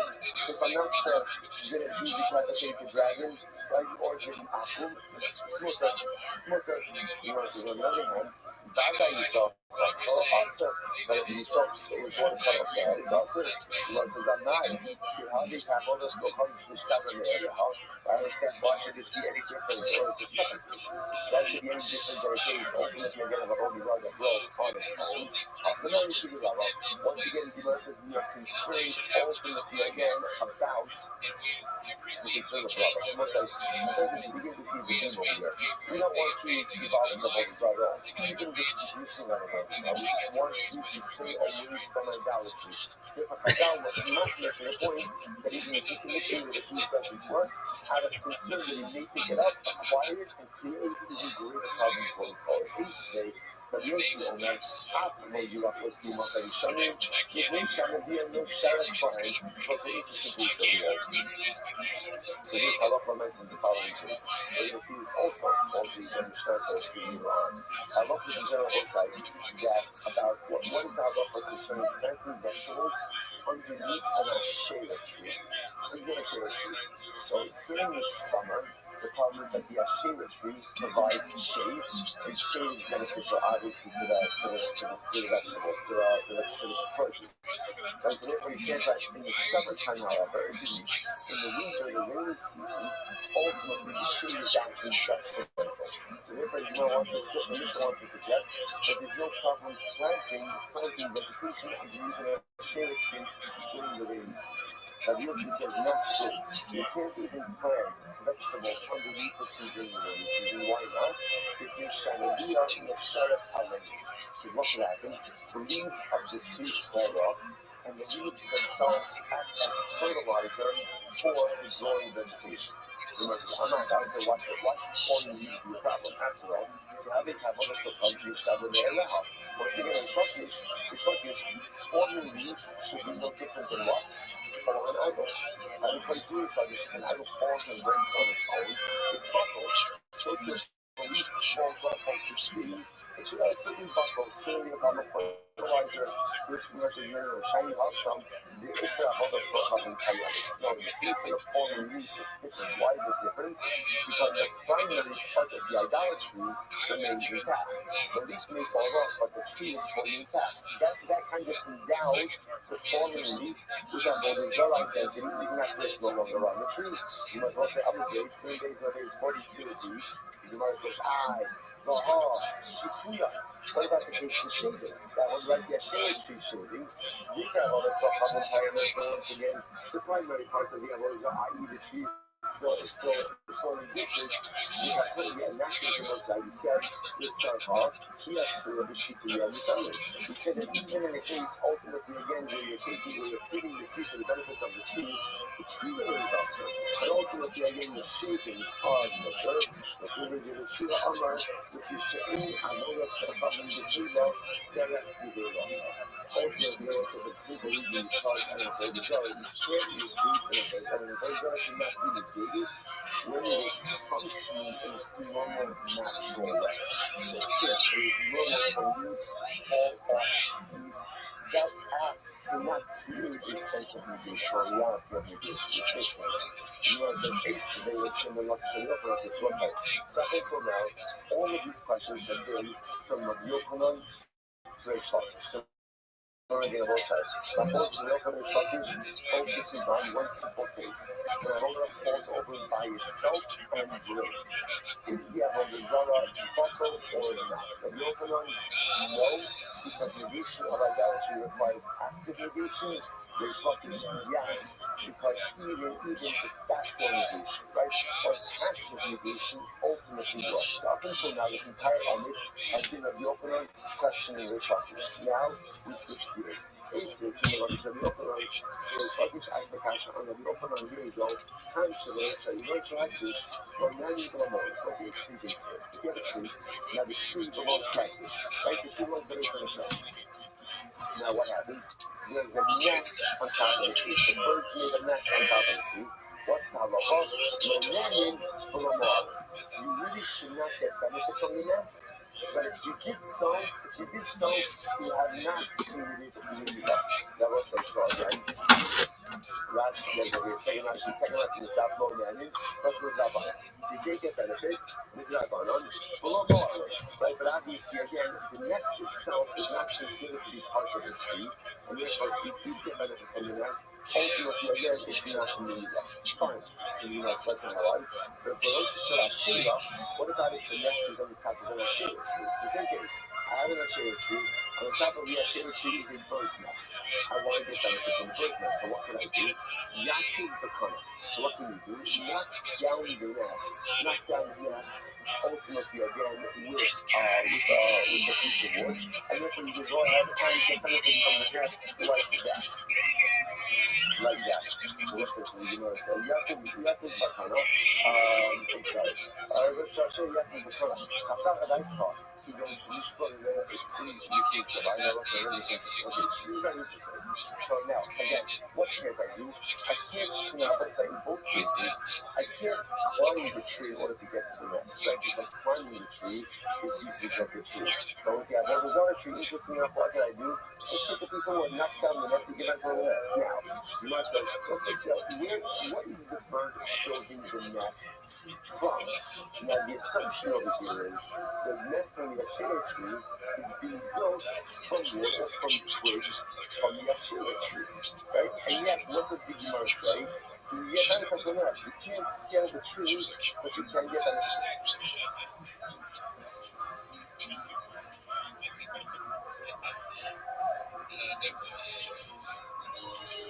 From the nest. But that nest is made from broken pieces of the Asherah tree. What do you see from here? That once avodah zarah breaks, right, even on its own, even though it has not been actively broken, it's decommission. So the Gemara says, the assumption over here is that the bird is building its nest from twigs, broken pieces of the Asherah tree. The kapani yat is bakana, and yet the nest is mutter. So this one says, this supports my assertion that broken avodah zarah, even if not intentionally broken, ultimately decommissions the avodah zarah. The Gemara says, no. How about I what's the case? You go to the ICH and the Alma, the Kinsabah, not necessarily. That's not necessarily how birds make nests. Birds make nests. Birds make nests in trees all the time, but they often bring materials from other locations. So the piece over here is the bird made itself comfortable in the Asherah tree, but it did not gather the materials or the nest from the Asherah tree. Rather, it gathered the materials ultimately again from elsewhere. They cannot be the county back So again, what's the value for that? The value for that is look at the hectish case. What happened in the hectish case? In the hectish case, what do you want to say about the bird's nest? Or about the bird's nest? No nanning or about the tree. No yan, about the nest, sorry. No nanning or more. So again, you should not get benefits from the nest, but if you do not commit so let's analyze this. On the Bishlam, the ICH in the Alma, specifically talking about a case where the bird built the nest ultimately from materials in the belt, right outside of the hectish tree, and under the kind of the hectish or land of the Lamar. So that makes sense. No nanny in the Rabbi. So again, Chazal said, we really don't want you to get benefits from that nest, right? Why not? Because it's attached to a hectish tree, and we can see how accidentally you may come to scale the tree. But it's the Rabbi, and also the Lamar in the Doraisa. But there's no Mila. Why is there no Mila? Because since the materials for the nest came not from the hectish tree, but from the outside, the nest itself is not subject to Mila. Already, on the Shishava eats and the king hand, and my Lamar and Hakadishi. And again, once they come up with a Mesa, the bird is building the nest from the tree itself. That means again, if this nest is made from twigs from the hectish tree, then what's the status of the nest? The status of the nest is hectish. If it's hectish, ultimately again, then you're not allowed to benefit from it because I saw, and it's maybe when the guy saw, which the Gemara says. So therefore, the Gemara is suggesting that you see.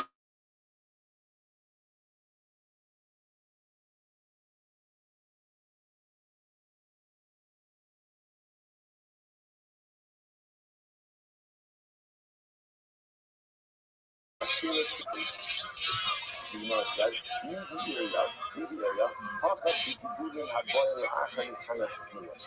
so let's say maybe not.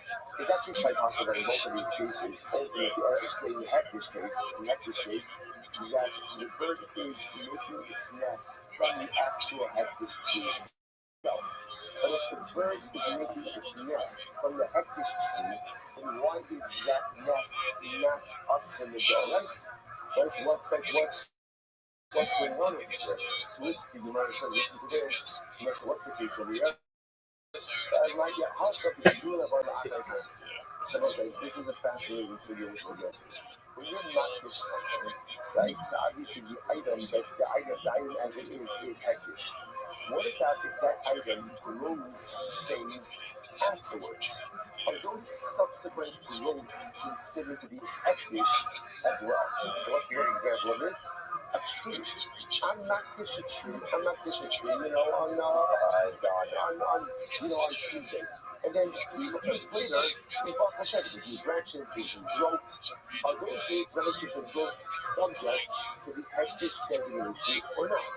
That is a machlokas. That is called Givulin Haboim Lachan. Growth which occurs after the designation. So they would have turned out over here the bird saw again, I was not just the tree. And then again, 3 months later, when new branches grew, the bird took twigs from the new growths. So the bird had made the nest out of those new growths. And therefore, again, so now is the nest hectish? That's enough focus. And the one says, because summer, even if you do it. And the author of this place, or author of this mission holds, that Allah myself, the hectish designation only devolves upon the tree that the addition of the time of the designation. But anything that grows afterwards is not subject to hectish. And therefore, again, the nest is incredible. Rabbi, I'm open on my yacht is ultimately what does it mean that? What does it mean that it says you can knock the nest down and get benefit from the nest? But it doesn't mean the nest, it doesn't mean the nest itself. It could very well be that the nest is us. The nest is us in both cases because it's made of a shade or because it's made of a hectish tree. Either way, it's us. So what can you get benefit from? The chicks. And we say knock down the nest, so it means it's get benefit from the contents of the nest, but not the nest itself. We can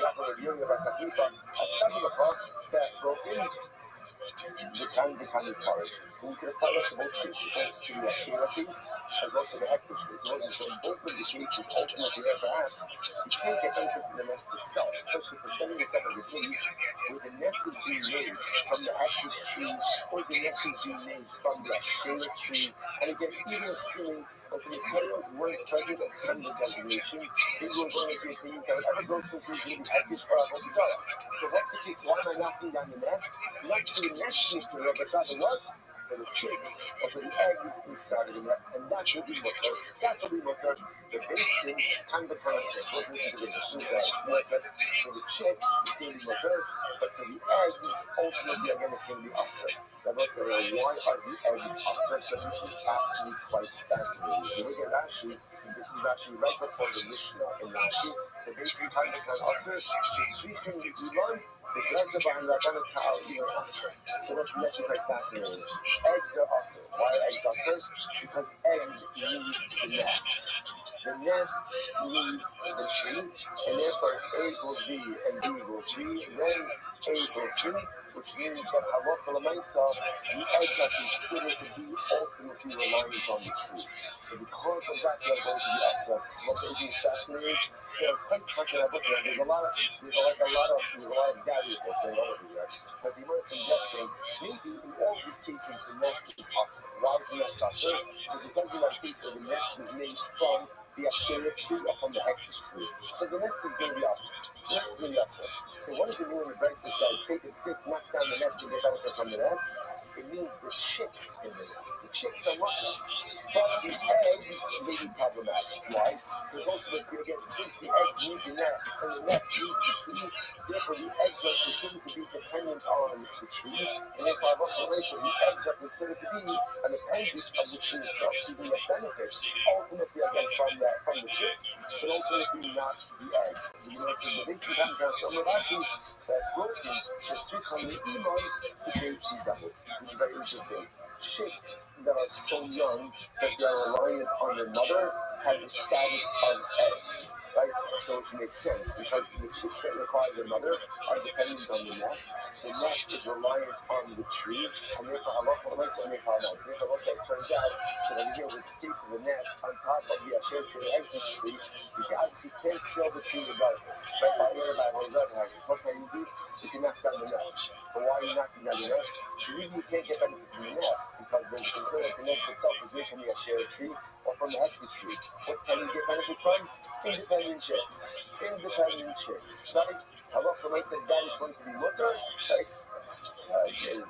Right? So you get benefit from the independent young birds, right? Or also but what you can't get benefit from is the eggs or from the reliant young, because those are considered to be dependent on the tree itself. Let's start with this today, but again, let me just say the halakha l'maisa. So actually, let's say, yeah, all right, we'll talk tomorrow. Tomorrow we'll pick up and we'll finish up with the halakha l'maisa of Yochanan Shlakish. Like, what do we do in that machlokes? What do we ask in there? And then the rest of we'll continue the rest of time. Adventures in Avodah Zarah. Shveh, everyone.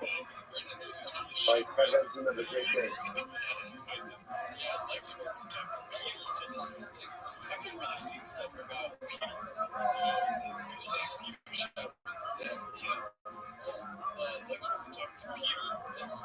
Just to make sure, 100% sure that it was continued.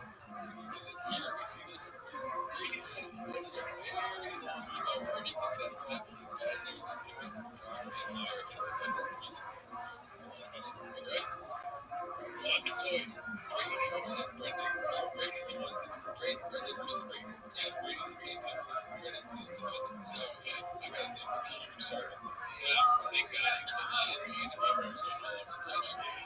I think they all need to just to me. They're all like,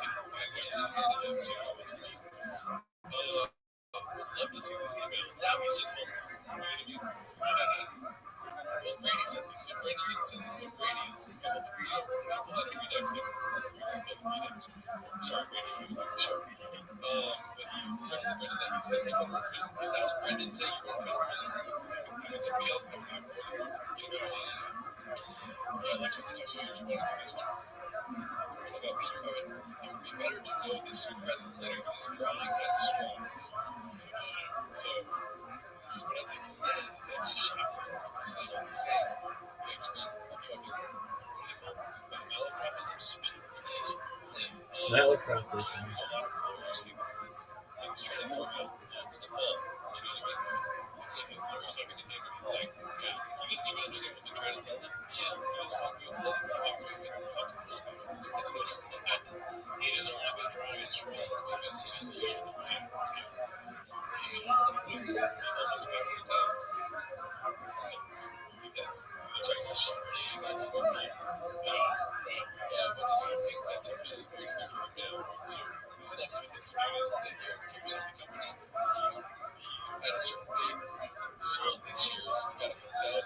All right, so let's say good morning. Good morning. Let us begin by thanking all of our sponsors for this morning trip. To thank our annual Carnival sponsors, Wilson Stock of ROTHSCHILD, dedicating Obishim Drushas this year as its close to the source levels and strong. Our Carnival sponsors for the month of Av, Rabbi.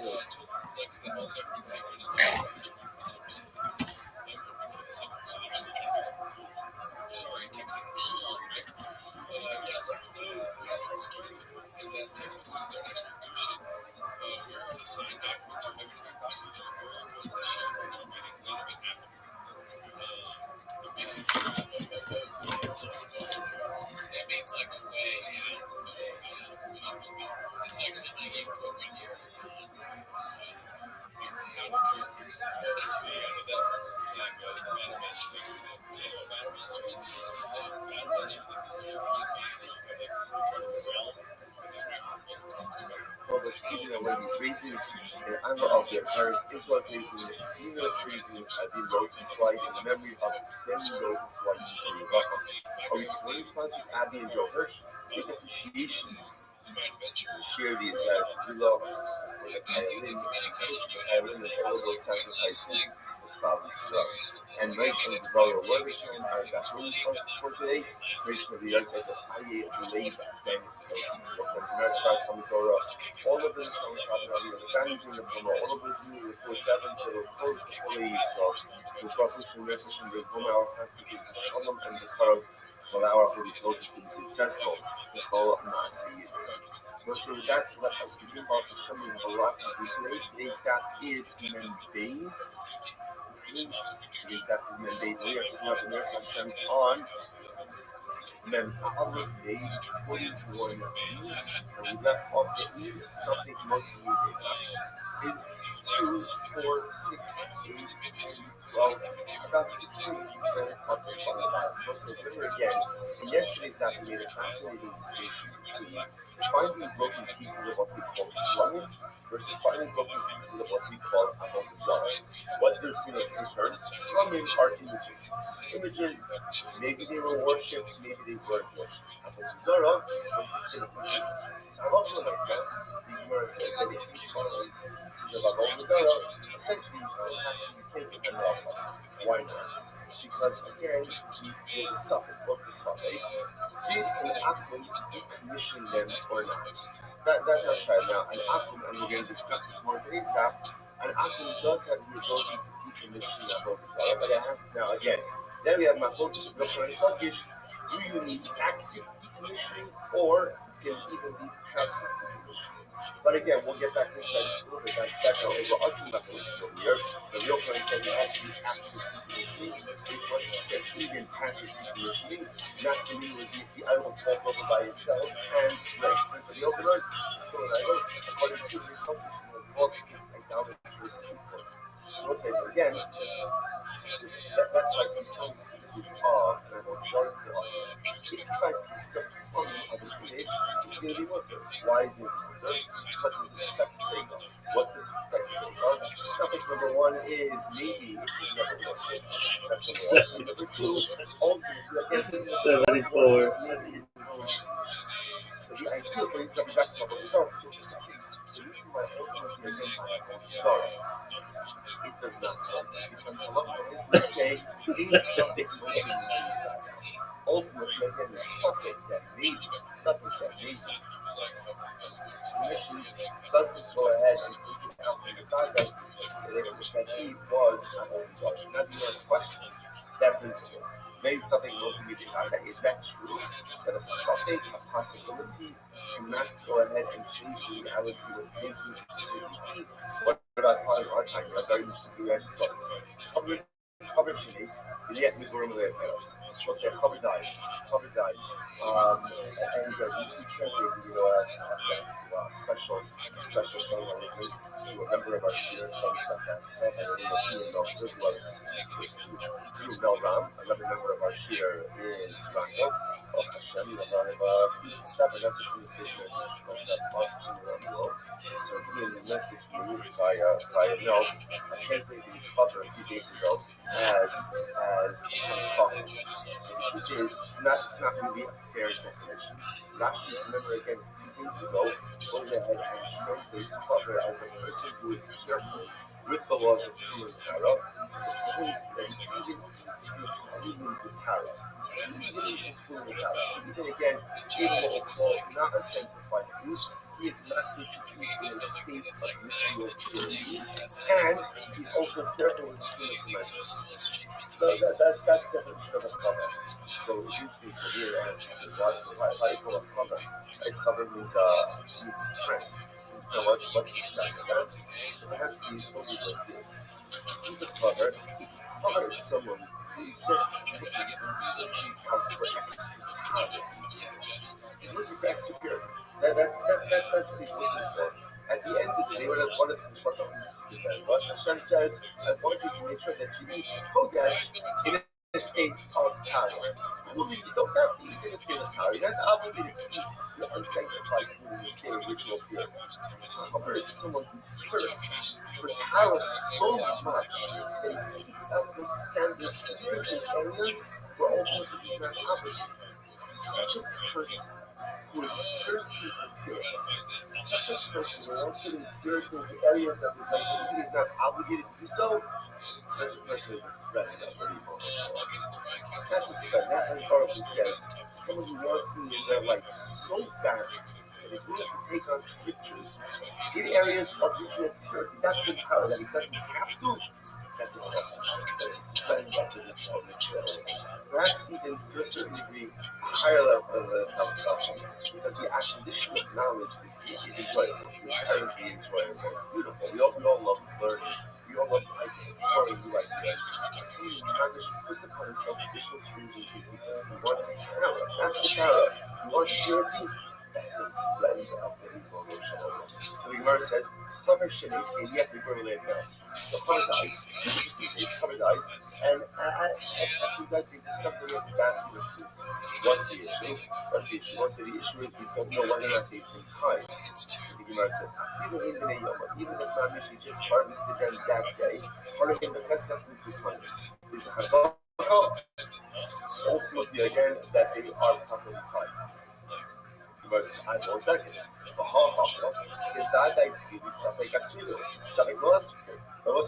Let's analyze this case. Here's a case of a Vadai. What's the Vadai? The certainty. The certainty was they were settled. That's for sure, right? That was anti-potency. So why is that a Vadai? Because everything starts out as anti-potency. So you have a Vadai that it was anti. Safek, maybe the Chaver did time it, maybe he didn't time it. And what do you see here? And what do you see here? That ultimately, again, a Safek possibility that time it goes ahead and overrides the Vadai that it certainly was Teva. So you see something close to you, which the Gemara says no. Plus some Vadai with Vadai. That's not true. That's not something Vadai. That's a Vadai. It's what it is. The Vadai Asmi. So the Gemara says the same thing as Teva. Vadai is Teva. Certainly it was Teva. And also Vadai, that's what? That you tied it. The Gemara says to the Chanina Chosa. Gazonka Al-Chomer She'in Motzi. Davar She'in. So again, interestingly enough, fascinating. If the cover was like again, can you imagine moving yourself to a level where there's no suffix which you've done the right thing? You have to understand, it's like when you get to that level, when the halacha looks at me and the halacha says, this guy certainly did the right thing. Our chaver does not leave untied produce in his possession. When the moment it comes in his possession, it's tied. And therefore, there's no suffix in Vadai, there's only Vadai and Vadai. Incredible. Levi, so another possibility is, Levi says, suffix is suffix. Interestingly enough, really is a suffix and a suffix house, so what does that mean? Afshar, the Abba, the Negotia. It's possible that the Prophet conducted himself like a Roshia, or still any Roshia. The Amar, מעדים אדם על תבואסו, ומכניס במוץ שלו כדי שתיתן את האופרה צוקטור מן המייסר. As was an interesting case, there is technically speaking a meiser we call tithing loophole. What's the tithing loophole? Without getting into all technicalities now, in order for produce to be subject to tithing obligations, there has to be what's called riyas me'abayis, right? It has to come into the home. Through a normative entrance. Technically speaking, if you were to bring your produce in, let's say through the window and not through the door, technically it's meiser exempt. Technically it's meiser exempt. Now again, there are limitations on that also. So the Gemara says over here, there's really no something that's going to be about that. Why? Because it's actually possible. Even if you want to go with the fact that maybe it's a suffix if the covenant tried it or not, it's also a suffix if what? If the produce was ever subject to Chumas and Meisers. Why? Because it's possible that we're going to be getting this legal loophole of bringing it in through the window, and therefore it was never subject. Okay, so you might say, one second, there ain't something nothing about it. So remember, the Gemara is questioning this principle. Because the Gemara put out there like a law, a principle. The principle was a suffix motze midei bada. Right? That ultimately, again, a possibility cannot change the reality of a certainty. So really is that true? So you are said, but I need to learn. I'm ready with that. My submission also shall not tap on the face. My submission also shall not take after the very interesting case. So there was once a story of a maid servant. But also now again, this is a Jewish woman. A Jewish woman who worked for a matzik. What's a matzik? Rashi says over here, Gabra Alama B'Yisrael. Very powerful guy. She works for a matzik in the city of Greenland. Okay, what happened? She had two neighbor She had a miscarriage. And what's interesting enough, it was common that when a woman had a miscarriage, you have to bury a neighbor. But interesting, the halacha is, this is also a problem a little bit. You put a neighbor in a pit. You just, in other words, in a non-discriminatory. The halacha is, you have to bury a neighbor, you have to bury a miscarried baby. But with Dafka, do not bury it in a marked grave. We do not do that. To bury it in the ground, we do not bury it in a marked grave. For a variety of reasons, also just from a mental health perspective, it is unhealthy. As I was saying, it is unhealthy for parents to develop an ongoing attachment to a life that never was. Obviously, again, there's trauma, there's loss, there's grief, but Chazal wanted it to be contained, so that wanted it to be an ongoing life loss. So the house said, what happened? So she miscarried, and she put the miscarriage in a pit. She brought point the pit. A point came along, and obviously saw what had happened, and peered over the pit. Now, why did the point peer over the pit? Later, exactly in the kiva. So he was at the hospital file, and then he was a woman gives birth, and even after a miscarriage, depending on when the miscarriage occurred, it could be 2 months later. It could be between birth associated with birth. Now, the duration of 2 months later depends on what? Boy or girl.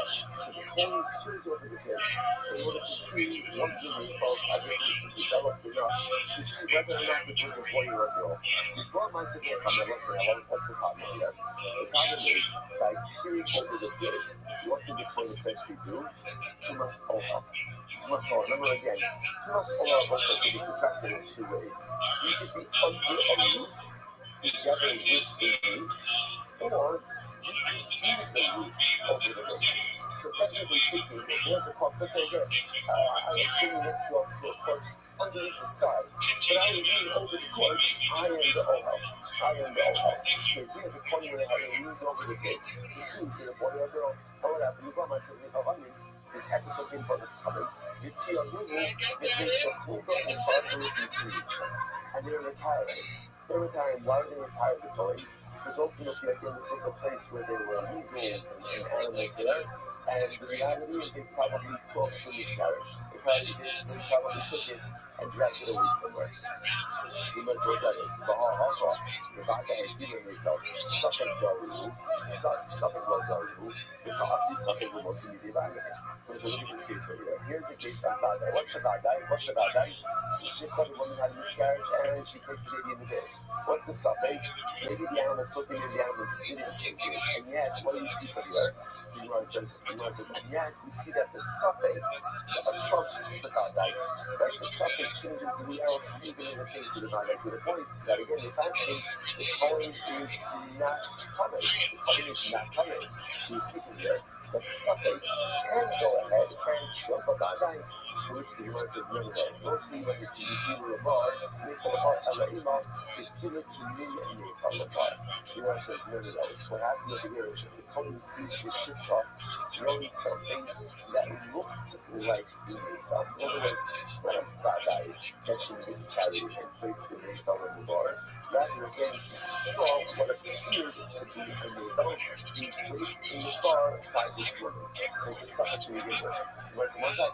That's not what it says. But the Gemara says that he got appeared over in order to see if it was a boy or a girl. To which the Gemara says, consequences.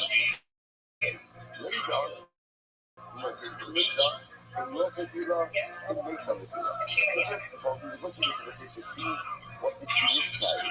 Did she miscarry again? Did she miscarry a baby? Or the other side, it just means maybe she just expelled something else from her body. In other words, not that she expelled a miscarriage. Maybe it was just something else. It was some other discharge. So we first of all, in order to see was it an APL or not. If it's on an APL, and if it was an APL, then you can if it was an APL, it's not going to be to see if it was a boy. So in fact, this wasn't the case of Vadai and Safek. Rather, again, this was a case of Safek and Safek. So again, Safek, whether or not she miscarried a baby, like was it a miscarriage or not. And then again, compound that with the Safek ultimately again, that it an animal taken away. You might say, what the possibility is? From the Bible, it's assuming that the other possibility is no. Once you have a place where there's a full bit of animals, that there's animals there, definitely drag away whatever was expelled from the pit. Okay? So you must say a snake, serious attack of so just pause on it just a second. So just understand, the Gemara essentially seems to say that principle of any Safek motion in the Vadai ultimately again holds. So in Halacha, we accept this principle. Any Safek motion in the Vadai. But if you have what called two pieces of information in front of you, one is a Safek and one is a Vadai. The Vadai piece of information determines the reality, and the Safek piece of information does not undermine that reality. That's why once again, just kind of reorienting ourselves a little bit. That's why how do we get into this? I found a piece of broken Avodah Zarah. Right? So I find a piece of, let's say, I know an image that I know was definitely worshipped as idolatry. So I find a piece, where is it? Where is it? So the answer is no. Why not? It's Asherban. Why? Because I have that guy that this was Avodah Zarah. Second, maybe the actual activity of decommissioned it, and therefore I can't use it right because the Safek, the maybe that decommissioned it, doesn't change the reality of the bad guy that this was definitely Avodah Zarah. Just to point out how important this is so to be on a Safek level as well. Because in the Safek multimedia bad guy, if you want to go ahead and summarize the entirety of Jewish history and destiny in one phrase, this is it. Over the years, like over millennia, we have faced so many statements. So many statements. Like, will we survive? Is this an existential threat? You know, all of it was so interesting. That both of us were looking through on chatting with Usher Rice. He said so many beautiful things. One of the things that I thought that was very shocking was he spoke about in the aftermath of October 7th being an existential threat. The Kappa is threat. So to me that was shocking because for me in my mind I said to myself, there was never an existential threat. That was threat. It was scary, it was overwhelming, but obviously, that's what I said. It takes a totally different thing. Over the years, over the centuries, There's been many stages, right? We faced many moments of existential suffering. Are we going to make it through this? Are we going to weather this storm? Just less than a century ago, they put us in ovens and in gas chambers. It was a suffering. So what holds us over? What holds us over is this principle. In suffering, not saying the bad guy. What's the bad guy? His father says, I'm Israel, is in Al-Hamis. I'm Israel, the Jewish people, we are an eternal nation. That's the bad guy. That's the bad guy. That's the bad guy. And therefore, what holds us over even in times of difficulty? In suffering.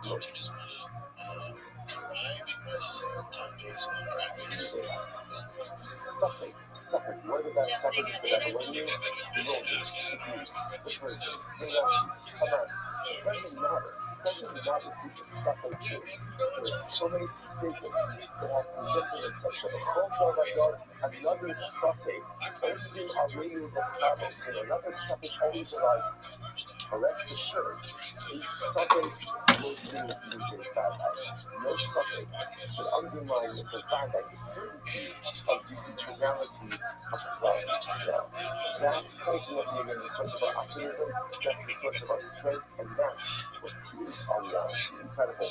And halakhically, as well as hashkafically. It's not the levels that a slave. So it says, remember again, embedded in all of this is this Mahomes of your Turkish. So here's what I know. And again, we'll talk about this more in just a few moments. You can decommission your Avodah Zarah, right? In other words, an apple could be the backup is Avodah Zarah. The shayla is, how does he do it? But your Quran says, it must be what we call active beton, and Rish Lakish says, even passive beton. So let's now go back to what they say. All the people come to the back of let's go from the show, the Shakalela, listen to this. They also receive this in the Mishmar Iran as well. Sorry? Yes, yeah. Sorry, thank you. It's very much a top this year. Thank you. Much a top this year. This right now, how it was. So that's the Mishmar. What the Mishmar say? If you find the image of a hand, the image of a foot, ultimately again, it's also. It's also. So the Gemara says, within Shekiyoti Bahem and Yavad. Why? Because at the end of the day, that was a common image that people worship. The Gemara says, Amai. Why is that? Hashvarim. So we say that's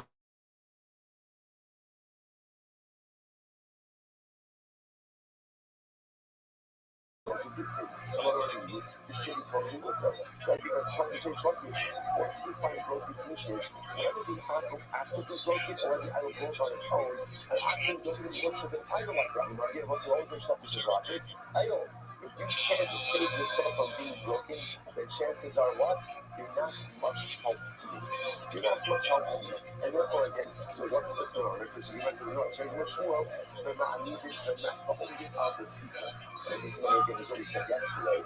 What's the case? The case of the end in the foot is the case ultimately when it's on a pedestal. When it's on a pedestal, then that is quite possible that that is actually a almost like a self-substitution is the wrong word. But its own type of idolatry. Okay, basically, what is the answer? Only become the Bravo is functional, which are Canelo, this was also more discovered. And the Rico Pagan, giving the battle, is on Avodah Zarah. And ultimately, again, the Avodah Zarah of his friend. Meaning, any apple can ultimately, again, negate and thereby decommission any form of idolatry. Whether it's his idolatry that he worships or someone else's idolatry. However, the Israel, Eino Rebbe Baruch Hu, I will say it's actually quite fascinating. We'll see the logic behind this. In order to cover, actually, Israel does not have the ability to negate any form of idolatry. But isn't that fascinating? Right? So, Ovid Kohavim negate and decommission any form of idolatry, and Israel has no power on negation over idolatry. Fascinating. Oh my God. So you're going to say, so am I. To have you got bonus country starting with the how. So why is that? What about a case of idolatry that just breaks on its own? Now, clearly, again, according to Yeshua, you should do it, but it actually work. Rabbi Shepascha, what's the case over here? The case over here is where the Israel dented the overall level. So what's interesting, what the Gemara is suggesting is denting is not a form of decommission. Why not? Decommission requires breakage.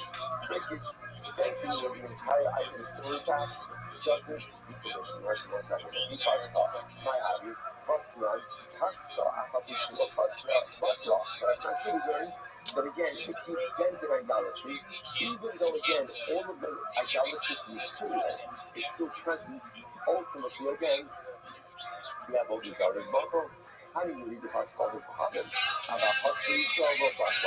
Ultimately, the nation, right? If he actually goes ahead and gets the idolatry, that negates it. But if he's slow against the idolatry, that does not negate it. You know, so Rabbi says, you know what? He first can show her about the book is very important to know. So this is like this. In reality, even when you slow against the Avodah Zarah, it goes in negation. In other words, let's say, denting really is an active form of negation, which makes sense, right? Anything you do to deface the idol should be a proper form of idolatrous negation. So really, even if you strong against it, it's okay. So what's the issue? Why did Chazal say that it's not? Listen to this. First, Ella, Zera. There's a zero. What's the zero? Dilma Magdala, Bahadimavakala. So here's the issue. In reality, a Yisrael has the power of negation, right? A Yisrael does have the power to go ahead and defeat idolatry. How does he negate idolatry? If he breaks it, if he bends it, it also works. So why did Chazal say it doesn't? What are we concerned about? Is to this. We're concerned that what is Yisrael going to do? He wants to negate the Avodah Zarah. So what does he do? He has Avodah Zarah. He lifts it up, like getting ready, let's say, to smash it or to bend it afterwards. What's the problem? Once he lifts it up, that's an act of Hagvah. What does Hagvah do? Hagvah acquires. Once he acquires it, it becomes the Avodah Zarah of a Jew. Once it becomes the Avodah Zarah of a Jew, the Avodas will come in the Yad Yisrael. The Avodas will come in the Yad Yisrael, Eina, the Kela, the Ola. So they'll say, this is absolutely wild. It's absolutely wild. And looks like we are going to see exactly why this is a Gemara in 10 blocks from now on noon days. But again, right now we'll just go with the principle. The principle is any Avodah Zarah that is owned by a Jew cannot be negated. So watch what's happening over here. Can Yisrael, technically speaking, decommission Avodah Zarah? Yeah. How can we decommission it? We can break it, we can bend it, but Chazal said the decommissioning of a Jew does not work. Why? What are we concerned about? That in the process of decommissioning... Yo, big dog, come to my Discord. I'm thinking on Avodah Zarah specific to be hefker, and we'll get into all of this in a couple of days. Avodah Zarah to be hefker, to look to that he acquires it. Once he acquires it, once he goes ahead and he acquires it, it becomes Avodah Zarah of the youth. Avodah Zarah of the youth ultimately cannot be beat. You can't be backwards. You can't be decommissioned. Therefore, again, we are stuck in this situation. So essentially, when we want to try to avoid his Jewish handling of Avodah Zarah, how do you Chazal ensure that? By simply going ahead and saying, you can't do anything to it. Even if you try to decommission it, ultimately, again, it is not going to work. It's incredible. The people of our hand roughly so let's say, just by the way, this whole idea over here of okay, we'll come back to it. Let's just watch. Listen to this. So let's have an Akum who brought stones from Marvelous, right? What's Marvelous? Marvelous is an Avodah Zarah that essentially the Avodah Zarah was a stone formation. So an Akum takes stones from Marvelous, and what does he do? The people behind drop him the Tartios Mutalas. And what does he do? He goes ahead and he takes the stones and he builds them into roads. In other words, he decommissions the stones by using them for mundane use. He uses them as pavers. Like the pavers, and he uses them to make the street. So what's Halacha? Mutalas. The stones are mutter. Why are the stones mutter? Because again, Halacha Lamaisa is actively decommissioning them through using them for mundane use. It's such a people and but again, if a Jew takes stones from Marcos and builds it into the road, ultimately, again, it's not decommissioned. You can't use that road, you can't get enough because it's Avodah Zarah. And my mercy, but why is that? So why do we say it's sluggish? It's sluggish. Why should this be any worse? broke on its own. And according to it's like this Avodah that broke on its own ultimately is decommissioned, to which the Lord says, no, how can I keep the Rabbi? It's just as Rabbi said before. Rabbi said essentially, a Jew can't decommission of Zara. Why not? Because once again, we have this concern. So now we have this concern that in the process of decommissioning, the Jew's going to lift it up. If he lifts it up, he acquires it. Then it's Avodah Zara owned by a Jew. And once you have Avodah Zara owned by a Jew, that can never be decommissioned. Which I think so you know is the catch. So all these competition for Avodah Zara from the example, so this is this side. Every competition for Avodah Zara was learning about the Avodah Zara, and you shave the Avodah Zara. So let's say, so that's for example, I don't shave a tree. Right? And what do? I go and I take shavings off of the shaving tree. So what's the status of the shavings? So the word says, Litzarcho, if ultimately the Akum is doing it for himself, right? He's taking shavings off the Avodah Zara because he wants to, I don't know, make a bonfire, whatever it is. Litzarcho, ultimately he's doing it for himself, then he, the Shikuyaha, then both the shavings and the tree itself become muches. Why? Because the action of taking shavings off the Avodah Zara tree for the Akum's own personal what is itself a decommissioning of the Avodah Zara. Okay, you know, it says, however, it's he's taking shavings off the tree, that's it's pruning the tree, right? And that's for the benefit of the tree itself. So it's ultimately again, then the shavings and the tree ultimately again, then the tree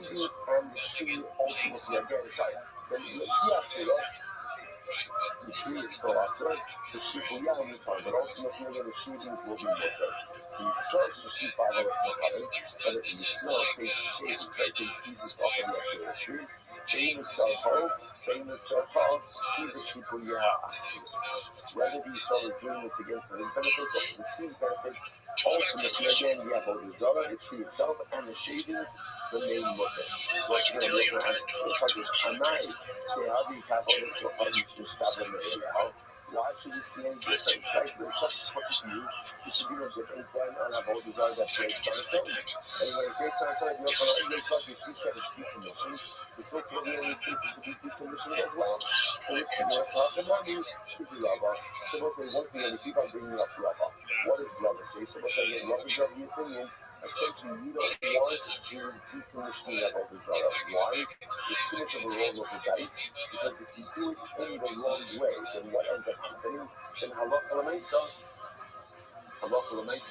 you end up acquiring it, and therefore again, it can never be. There's no control.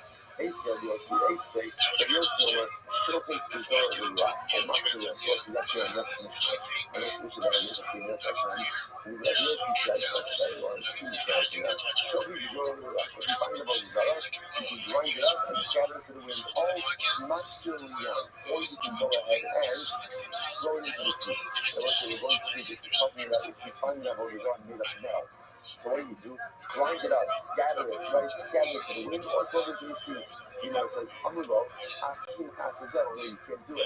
Because if you scatter it into the wind, then what can happen? It becomes fertilizer. Here's what it says, Exceed, or you fuck the other community. You're not fair. Plus, it says, reading, you can't retain any part of Avodah Zara for your own use. You know, so, but I'm not again. Once again, if you're asking a shortish, I'm not. They have the Kabbalists become Shishkara Me'elaha, but once again, why? Because it's plenty of should be fine. It's plenty of shortish. Even if Avodah Zara breaks on its own, ultimately again, it's decommissioned. So in this case, a grinding it up should also be a decommissioning. So who cares even if it does act as fertilizer? It's not Avodah Zara fertilizer, to which they must talk. Money to the Rabbi.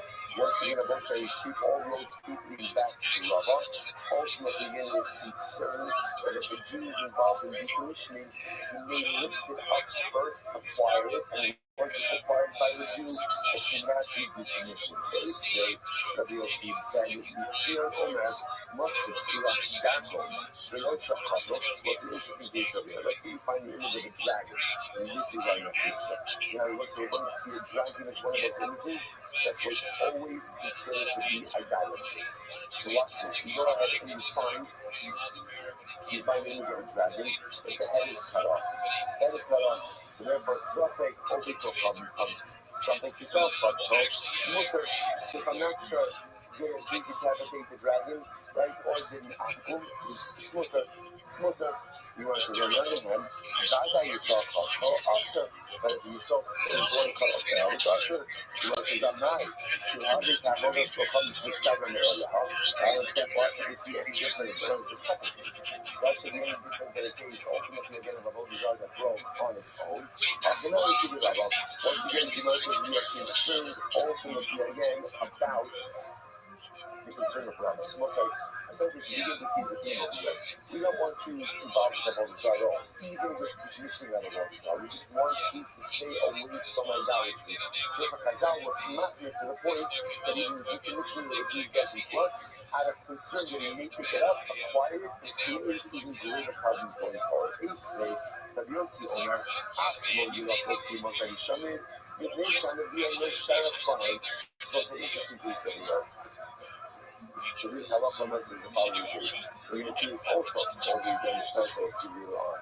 Halacha is in general both sides that about what is the halacha concerning certain vegetables underneath an ashera tree.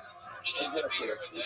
So during the summer, the problem is that the ashera tree provides shade, and shade is beneficial obviously to the vegetables, to the produce. Right? So therefore you can't have in the summertime, however, in the winter, the rainy season, ultimately the shade is actually detrimental. So therefore, you might want to suggest, the Mishnah wants to suggest that there's no problem planting vegetation underneath a shade tree during the rainy season. The UFC says not true. You can't even plant vegetables underneath the tree during the rainy season. Why not? It's no shanavia, even no sheretz alim. Is what can happen. The leaves of the tree fall off, and the leaves themselves act as fertilizer for the growing vegetation. So I'm not allowed to watch the forming leaves be a problem. After all, to having Kabbalah comes from once again, it's forming leaves should be no different than what? Fallen items. And the criteria is like this: if an item falls and breaks on its own, it's buckled. So if a leaf falls off of the tree, it should also be buckled. Sure, if I'm a fertilizer, which means it's living a shiny house, the acre of all that stuff up in Kayanis. No, in the case of the forming leaf, it's different. Why is it different? Because the primary part of the idolatry remains intact. The leaf may fall off, but the tree is fully intact. That kind of endows the falling leaf with that Bodhisattva identity, even after it's no longer on the tree. You must well say other days, when days 42b, the Gemara says, Shipuya. What about the case of the shavings? That one, like the Asherah tree shavings, you can have other stuff in Kayanis, but once again, the primary part of the Avodah, i.e., the tree is still in existence. We can tell you, in that case of Osai, you said, with Sarkar, he has to the Shipuya Mutarius. We said that even in the case, ultimately, again, where you're feeding the tree for the benefit of the tree is also.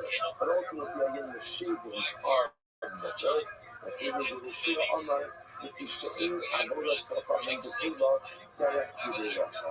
Ultimately, we also said a simple reason because an Avodah Zarah, you can't use Greek in an Avodah Zarah, you're not being Greek, really it's functioning in its normal, natural way. So since it is normal for leaves to fall off trees, that act cannot create a sense of negation or reality of negation, which makes sense. You want to say, Ace today, and Shemar this website. So up until now, all of these questions have been from Rabbi Yochanan to Reish Lakish. So now again, website. Rabbi Lakish focuses on one simple case. And Avodah Zarah falls over by itself and breaks. Is the Avodah Zarah bottled or not? Rabbi Yochanan, no, because negation of idolatry requires active negation. Reish Lakish, yes, because even de facto negation, right? But passive negation ultimately works. Up until now, this entire Amid has been Rabbi Yochanan questioning Reish Lakish. Now we switch gears. So Reish Lakish asked the Kasha on Rabbi Yochanan, here we go. Kan Sheverish, you don't Lakish, so now you go more. It's also interesting case here. If you have a tree, now the tree promotes catfish. Right? The tree wants to raise in a fish. Now what happens? There's a nest on top of the tree. Some birds made a nest on top of the tree. What's the halacha? No learning for a mom. You really should not get benefit from the nest. But if you did so, who have not committed milah. Rabbi says so again. Rashi says over here, second Rashi, second left from the top, lo nani, that's the Rabbanon. So you can't get benefit, the Rabbanon, below more, right? But obviously, again, the nest itself is not considered to be part of the tree, and therefore, if you do get benefit from the nest, ultimately, again, it's not to me. Fine. So you know, let's analyze. The Rosh Hashanah, what about if the nest is on the top of an Ashera tree? The same case. I have an Ashera tree. On the top of the Ashera tree is a bird's nest. I want to get benefit from the bird's nest. So what can I do? Yakiz Bakana. So what can you do? Knock down the nest. Knock down the nest. Ultimately, again, with a piece of wood. And therefore, you can go ahead and get benefit from the nest like that. Like that. So let's say something else. Yaakov Bakana. I'm sorry. Rosh Hashanah Yaakov Bakana. Hassan Raikva. Because Nishpa Ule 18 Nikim Sabah. Now let's say this is very interesting. So now, again, what can't I do? I can't, in both cases, I can't climb the tree in order to get to the next, right? Because climbing the tree is usage of the tree. But with the other tree, interesting enough, what can I do? Just take a piece of wood, knock down the nest, and get back to the nest. Now, the Gemara says, let's say, what is the bird building the nest from? Now, the assumption over here is the nest on the Ashera tree is being built from wood or from twigs from the Ashera tree, right? And yet, what does the Gemara say? You can't scale the tree, but you can get benefit from the nest. But that nest is made from broken pieces of the Ashera tree. What do you see from there? That once a broken Zara breaks, right, even on its own, even though it has not been actively broken, it's decommission. So the Gemara says, the case of the assumption over here is that the bird is building its nest from twigs, broken pieces of the Ashera tree. The Kahani, Yaakov Bakana, and yet the nest is mutter. So here's one says, this supports my assertion that broken Avodah Zarah, even if not intentionally broken, ultimately decommissions the Avodah Zarah. The Gemara says, no. What's the case? If you go into ICH in the Alma, the case of not necessarily. That's not necessarily how birds make nests. Birds make nests. Birds make nests in trees all the time, but they often bring materials from other locations. So the case over here is the bird made itself comfortable in the Ashera tree, but it did not gather the materials or the nest from the Ashera tree. Rather, it gathered the materials ultimately again from elsewhere. They can only become Rabbi Hektish. So again, what's the raya for that? The raya for that is look at the Hektish case. What happened in the Hektish case? In the Hektish case, what do you want to say about the bird's nest? Or about the bird's nest? No namming or about the tree. No namming about the nest, sorry. No namming or no. So again, you should not get benefit from the nest, but if you did not commit milah. So let's analyze this. It's in the Alma, simply talking about a case where the bird builds the nest ultimately again from materials in the belt, right outside of the hectish tree, and hangs the kind of the hectish one there in the more. So then it makes sense. No nanny Rabbi. So again, Chazal said, we really don't want you to get benefits from that nest. Right? Why not? Because it's attached to a hectish tree, and you can see how accidentally you may come to scale the tree. But it's the Rabbanon, and also the Lavor in the Daraisa. But there's no Milah. Why is there no Milah? Because since the materials for the nest came not from the hectish tree, but from the outside, the nest itself is not subject to Milah. Already, on which Shava eats in the middle of the King Sabahem, and my Lamor, Hasabishi. And again, once they fall off on the Maisa, the bird is building the nest from the tree itself. That means again, if this nest is made from twigs from the hectish tree, then what's the status of the nest? The status of the nest? It's hectish. If it's hectish, ultimately again, then you're not allowed to benefit from it, the Daraisa, and it's leading of the Daraisa, which the Gemara says.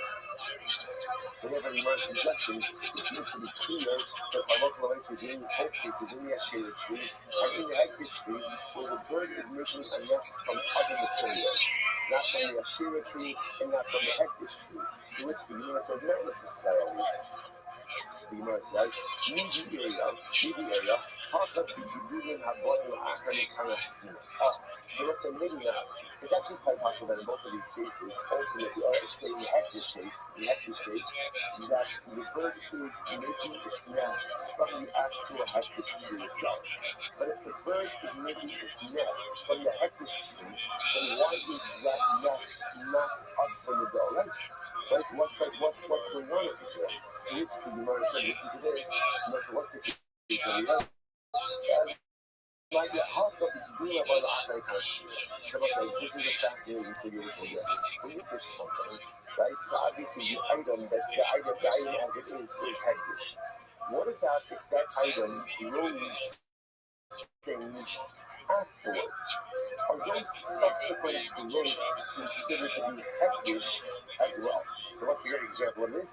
A tree. I'm not push a tree, on on Tuesday.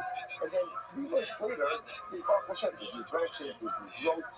Are those new branches and growths subject to the hektish designation or not? That is a machlokes. That is called Gidulin Haboim La'achan. Growth which occurs after the designation. So they were talking about over here, the bird, so again, I was not pushed the tree. And then again, 3 months later, when new branches grew, the bird took twigs from the new growths. So it had made the nest out of those new growths. And therefore, again, so now is the nest hektish. That's an actual lesson. You might see the Kasabar, and the author of this place, or also of this Mishnah holds, the Allah Maisa, the hektish designation only developed upon the tree that is different at the time of the designation. So anything that grows afterwards is not subject to hektish, and therefore, again, the nest is incredible. But the Avo, my lap is ultimately, what does it mean? What does it mean now? What does it mean when it says you can knock the nest down and get benefit from the nest? That's working. It doesn't mean the nest, it doesn't mean the nest itself. The truth will be that the nest is us. The nest is us in both cases because it's made of a shela or because it's made of a hektish tree. Either way, it's us. So what's mutter? What can you get benefit from? The chicks. Because when we say knock down the nest, it means you get benefit from the contents of the nest, but not the nest itself. I'm going to be about the Tachlifa, a sablacha that's broken. You can apply this to both cases, both to the Ashera case as well as the hektish case. Moses in both of the cases, ultimately, perhaps, you can't get benefit from the nest itself, especially for setting this up as a case where the nest is being made from the hektish tree or the nest is being made from the Ashera tree. And again, even assuming that the materials weren't present at the time of the designation, they were going with the opinion that whatever grows to the tree is going to be hektish or avodah zarah. So what the case? Why am I knocking down the nest? Not for the nest material, but rather what? For the chicks or for the eggs inside of the nest, and that will be mutter. That will be mutter. The beitzim and the canisters. Let's listen to this. The shir says, for the chicks, it's going to be mutter, but for the eggs, ultimately, again, it's going to be usher.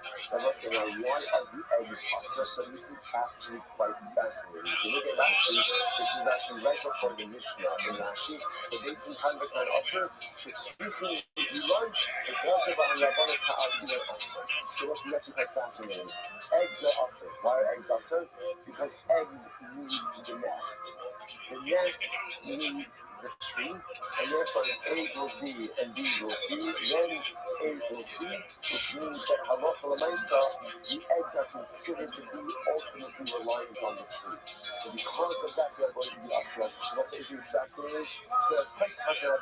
There's a lot of variables going on over here. But the word suggesting maybe in all these cases the nest is usher. Why is the nest usher? Because we're talking about a case where the nest is made from the Ashera tree or from the hektish tree. So the nest is going to be usher. The nest is going to be usher. So what does it mean when Brisa says, take a stick, knock down the nest and get benefit from the nest? It means the chicks in the nest. The chicks are mutter. But the eggs may be problematic. Why? Because ultimately, again, since the eggs need the nest and the nest needs the tree, therefore the eggs are considered to be dependent on the tree, and therefore the eggs are considered to be an appendage of the tree itself, so you can get benefit ultimately again from the chicks, but ultimately not the eggs. It says the beitzim coming down from Rashi, Shafrokin, Shetzricham Iman, debates in double. This is very interesting. Chicks that are so young that they are reliant on their mother have the status of eggs, right? So which makes sense because the chicks that require the mother are dependent on the nest. The nest is reliant on the tree, and therefore halacha rights are not nice. Therefore, it turns out that over here with the space of the nest on top of the asher tree and the tree, you obviously can't scale the tree regardless. Right? By the other by what can you do? You can knock down the nest. But why are you knocking down the nest? So usually you can't get benefit from the nest because there's a concern that the nest itself is made from the asher tree or from the hesper tree. What can you get benefit from? Independent chicks. Independent chicks. Right? Allah said that is going to be mutter. Right? Right? So you get benefit from the independent young birds, right? Or alternatively, from which you can get benefits from is the eggs or from the reliant young, because those are considered to be dependent on the tree itself. I will say, we'll stop with different ways, but again, let me just say the halakha l'maisa. So the actually, let's say, tomorrow, we'll pick up when we'll finish up with the halakha l'maisa, like what do we do in that matter? What do we pass in, right? And then we have to see the next Shan, adventures in Avodah Zarah, Shkach, everyone. Right, everyone's have a great day. He's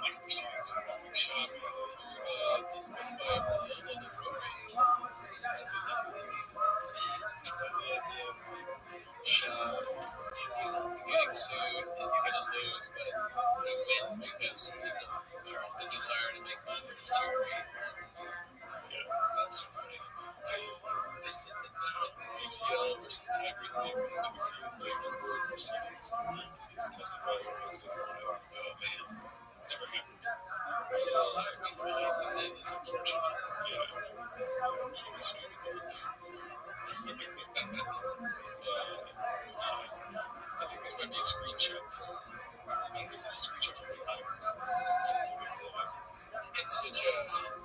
Like, what is my life right now? This is kind of some random guy that you don't know appears behind you in a court thing where you're being sued. He looks like that.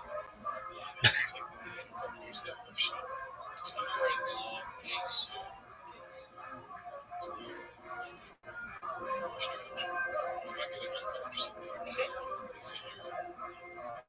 Bubba just learned about property taxes and learned about Social Security just about data government.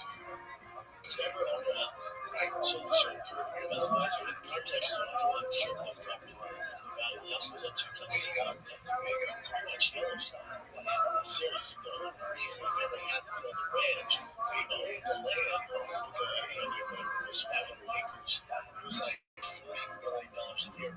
So you drove your grocery traffic never owned your land. As soon as I was going to park for this is fucking, it's size.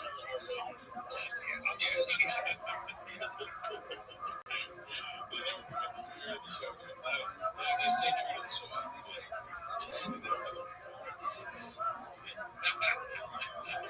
They got some big plays. And the big guy is the voice of us, and then the trailers.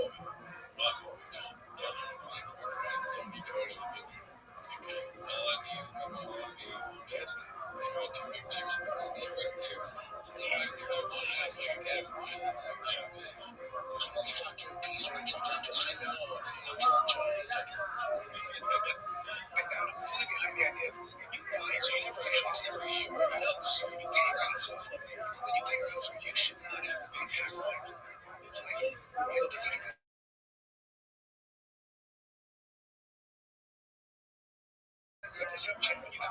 all right, so let's say good morning. Good morning. Begin by thanking all of our sponsors for this morning to thank our annual chemical response. Person very stuff.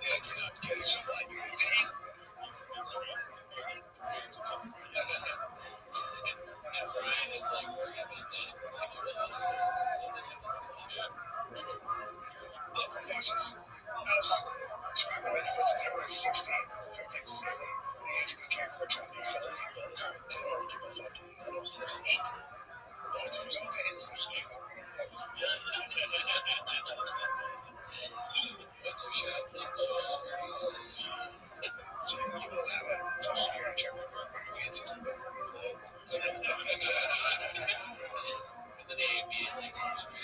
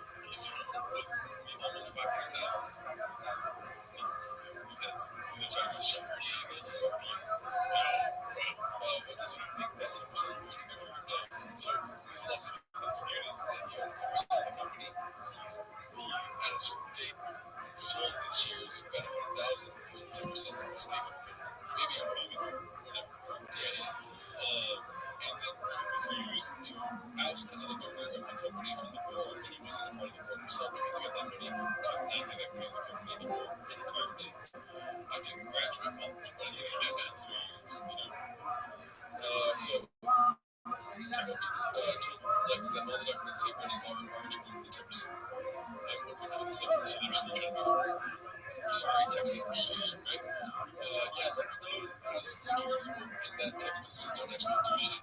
Where the signed documents are evidence of procedure. Where was the shareholders meeting? None of it happened. I'm guessing Peter is OOO. Can you tell me what OOO is? That means like a way out of commission or some shit. It's like something you put when you're out of character. So you know that from playing Battle Master back in the day. You know what Battle Master is? Yeah, Battle Master is like this European game where you have like you kind of a realm. This is right before Game of Thrones too, by the way. This is when I was like 16 or 15 years old, and you were like fucking see. By the way, guys, I'm 6 this week, so I'm not going to be as active on the fucking absurd. Back to being my guy was named People Know My Balls. I was a lord in my hands. And my adventures were only Latin games. I bet you the communication you have with them is like way less like hilarious than this. Like, I mean, it's probably funny because you think it's funny, but not funny to laugh at. Like this is. It was fun if you were me. It's kind of weird. I still can't get Pat. I'm gonna love you. Anyone that comments on Batman next week. I still can't get Pat to respond to my text requests for a call. We need him writing up on this now. With the attachments. Why don't we get that just to pull for documents in the GVA for case even a radio report credit is not yet rated well. Case it was 10 does not equal over 50, which also reduce. He's saying like he had 36, he had 10, the rest of them are whatever. Right? It's a stupid plan from a stupid band. Celebrate. They were there for something here. Maybe a side affidavit from Britain saying that he isn't incorporated, that he believes himself to be 10% owner and squash all the claims Brady has. Brady is using Britain's lack of ownership so that Brady had been a majority shareholder and that he was illegally removed. Right, we have all this report documents from Brendan signing as a shareholder. He was saying he gave back the shares in 2003 and changed anything. I don't think so. So they're good. And then he keeps going on. He's just grasping at straws now. I'm trying to find something like that. As we see, Mr. McMahon. That's the one that I've got. A nice piece of evidence of PS defense business. Pawn shop. Pawn shop. Maybe. Okay. So Pete is having which is wild to see. Which is Direct Hemp is a company, I think Lex Tex here, really likes it over well, but it's traction documents to get rid of this system with Direct Hemp based on bioequivalence we have with Dan Ritter. So that's another part of this. And maybe I'm going to do like tonight, but he had a non-competition agreement with Pure Spectrum. So he went to Direct Hemp, I think, and signed it with them during the non-compete agreement with the other CBD company. So then in the other cover sheet there, other pages above this, there was questions in a controlled setting where you call those like testimonies, sort of like of people saying like, did he have a non-compete thing? It wasn't called that, but it was a non-compete. It was just different. We made him sign a non-compete. Great, okay. Pure Spectrum. And so he was like, fuck, he's got a little skills. He had like passive research systems to really be like, I think we're done for like whoever should love. He's like, keep kicking ass. He's like, love you, keep kicking ass, dude. Right from these people. Teenagers, any notices to me. Brady, do what you feel you need to. However, you understand we will respond accordingly. You can serve me or sense certified users might have a good day. Lex is like, fucking monster lawyer, dude. Anyways, so you can go through all this if you want. That's my. I found it interesting when they call me stupid. So, yeah, I mean, you say that, it makes me tear. Like, it makes me never want to take somebody out. And, like, because they guarantee that that's going to be something. But then all of you read it, like, it's fucking crazy. 20. So, it's so embarrassing to even think about it. Yeah, the judges thought this was going to see. This. The life of a judge must be pretty wild. Things like Big Boy, type of thing, Green Ski, and Green Day, like, you go home and watch like I was moving and stuff like that. What if the judge was like super quick? Like he just doesn't, it's like not even interesting. That's the prohibition. Like that, anything, there's such interesting cases. They're born, they're going to do this whole shit. Like, we're in a child who does it, you're safe, you're something. Yeah, so we just stop doing it. Honestly, you can't lie to people today. I don't think it's a big deal. It's just, we got less. But I get more views on my account. The judges' more pieces like fucking. I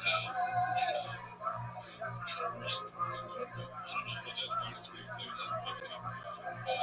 Why is no one talking about this for that's like right to 6:38? This is something else to themselves. It's a busy weekend shit. It's hard to get through everything. There's 20-minute videos we can't watch in 10 minutes. This one's Ready Job trashes the field on Brian Kelly, Nick Fly, and Nick Audio from Buffalo. That's the narrative? Yes. Also, though, the most interesting part was just the trash and Brian Kelly. Oh, man. You gotta find that. I'll find that. That's cool.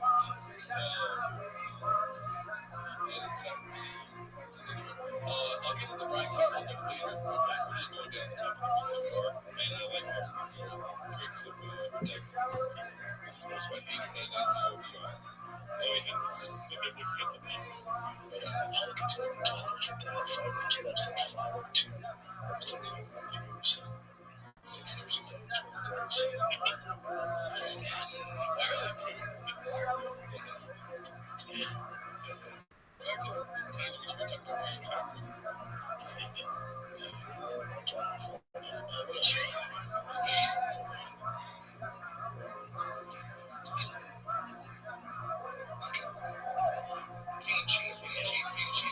That's it. Yeah. He meant it to be like a 5-minute. God damn it. It's too weird. Yeah. My phone was investing in defending Austin starts Monday to become legit. Like, some comments saying, hey, as much as it's the same. Sad. Yeah, well, that's like the main thing for a podcast.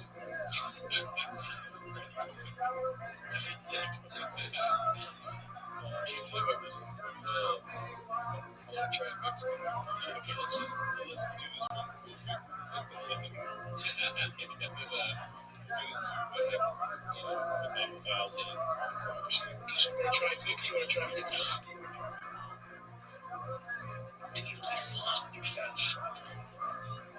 Yeah.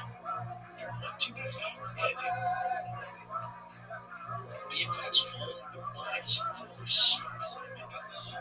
That's not okay. It's not okay. It's not acceptable. You need to fucking work out. I don't even do work. I wear your fat ass out of bed where you want.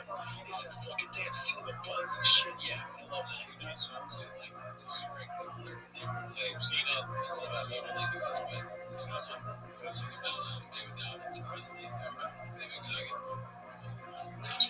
Oh, shit. It's a big mushrooms. Like, what? If you don't watch Raccoon Tweeties with Jordan, just go for that.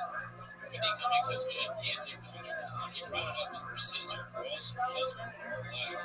Ashley, a great person, never met her. And Ashley's like, oh, yeah, she fucking talks about that all the time. She thinks she has big nostrils. I thought she was crazy. That's a mushroom. Where there's smoke, there's mushrooms. Yeah. So, but yeah, oh, my God. That's right. That is. Yeah, that was bad. It's a fun. It doesn't bother me about these answers that they're right on. Both one and the same. With the movies, you don't know what you're not as weird, but they are. You can't see them, and not everybody can see them. You're like this, right? You can't see tattoos. You can't. Right nostrils are fucking weird. You can't see my tattoos. You can't see my tattoos. You can't see my tattoos. You're just a piece of shit. You get off your ass and start working. I don't know what that is. Man, you know fucking man, dude. Like, you're so big. It's not really sure. Let's go to the, that was great. From today, we are, this is Delphi TikTok numbers guy, CJ Casey's 10. Everybody loves that graph. I love graphs too. This is actually, proof of evidence. 2 million, 3 million, 3.9 million.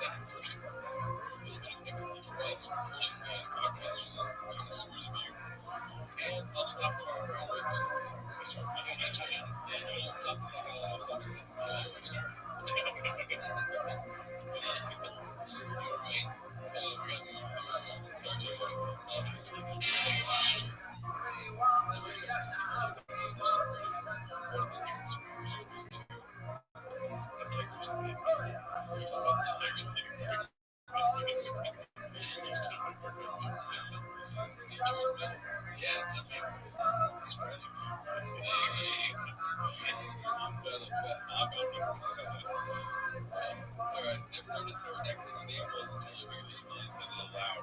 Just about anti-blackmail. So here's the one. That's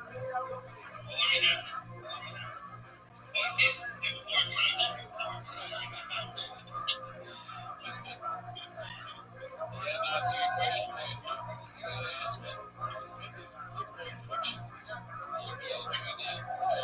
Okay, and then maybe I can for the Brian Campbell reference. Okay, we need to see that in the audience. See your reaction. With 40 and you make reference to many people who read. This went down yet. What's this? How is this?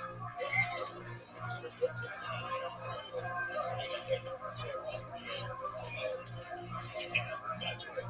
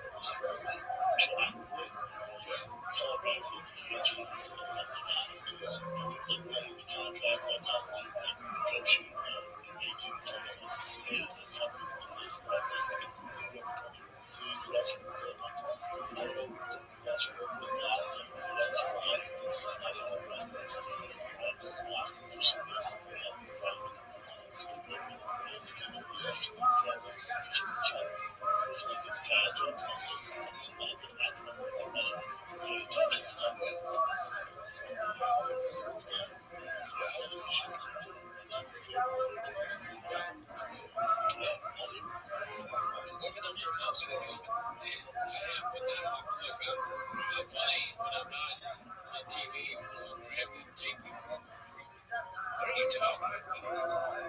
It's just a lot of code there. And you have to, when you talk your shop, you gotta come up like, in the liar, to make him feel it. Right? So he's not lying. He's being honest with him. He's saying, sure. Anyway, shop him up. Oh, yes. Oh, no, but I'm saying, I wasn't trying to act on that. But, shop is not shy. It's not somebody who's been photos, basically. Yeah, like, for whatever reason, it doesn't bother me. You just have to show it. It's stamps there. Yeah, it kills the bit. The golden hour to 5K. It's just a weird thing. Yeah, it's just, I mean, it doesn't, unless they're broken. He can't be silent. He has to put himself in a game with people. He would be, check it right. Yeah, that's impressive. So there's me.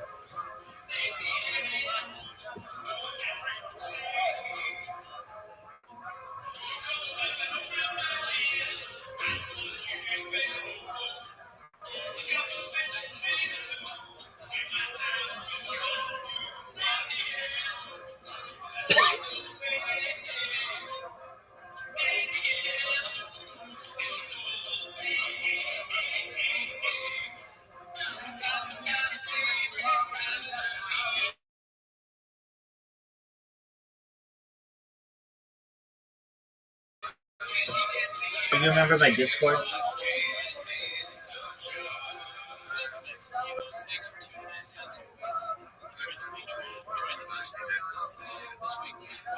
All right, well, make sure you join it, big man. The link's in my profile, big dog.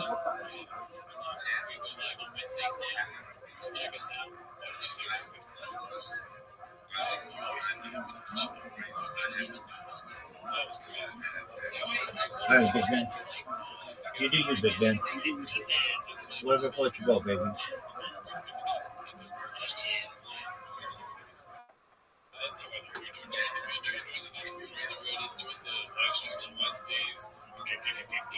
Come on, Discord. We got a bunch of people in here.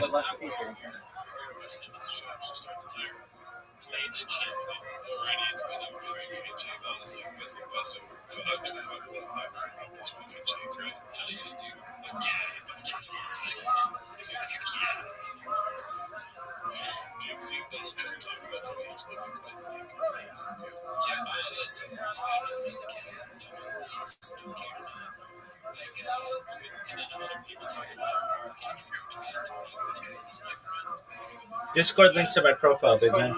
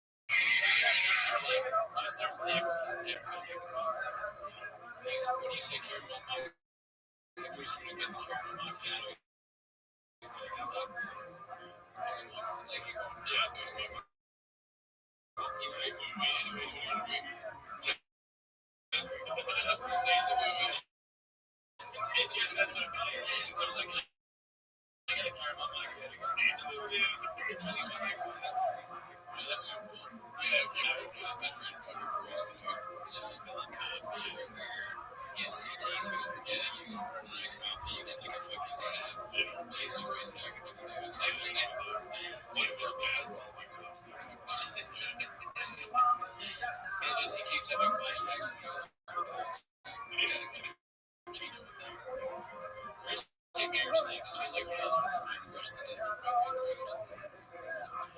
It's so funny to me that he would be doing something about a priest. It's like he just keeps going on.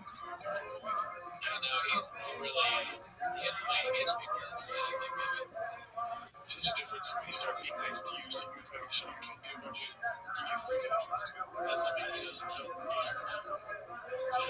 Alrighty, here goes. Also coming soon, maybe just by the mind's eye 310. King Birch. I've always been a fan of Carl Birch, but was recently learned that you were doing a collab with Dreyfus Areas coming up for me for this season 6. I'm one of those members since Michael and 11-6 were credit. And then they took an invasion. Oh my god, I wanted to know if this is legitimate collab, and if so, why would you choose to work with Brandon as a program? This is true. Guys, it's pretty sad to be married to them.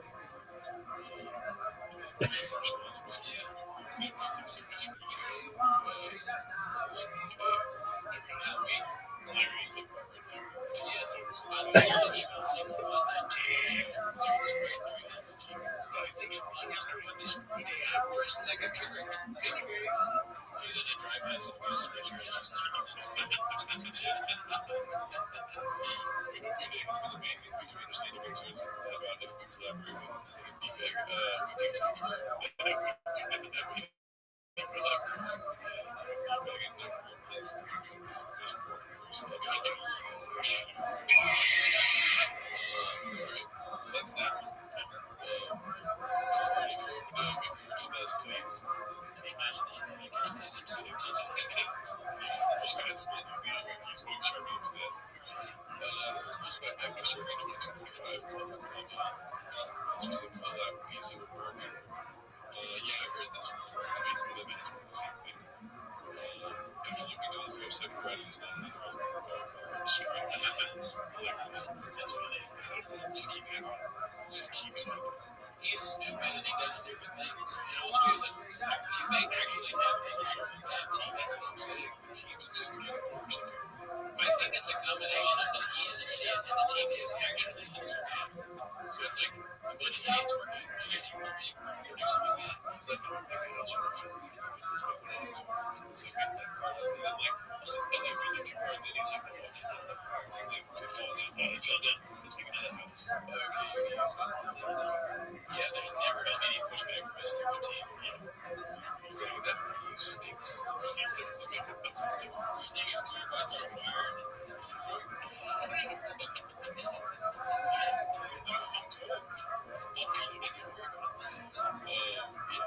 Okay, so let's go to some Chin's clips. This is posed by Toronto Rapture, and I'm going to close out Callan for declining an invitation to perform at his appearance at Coachella in December. And he was not invited comedians to participate in BJJ. Papa was able to consider. He was invited comedians. It's hilarious. It's fun. Papa is his big lessons. Papa doesn't do stand-up. He's just no mention of Sean. But I think there might have been a conversation about it before. Maybe not. Maybe, yeah. I mean, he knew about it, or at least he's pretending to know that. It's like all the guys are like, oh, don't say anything to Sean. Maybe it's one of those things where it's like a bunch of friends, and one friend shouldn't be at something, so they all talk about it, and they're like hoping that he never mentions it. Yeah. That's what that might be it too. Or surprise guest. Yeah, dude, you can't say anything because that's the surprise. But Travis was like, it's like, oh, yeah, that's the surprise. Fuck. Well, maybe alright, let's see. So, we got a lot of clips from the latest bike opinion. This one's posted by Confidence Search 8648. It's called He Admits His Mexican Cartel Story Muslim Shroud. I haven't seen this one.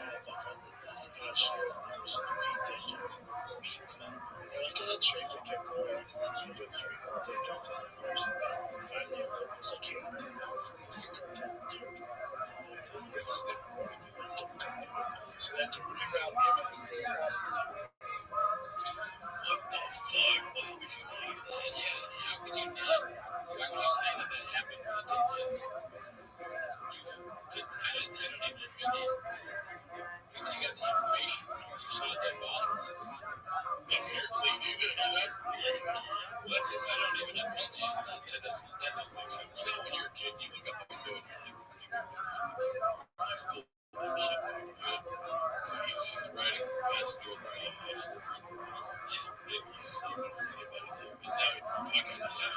That's so messed up. These fucking interns in Mexico. Yeah. Mexican as shit. Like, you try to clear me. Alright, let's see. I just closed the computer. Press the right click. We go to post time. We had a file. We go to post time. Oh, dude, you just came through. Yeah,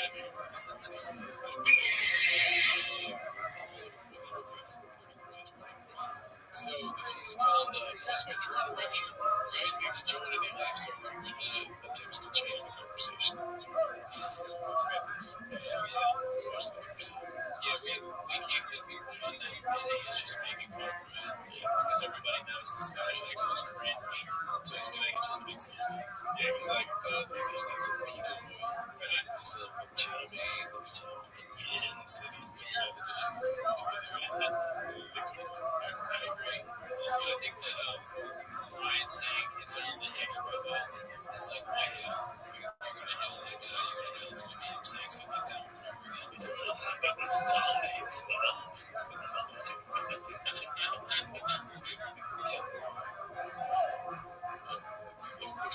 His assistant, I think that Papa is standing up for his friend. I think he's like trying because he knows that they're just laughing because they're making fun of Ryan. He's so terrible. Like the Scottish accent there. Like, maybe Joe was to Joe and like dated for I guess they're making fun of maybe the Scottish accent so he's laughing at him. And Brandon knows that, so he's like, hey, Joe, what would you do with it? He's even kind of angry when he does it. He's like, what would you do with that? What would you do with it? Mass. Hallelujah. And then, so that's what they was just doing so that he can say his friend, which is him. I think you're able to check the majority of that. He's probably like, yeah, he just wants some attention. And it's the attention that he's not caring about.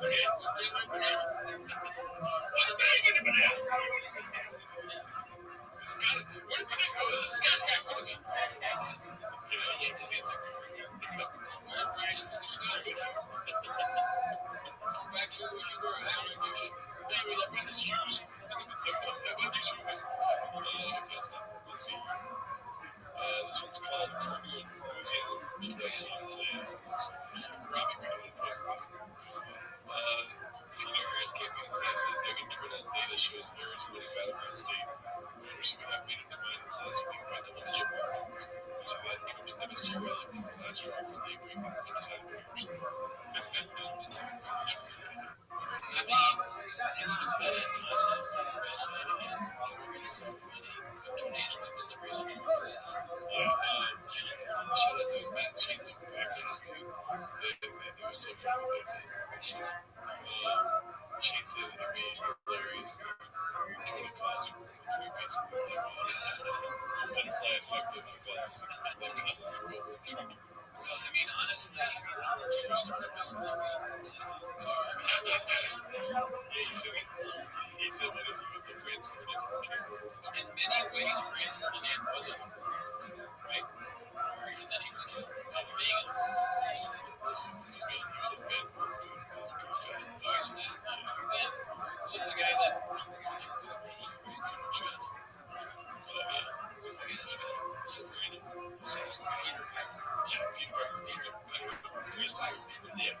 He shot him. So, alright, let's see. Next. Spear Grace is unsure. Post by an hour kill if I authority. I mean, you know what I mean? What was that? I had so many issues with this. Like when I first seen it, I understand. I had the bar, you can restaurant. Please, trope out people do. Yeah, the bathroom self out until I'll try fast. Try fast, I guess. You know. You got the grease in the face. Who's revenge trying to please in your face?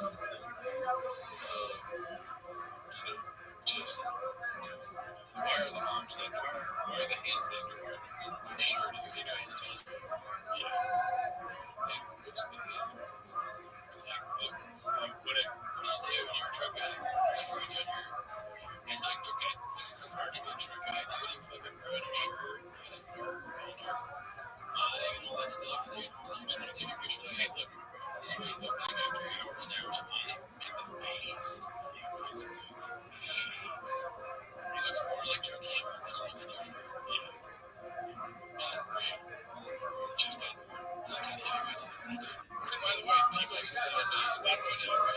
Next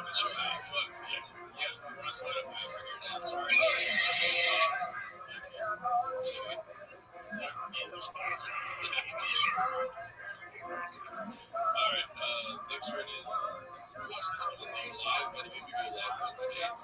We watched the whole Tony Hitchcliffe MSG rally this last week. Here's what haphazard Norway brings up the question of women's and kids' parentage. They look up like winning just baby, we're losing dead baby next to you.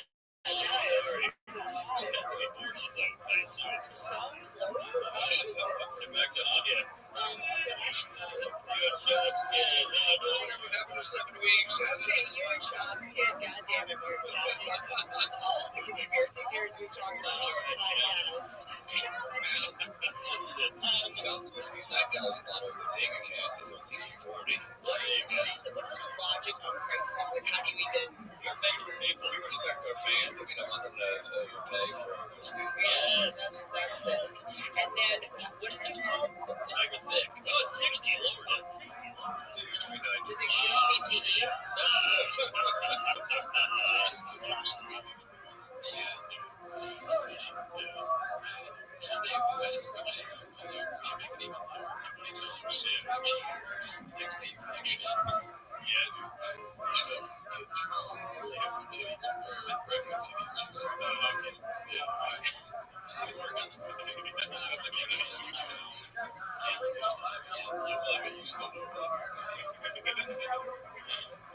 Already, this one's posted by Cable Manager Part 2. Always been a Yankees fan. This is Joanna's shop posted this. The Dodgers win tomorrow, so my Yankees come up that ass. What do you think about that? You're a Charlotte Dodgers fan, right? I don't even know what it means. So she was hoping the Dodgers beat the Mets so that the Yankees come up. Yeah, so this is the market in the past. That's nice. Well, if you're a shop, you're used to this. Yeah, I'm a Giants fan every day. Everyone beat the fucking Dodgers. I mean, how infuriating is that? Yeah. Well, she's here. So, hey, we should leave. She's here. How about Bruce? Oh, I didn't see the whole scene. Damn, she has all the hats. She's just like running. Jesus Christ. Cubs. Two Cubs. Run. I mean, I can do this too. Okay, this is a basic picture. She really said I can do this too. She's taking pictures of me and I'm in the hats. She's a real fan of ball players, if you know what I'm saying. See, there's another Wicks. Kansas City Royals, why can't they stick to one team? I mean, I grew up with that's like that. They like different sports. Chargers, I go to the Chargers. But it's just like all baseball. It's weird to say the Yankees thing and then have like she's a big fan of the Yankees when they choose another. Yeah. Kansas City Royals. It's cheesy as all it is. It's like running Mexico. Yeah, it makes sense. This one is LA. Just painting a narrative. You should sell that with fucking fake bags. Okay, that's good. Anyways, anyway, tons of hats. You were head first. Those are your hats. Really? Is that true? Travis, I got it. No, seriously, I had a Nets hat because I love Kevin Durant. He got off the team. I honestly think you could do with the interview, just the different hats. Do you think most were like the Yankees are going to be the Dodgers? Yeah, Dodgers. What about the baseball? Yeah, really good. I just had one of my that's because they're on the top. So I'm painting there. That's 100% true. Let's see what happens. Just I don't think there's no pictures of them. Yeah, but now everybody knows. This one's posted by Ambitious Tip 3152. It's called I'm Just a Color Blue Collar Truck Guy. Hilarious. You always see this before, it's just so funny when you look at it and laugh. This is not a good picture. Nowadays, maybe not.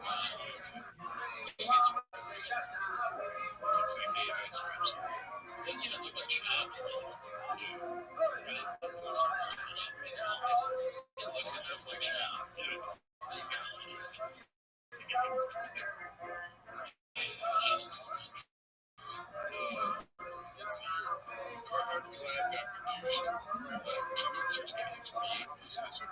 So I'm assuming these things were collapse that were supposed to happen. It doesn't say from here, but so maybe these are like, this is what it looks like now without the curve.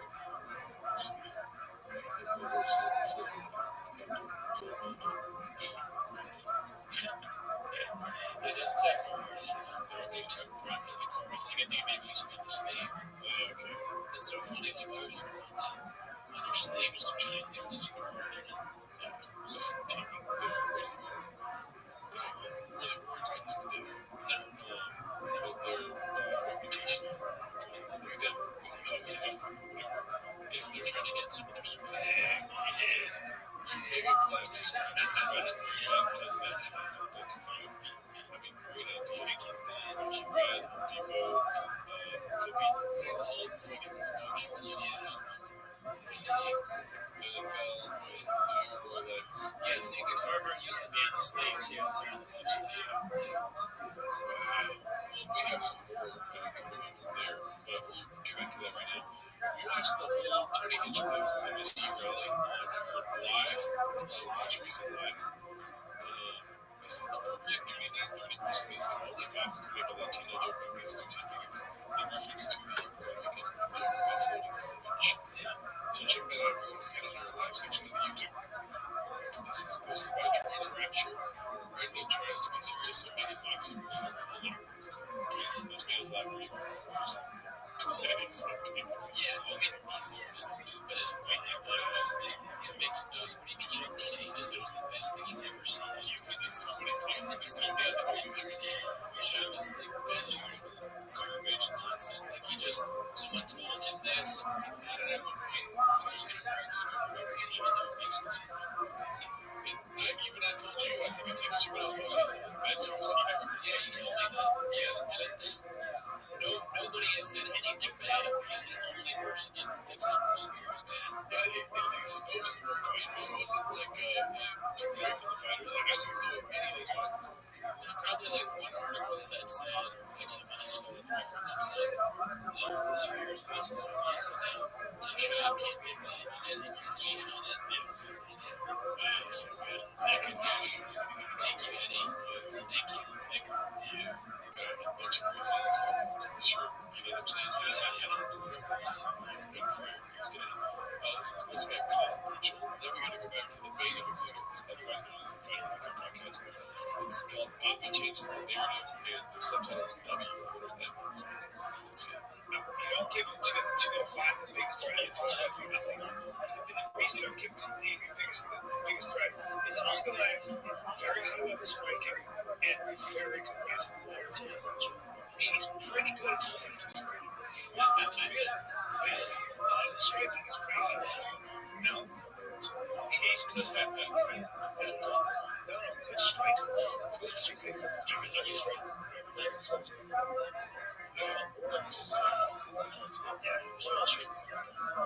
I think the highest striking is nowhere near the same area.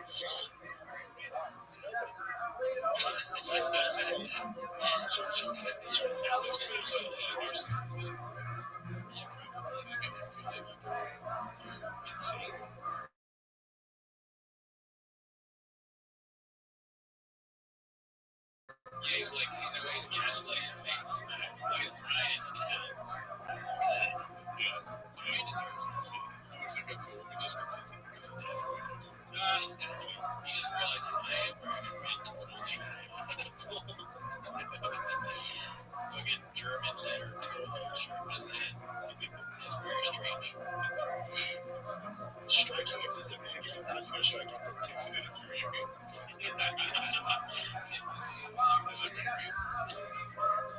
This wrestling is cool. Right. And Klaus striking this wrestling is and he went down. The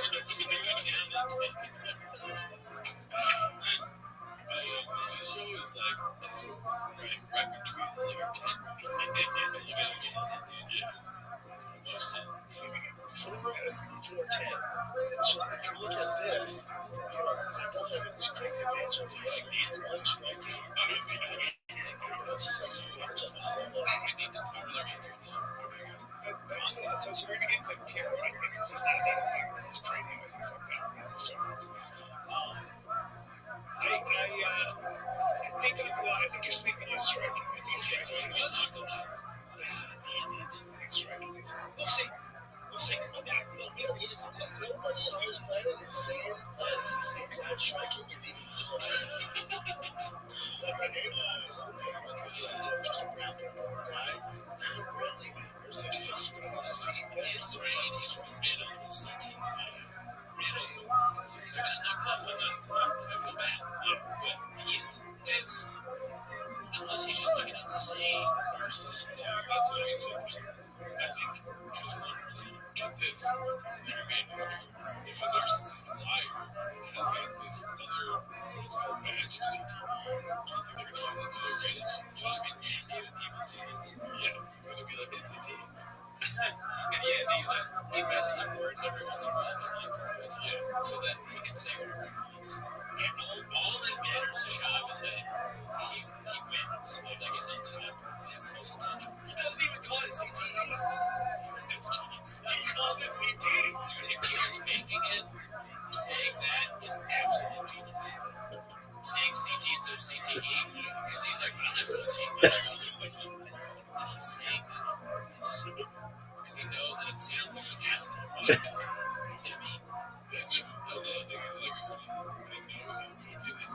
It's not really going to go his way because it's going to be cooking others. He just hands go wild sometimes, dude. I mean, we go and catch the clips. And most people don't want to confront someone like that because they feel bad. They feel like they're calling him stupid when he's doing that. And then you go over here, and then you go over here. And you don't want to be like, dude, you're not making sense. Because that's, and then I was waiting, and then I was in a cookie, and I was teaching my kids people. Yeah. So that was wild. Let's see here. It's called In Hindsight. This is treated really great shot. So much happening here. Third dish long.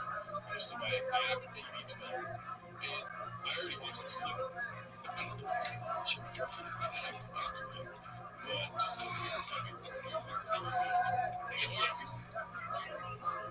hey, I need to get out. It's Thursday, Friday, the hot on LA. Special notes there. 11:50 in Dallas. Shooting here in Dallas.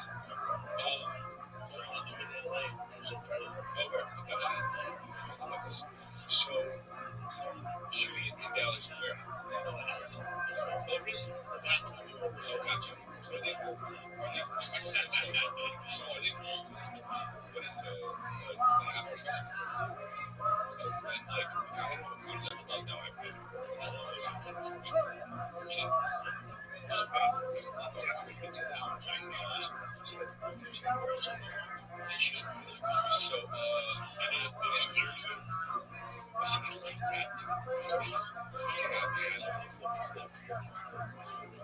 it's just like, it's so different now, and it changes so much.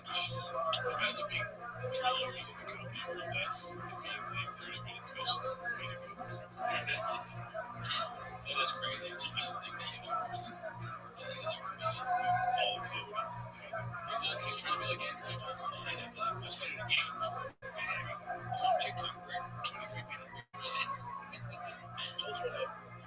Netflix in the gym. I'm not going to Chappelle. And everybody's not going to make this. I think he goes now. Especially when they get on each other, 36. But an hour. Yeah, why would the group was not by that? I'll just say 30 minutes. Right? So I take it. I'll take it. Yeah. I just think we don't 30 minutes. Look at guys putting stuff out on like the rest is bad.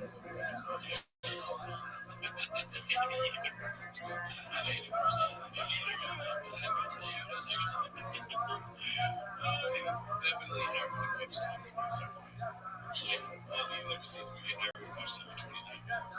And so that is we're going to make 29 minutes a shot. We're going to keep it 10 minutes. Yeah, that makes no sense. If I found myself for that, I would at this point take if I quit some man, I absolutely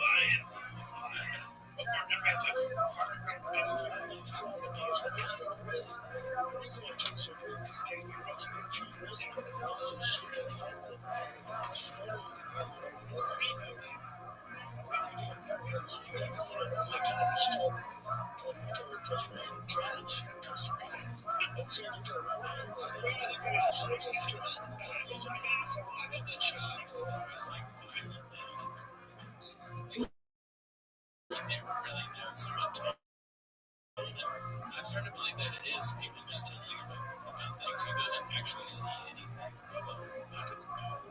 Costa Rica, or Costa Rica, whatever.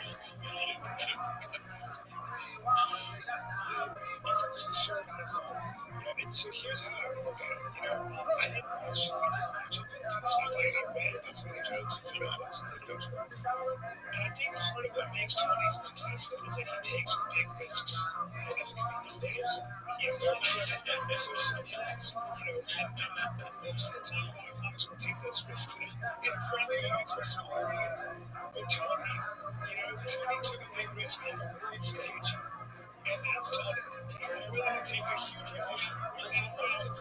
Sometimes, when it's not good for you, you see it. It's going to be good for you. You fucking ruined. That's not a good move. You shouldn't say that kind of stuff in a rally. You should say that stuff in a cheer. As a comic, trying things out. As a comic, sometimes you're gonna find out where the line is, and you're gonna find out where the line is. You're gonna find out. But sometimes you do a little small. You might have found out. It's like this level of mention. It's gross. It's like a watch thing. That's what's on Netflix. So you know, that's already, and that was already, pretty. The reason I love it was because it was like, he didn't give a fuck. And about this. But also, with the narrative, it's kind of swaying the elections, not just the narrative. So Bad Bunny has been endorsing that. That's not Tony doing this. I feel like that's like I said, most of those big names endorsing California. So if you're big or bad, you can always let you know who's going to go fake it as that thing. There's not a lot of people on the side. I do it. Right, it's like, I know you're wrong, but I have no idea what it is, so I'm not going to say it. You won't correct it. It's like, I know that, as usual, Sean has no idea what he's talking about, but you know what? I'm going to say, I'm just doing this sort of like, I'm just doing a full memory. I'm skeptical of the lines.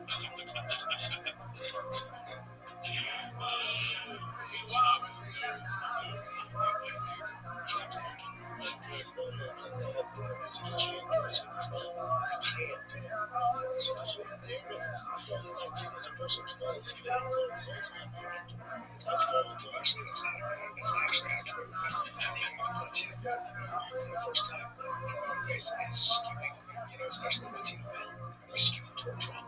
So I think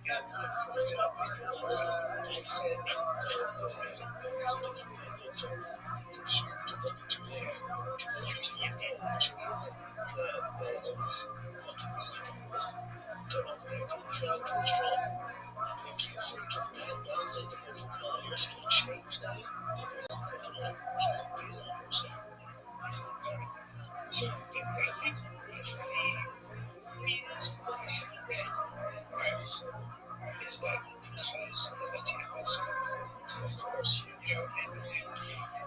you just it's not just the Latino, it's the Latino, right? So you have on top of it, because so sometimes it can be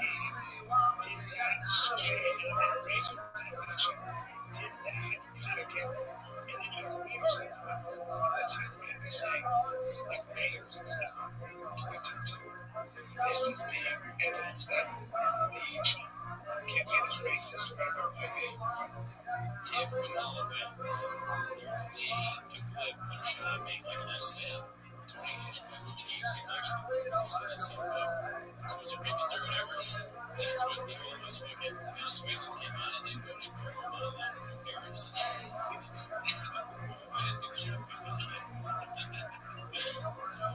Yeah, I mean, he's so redacted. He proposed that video for me. That's true, because he says, like, how 25 up, and then he's like, what is this punishment for? This one's hosted by CJK610. It's called My Takeaway from Every 5 Opinions Apart. It's a TV, as you can see, shows their physical children. He's calling out Baba on his bullshit finally, because there's three of them in the group that do it. I'm going to predict the cloud anyway. We're fully revealed. From JWG made his conclusion previous to this pitiful next place. Oh, I've seen this. I saw this. I remember when I watched that documentary. Yeah, and the violence and the violence. Yeah, it's just when you shot his little rankings and everything was doing, you're like, oh, I'm going to get sick of it. And then it's even when he's saying something was true. Oh, this is great. Posted by Don't Know Who You Are, or Don't Know Who the X.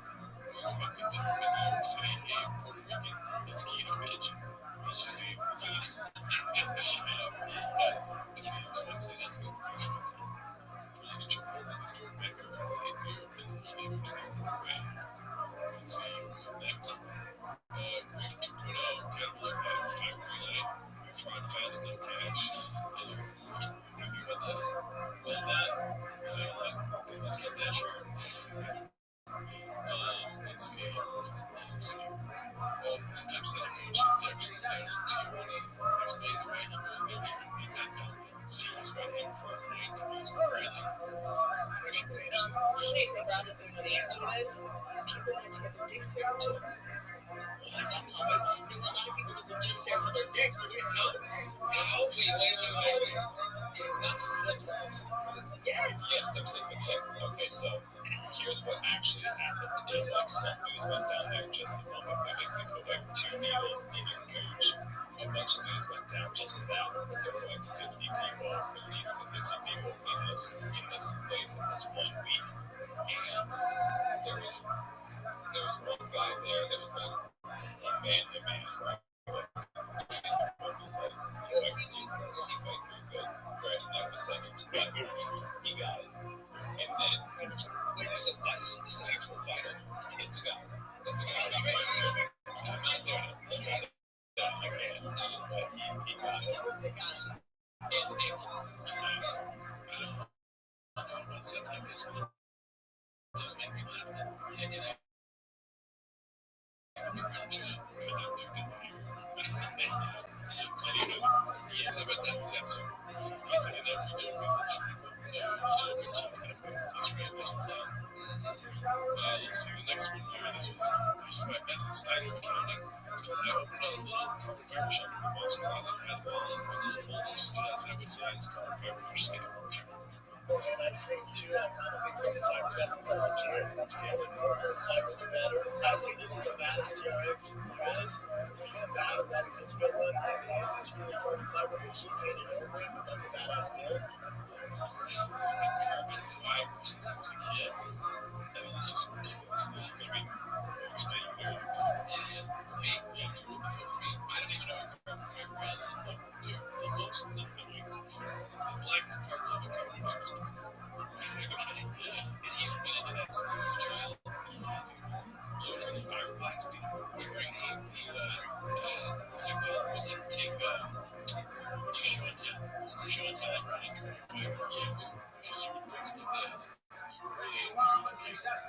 Right? And so what he's going to do is he's not going to bring it away from you know what I mean? He's not going to bring blackfish. Right? He's going to do it.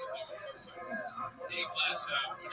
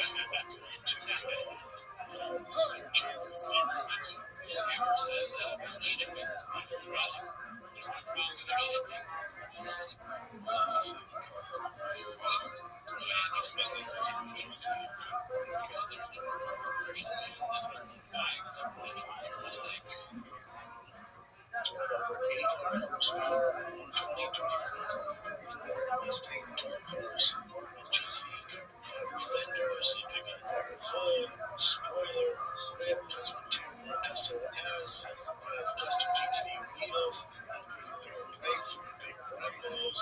This fleet is decked out at Siemens official door. What's that? What was that?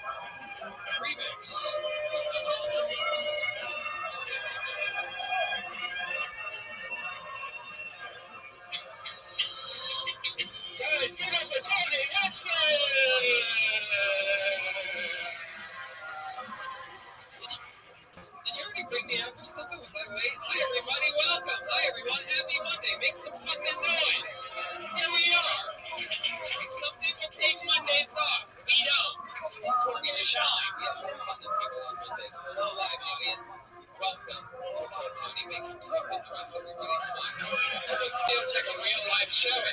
Right, Red Man is here. Here he is. The son of the Pucks, the ones and twos. The Conquer, the Desperate, the Purpose, the Joe Rogan Experience. It's Brian Redman here. J.B. Vernon on the HD camera. Great Ryan J. Email, house artist, who's drawing tonight's episode. He draws every single episode from scratch. He has a blank sheet of paper right now. He has already started drawing tonight's episode. You're going to see that at the end of the show. Cleveland this weekend.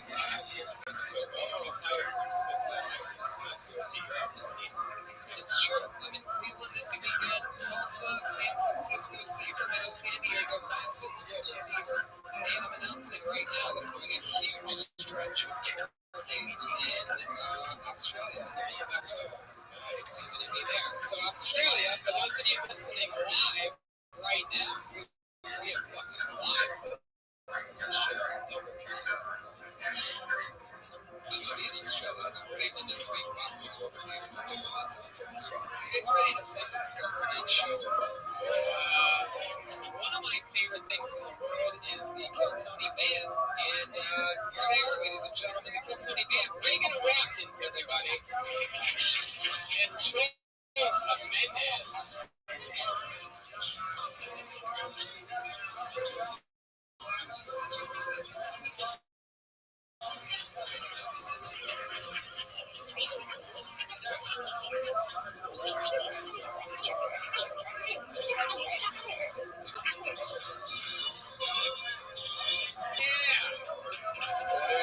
Reagan and Watkins.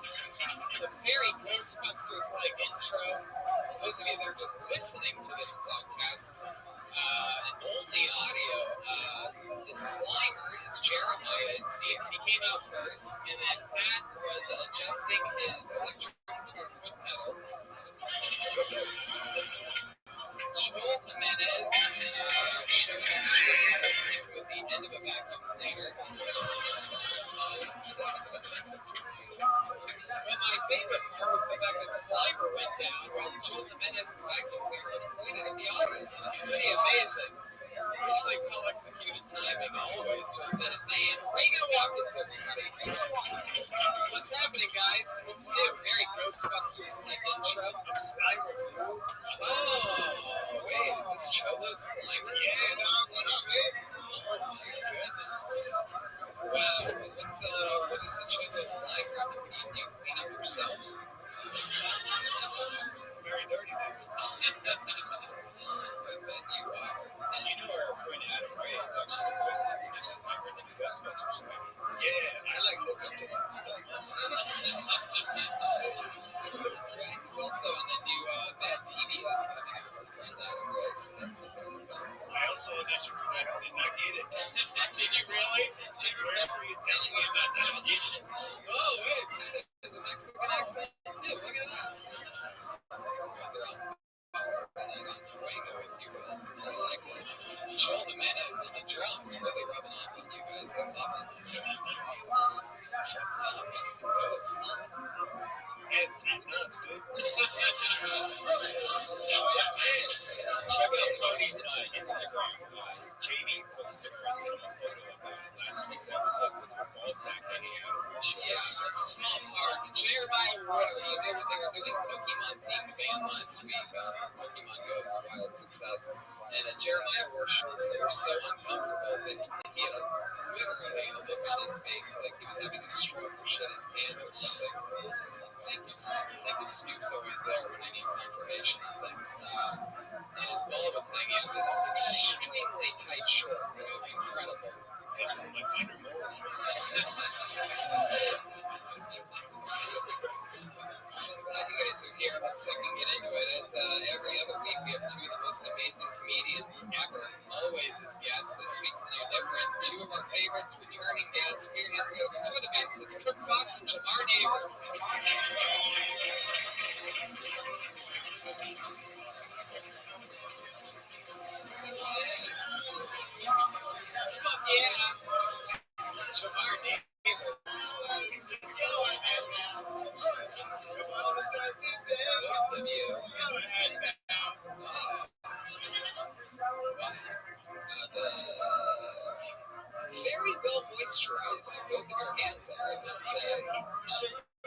She was at the bar. She is fun. And I said, go put the cream on, man. Just do what you gotta do to be sweet.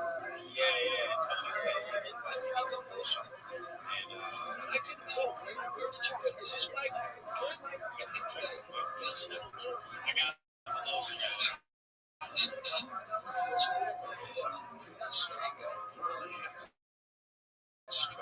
Well lotioned up. You guys have both been on the show. Reagan and Watkins over there. Ghostbusters theme tonight. You guys have any questions for our guests? Yeah.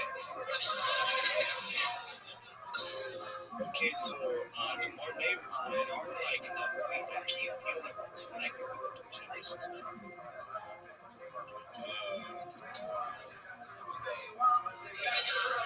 I like that. Oh shit. I like that. That's good. That's good, man. It's the best question. This is tonight's cast. We're gonna have a lot of. Actually, I got one. Oh, yeah, you do have a question. What was it like being the first white person ever on the drug show?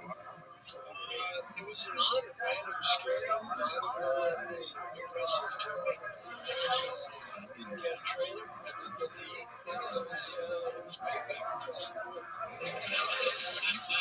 That's true. She had a rubber back, so it was a fun. You guys know the show. You both been guests before. I'm happy to have you guys back. We're gonna have a lot of fun tonight. You guys know how it works. Comedians, a bunch of them all mostly up there, stacked on top of one another, all the way to the back of the other room. Sign up with a chance for 60 seconds on stage. And then we talk to them about anything in the world afterwards. Comedians, you know your time is up and you hear the sound of a kitty. Oh, isn't that adorable? I mean, to wrap it up, man, we should point out the angry West Hollywood there.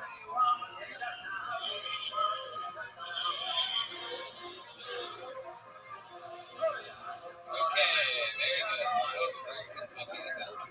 Yeah, I don't know. I've never listened to Pokemon. You see, it's so white, dude. It's Pokemon. Man, that Pokemon. First white guy. Listen to the word. I miss him. The white accent really stands out on that word, Pokemon. So I'm not going to pronounce it. I think it's Pokemon. It's Pokemon. Yeah, me thinking I use Pokemon. Pocket monsters. And he was a translation. You guys playing it? I used to watch it though. Let's get into the show. Slimer, you have a lot of questions now all of a sudden. I like to open the Slimer box and all the thing.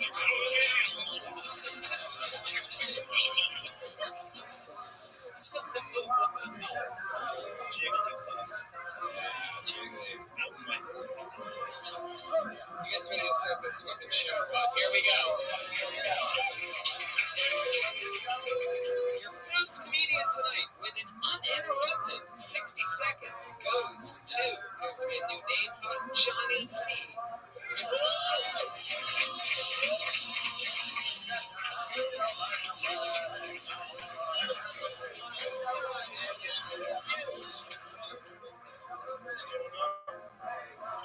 So, I work at a tattoo shop. And, I work at a tattoo shop, auto tattoo, body piercing. And the crazy part about my job is I have a very intimate relationship with fear. I see fear, real fear, on a daily basis. And it's part of my job to talk those people down, let them know it's going to be okay. And you haven't experienced true intimacy until you've stared at another man in the eyes and assured him that everything's going to be okay. Well, you have a needle in one hand and it's taking you. It's a special bond. Can't be broke. A lot of people ask me, why'd you wear a tattoo? And the truth is, because I can't draw. And wearing the tattoo without naturally knowing how to draw is like becoming a comic without naturally hating black men. I mean, sure, you can do it. Pull out your gun and go to town. But where's the art? The art is the part I like. There's no. Fuck yeah, 57 seconds for Johnny C.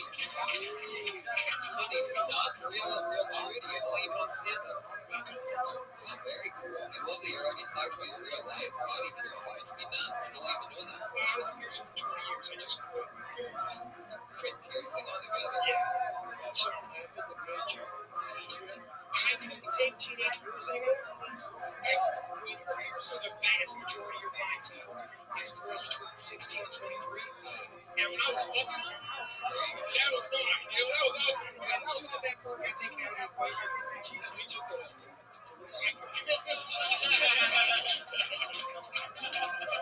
16 and 23. It's like a low side. What's the worst thing that ever happened for those girls that you tattoo place? The funniest thing that I ever got was a girl started preparing me with this person. No. And I'm really sure she's going to give him a chance. It's hilarious. You know, it's funny. She was just very embarrassed. Well, how did you know? Because I was staring at her like a giant and started getting her. Wait a second. Do you always have where was the tattoo at? That's piercing. That's right. Where was the piercing at? Oh, no. Yeah, exactly. Now I got it. Yeah. I think it's good you're getting out of this business. By the way, Tony, this guy looks like a sound. You know what I'm saying? It's true. Another role that's been cast by somebody better. This was that a Ray. Hey, I thought you were funny. You're passionate. You talk about it. I thought it was funny. Yes, good shit.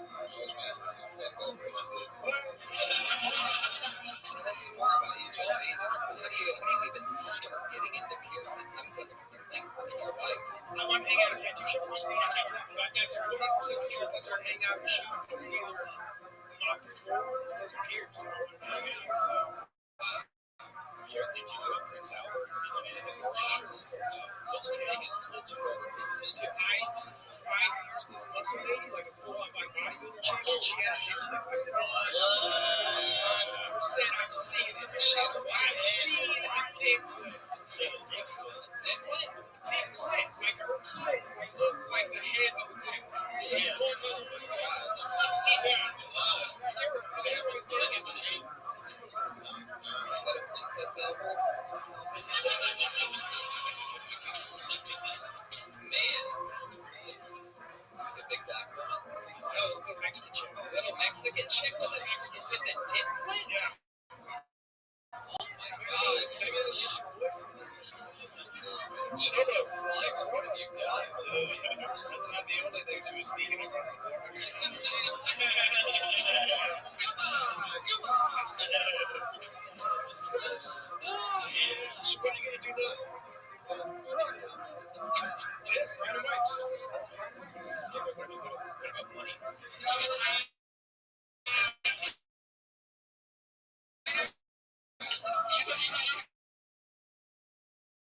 You know you're not getting paid for that.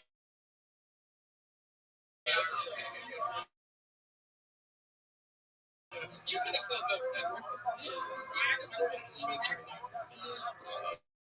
Oh.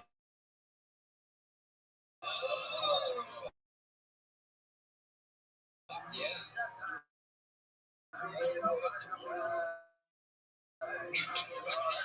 Damn. I'm working my way back down from her. How long have you been working at the dispensary? It's after hours. I don't know, about like 2 posts per cousin or something like that. Or the tattoo shop and the dispensary. Gray area, like activity. Right. Tattoo shop. Yeah, capture the business of Dragon Society. Dragon Society. Very dispensary. And Society, yeah. Rock and roll. Wasn't your favorite guy, Steve, right? Dragon Society. Alright. just keep it right. What's your love life like, John? Right now, it's kind of shit right now. Yeah, it's like, it's not as easy. Why would it be that?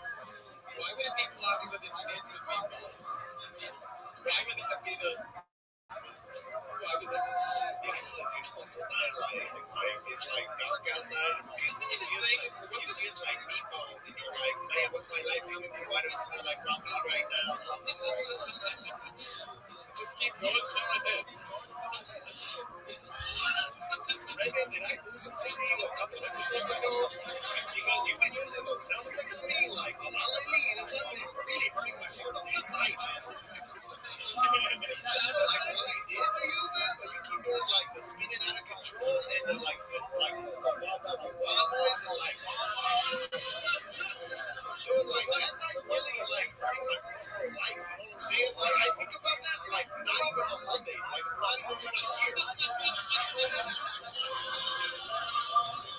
Did you used to have a lot of piercings yourself? Not as many as most piercings have. I have right now. When you quit piercings, I only had piercings because you're supposed to have piercings if you're a piercer. You know what I mean? That was not. I wanted to get tattooed, but I had to get a piercing. I had piercings. I didn't have all my ears. Piercers codes. Yeah, for sure. Integrity. It might be funnier if you say you have just maybe I don't know, maybe you want to try it. Some nights it's like it might be funnier if you say that you have your needle in one hand and his needle in the other, because then you're saying that he has a little thing too. Just adds one more element. What else, Johnny? See anything else crazy about you? Any special skills or talents or anything? Master yo-yo artist?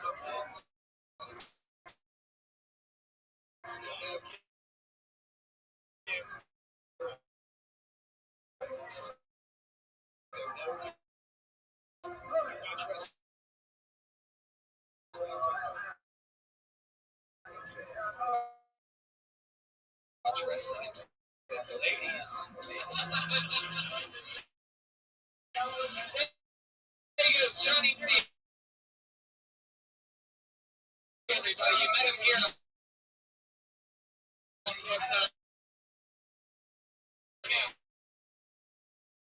He's on Twitter. You do, Johnny C.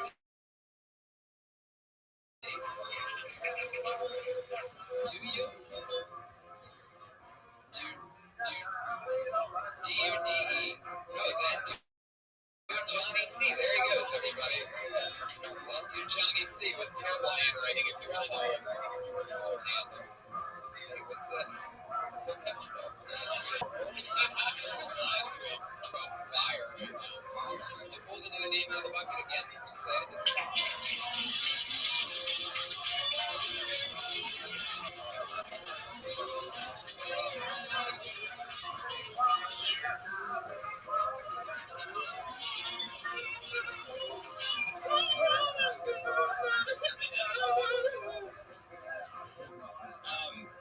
So I've been trying this new cardio workout plan, and actually you guys have probably heard of it. It's called Pokemon Go. This shit is crazy. It's actually making people fucking falling off cliffs. It's tearing families apart. I kid you not, it's like, Jimmy, where you go? I'm out of the house now. I'm old enough to walk.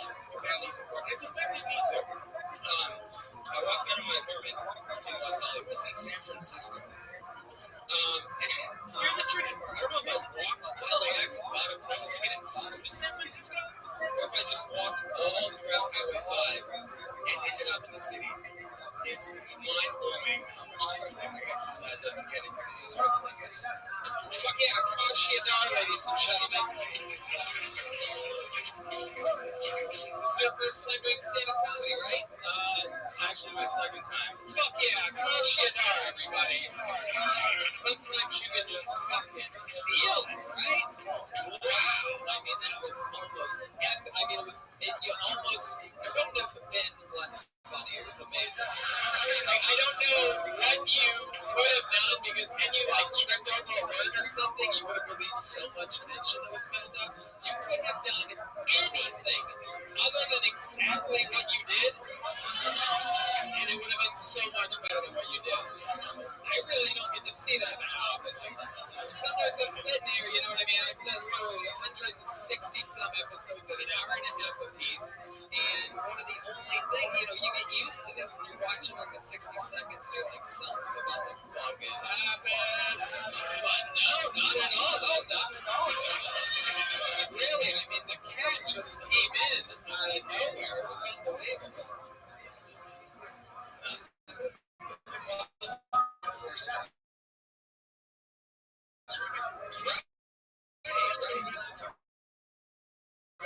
That's it. That's what you're gonna get. So I didn't like his comment. But this guy's gonna act on him. You know what I'm saying? Yeah. Totally, absolutely. I thought he was a dad for a second.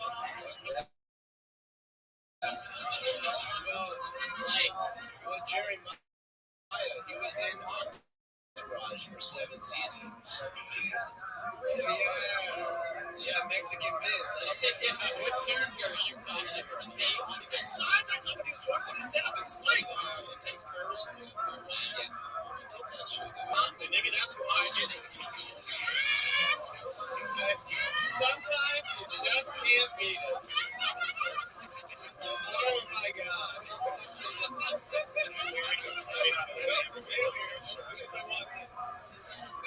I like that. I did like the fact that you can't take a pause where you thought the laughs should be. That should thing is one of those. And then you just respond to yourself. Just because confidence to continue sucking at that thing. It was unbelievable. So that's a good thing, but if you have something that's funny, eventually you feel it's initiative. I don't know if there's a range. You got to start there. This belief that you walk over to San Francisco, you redo all your jokes out of like life. You did this, you wouldn't like turn against you because it seemed like when we started to say bullshit, all of us were like, oh god, this is always supposed to be going to San Francisco. You know, I think that standing on the Golden Gate Bridge with this man. I was standing on the Golden Gate Bridge so I can compare to San Francisco.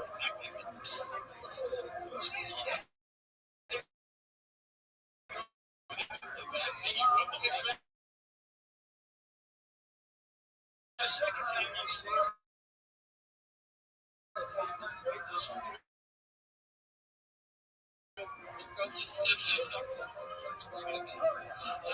So, Akash, let's find out something that, who are you? My name's Akash.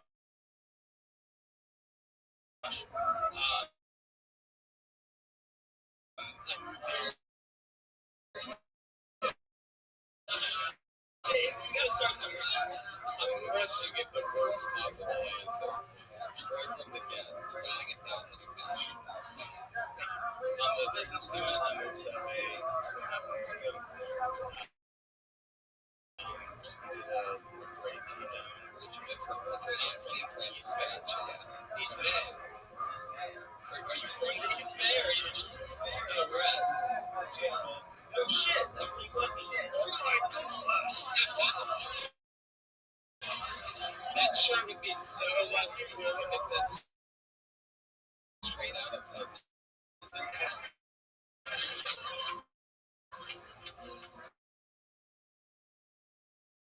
Did you walk to the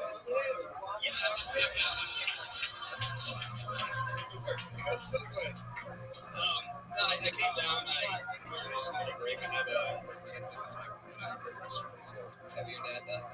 My dad, he started. I've been managing starting my MBA, so we just got started. I mean, it was fun. It was just 23. I just wanted to stay there. That's so fun. What else do you do? Dude, this school is rich. There's some truth on that one. Look out for you diehard fans. I'm a dancer. I've been dancing my entire life. Okay, here we motherfucking. Oh shit.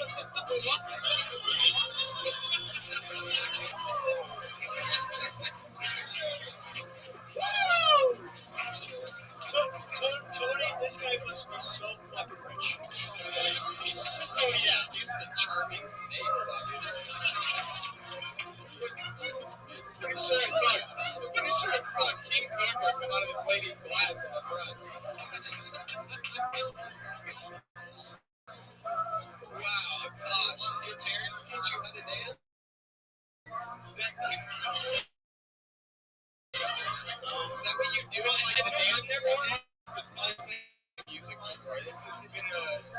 I totally thought that everybody. I was excited. I was looking at the guy's board here while you were bringing up the song, right? And I heard you guys playing. I'm like, oh, that's good. The crowd's going crazy. There's no way he's dancing to that music. And I turned this way and you're already just. Where are you from? What nationality? I'm Indian. Indian? Oh, so that'd be good. Next time if I ever hear a song, What would be a real song that you would really dance to?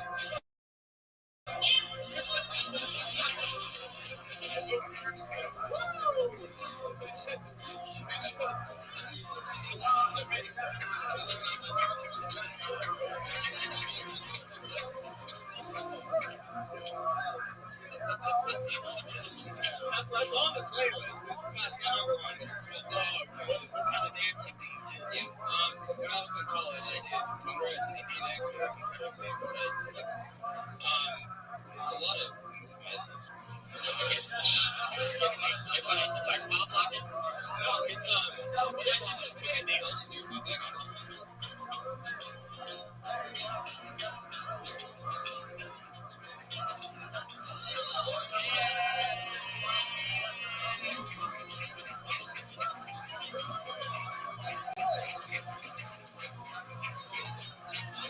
Tony.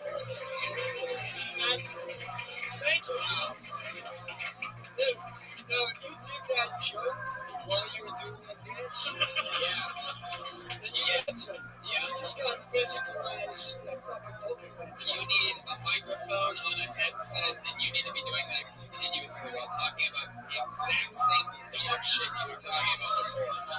If I catch that with bad jokes, people are just gonna go crazy. You do that competitively, like there's 3 or 4 guys trying to win that competition. Yeah. That's what I want.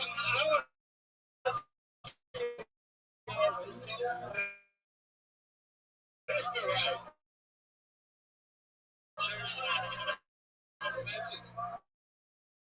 There's actually a huge circuit. I mean, like, the fuck, yeah. There's universities around the country that have teams. Where do they take place? On the top of a moving train?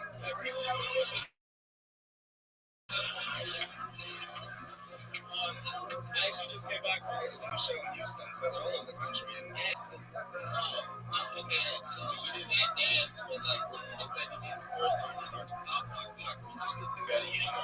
was like a rhythm, and then there wasn't. Have you ever danced at any like urban? I didn't catch this dancing on our music. Okay. Do you listen to any urban music, or you mostly just urban music? So stupid. But I've been sitting on that one for a while. No, I just thought of it immediately on the top of my super fast brain. Before you go, come to.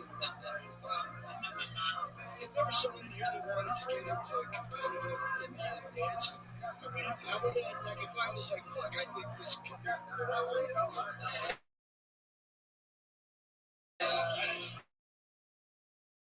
I go to school and just start practicing on the streets. There's classes, there's environments we can learn. Who's the best at that? Who's the Drake? how you're trying to tell yeah, it's weird. So do you have a team? You have some friends? I did. I was in Boston, so I started a team there. What's like your finishing moves? Or like you jumped out in squats and jumps and basically like all the energy. you probably can't do it with the short ceilings, right?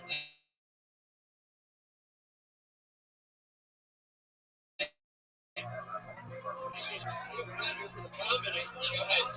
Go straight. what you know.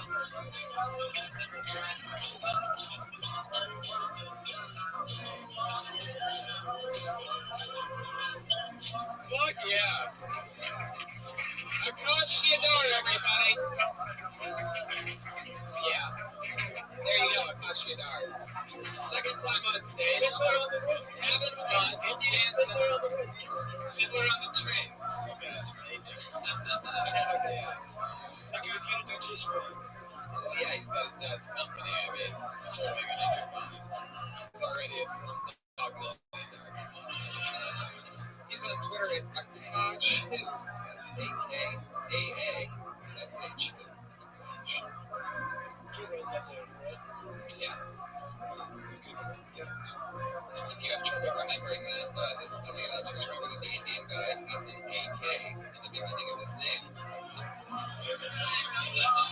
So I do think sometimes that there's some of the terrorists or Indians too. Alright. Alright. I said it. Look at him out of the bucket again. This looks like another new name on the show. Excited. We're hands together for Kyle Marcel.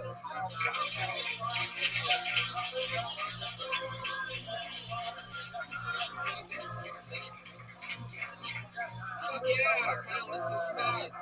That sucks. That's what you get, you piece of shit. They're pulling another name out of the bucket. Come on, Mike.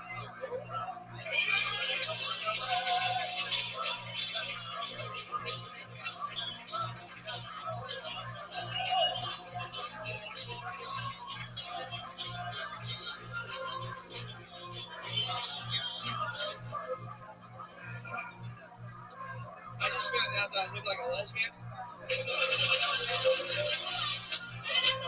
got that going for me. Like I found a few weeks ago, like I was walking to a bathroom. As I'm walking in, I'm walking out the women's bathroom, and she held the door open for me. I didn't want to be rude, so I went in and sat down. And I'm just like the strong, beautiful woman I look like. I live with my in-laws, and my in-law, she cooks all of our meals for free, but she still charges me $1 for guacamole.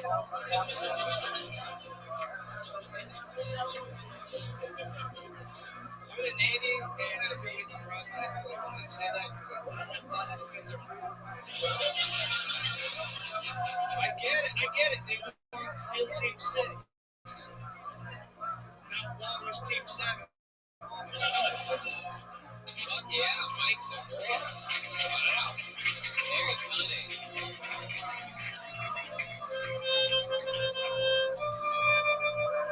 What is that song that you always play? I like hear it in my nightmares. Same here. What is that from? Is that an original? It is? Man, I feel like, sometimes you give a original character after one comedian, but I feel like tonight you just sort of got stopped up. Yeah!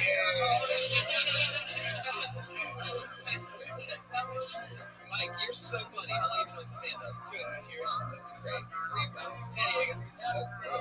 So fun. Mike just had me down at Madhouse Comedy Club. Because I'm in San Diego. Shit that. Kill it. Fuck yeah. How long you still in the Navy? Yeah, until tomorrow. Congratulations. Fuck yeah! Do they know you're gone? Yeah, I think so. It's cool though. How long you been in the Navy? 7 years. Did you go anywhere crazy? Yeah, I went to Arabian Gulf twice. I was part of the ship that kicked us off. Where else? I was on that ship. San Pedro. Did you see them push it over the wall? No, I didn't see it. Like I found out, like I'd seen it. I was on this ship, and like I found out, seeing it, like I. So you're on the ship, but you're not on the ship. Pretty much. So wait a second. Yeah, you're on the ship and you found out that you knew Bin Laden was on the ship, right? Yeah. So you're like, this ship is so important for some reason. Bin Laden's on it, right? No, and then did you find out they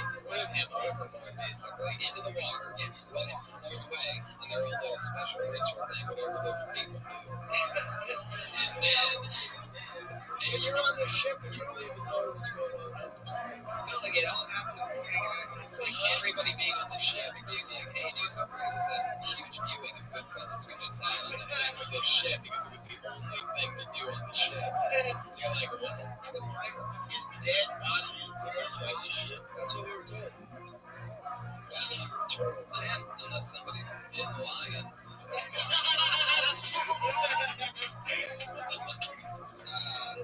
Tony, I really like this wordplay on this. We should have learned. I think it's well done. Everybody kicked at me.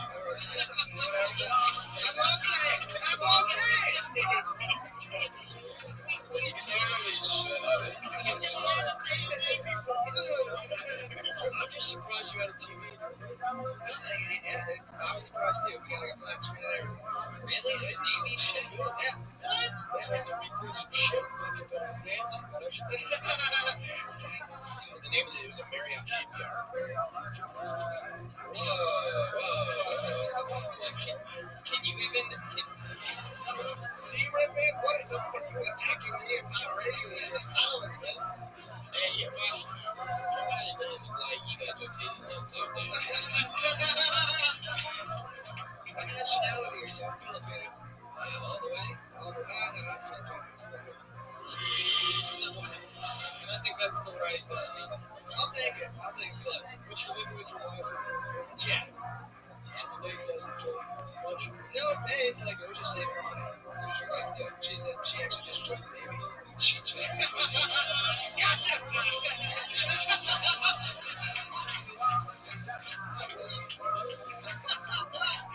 How old is your wife? 20. And just now joined the Navy? Yeah. What did you talk about? I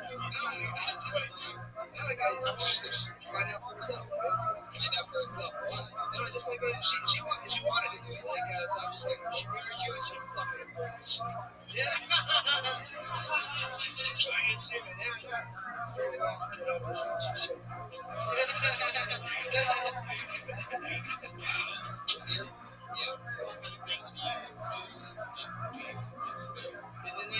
Yeah, like I was a retail specialist. I like broadcast. That's the whole thing. Like, no, I'm intel. I work in intel. Yeah, pretty much. I'm just like a classified CNN. Really? What are you gonna do now? Work at a door to comic collection. Top of them all. That's amazing. So, that's fucking crazy. I'm trying about fucking professional. I hate it.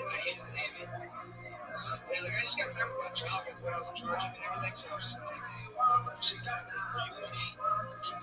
Yeah. You didn't like your job because you were in charge of intelligence? Pretty much. No, not in charge of it. Like, it was just, I was just not happy with where I was at. Like, in the Navy. Like this wasn't for me. I just got tired of working for a bunch of other people. Like, are we going to be okay? Everything's cool. Everything's cool, guys. Everything's cool. My wife has a watch. She's good. It's so cool that you're retiring tomorrow. You know, Pat and Jeremiah have been out of intelligence since they were born.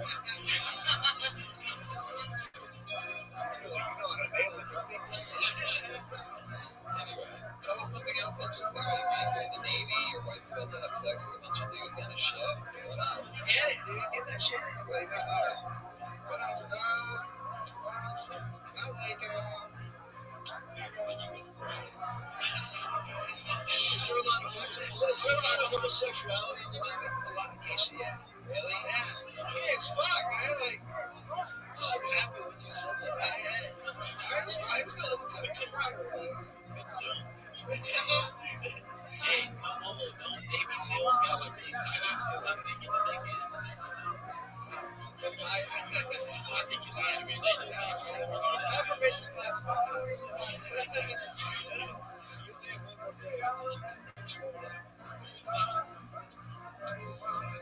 Mike, what's your family like? Which one's the white? Mom's Filipino, dad's white. Is your dad in the Navy? No, he's in the Army. Oh, so you like...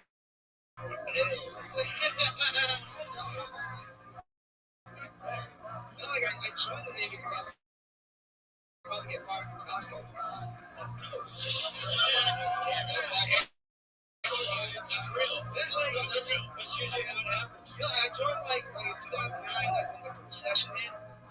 all my buddies, they got fired from Costco. They were struggling to find a job. I was like, fine, you see, like, bulk grocery items from Costco. No, like, what? Okay, that's what. Much funnier than anybody gave me. It's a one-way street, huh? Come on, come on, Rabbi, come on, come on.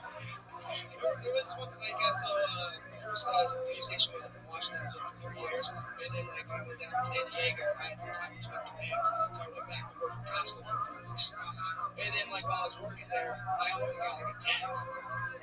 Like, I was, like, this guy, like, no, like, by this, like, this dude, like, obviously on their seat. No, just, like, he just, like, he just snuck into Costco, and then, like, we kicked him out. And then, like, as we're escorting him out, like, he comes up to me and just starts, like, reaching into his pants, like, he's about to grab something, like a weapon. And then he just fucking just starts coming up to me and he's like, don't do something. I'm like, no, like, and he left. And, like, I was just like, man, I'm about to fucking, like, I just served, like, 2 fucking tours. I didn't get killed, and I'm about to get killed in Costco. I just started to fight in Costco. What is he being Cannibal Bolt?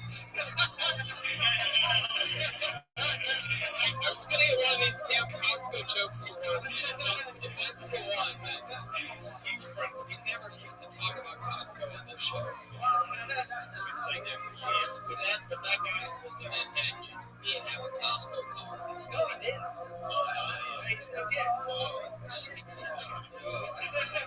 What race was it? Black.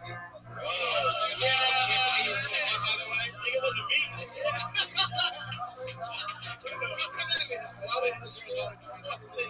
There's a lot of drinking, yeah. Ice milk for Costco. Like when they had like $9 an hour, we just so a lot of drinking at Costco too. A lot of drinking at Costco. They have a lot of fun. Okay. Well, Mike DeVore, you met him here in Tony. There he goes. Everybody expects DeVore. Last day in the Navy tomorrow. Come on, he's an American hero, you motherfuckers.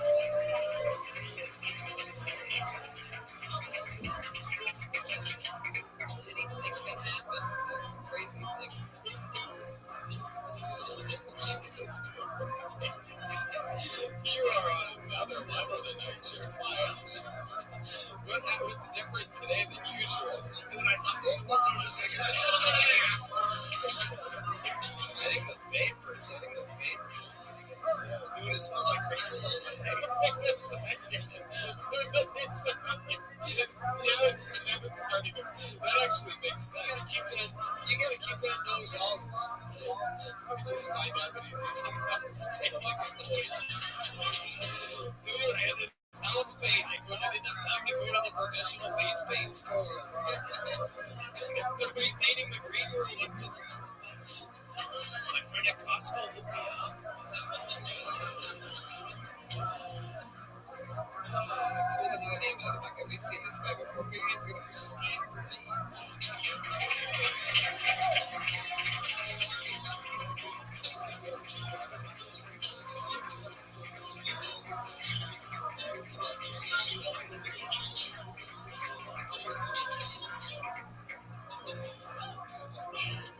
My DNA doesn't belong in a way genetically, physically.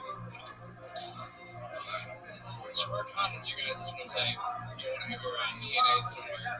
I don't know. Weird joke to start off with. But I feel like you might, someone would ever come in contact with an egg or just roll someone's, morning breakfast.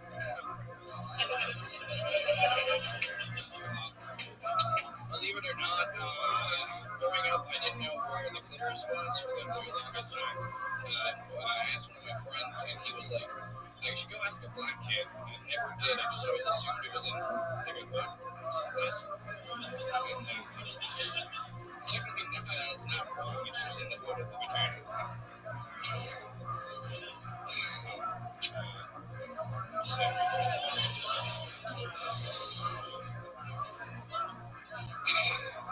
depressed right now, but that's another thing.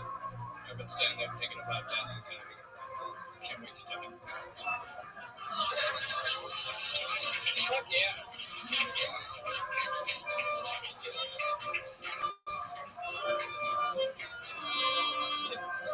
At some point there, your dreams came true, Steven.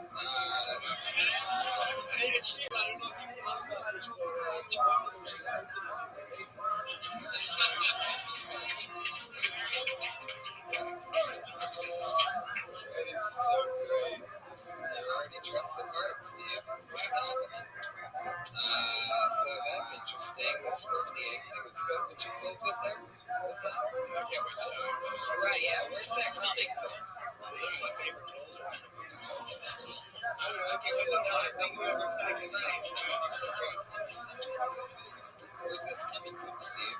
But the line, Yeah. it's actually not Roger Clothes.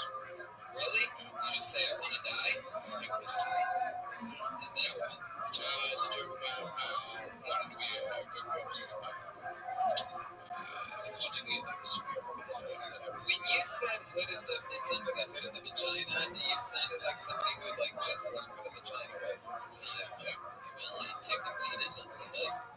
And then there was like this weird silence. Everybody's like, yeah. Did you guys know about this hood? Am I right, Mabel? Is that good thing? I didn't know there was a hood in the vagina. I was actually looking up what the vagina was when I didn't see it. See if they have foreskin, right? I guess that's it. Are you made on with a foreskin? Like skin covering the sensitive part. You know what I mean? That's like the hoodie.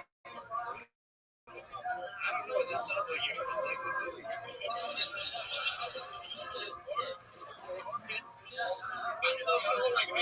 He has foreskin, you know? Yeah, I mean, you could call anything and spin foreskin. No, it specifically is covering like the sensitive dick tip. See the whole thing. Like pussies and vaginas are just.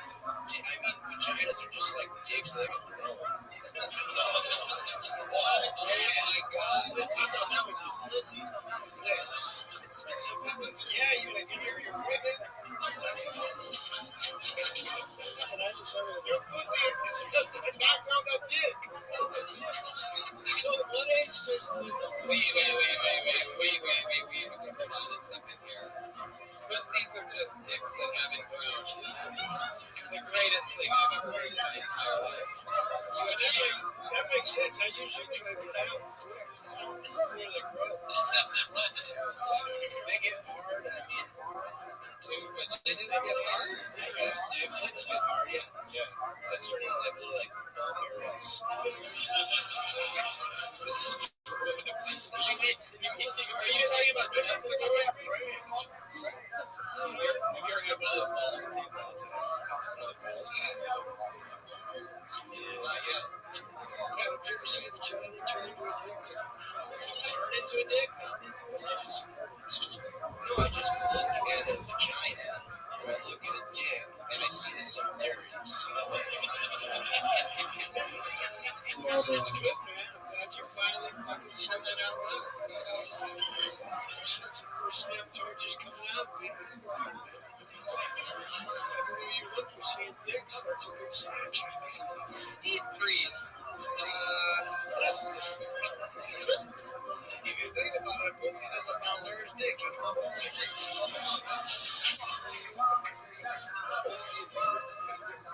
Steve Breeze. I like this stuff. Steve, let me ask you this. Why are you dressed like you deliver pizzas on a subway? This is just what I don't have any clothes, dude. This is what I got. You always go with the hat, huh? Yeah, that's the thing you do. You rock the hat, the glasses. I kind of wish that we could jump to the top because you're looking down. I wish when we come out here, just look at your side, at least fertilize it. I didn't hear my name. I was really, I like that even if you didn't hear your name, actually understand. Yeah, very true. I should have looked at everybody. That's a good thing. You gotta look up, taking the road, and just fucking come you want to die.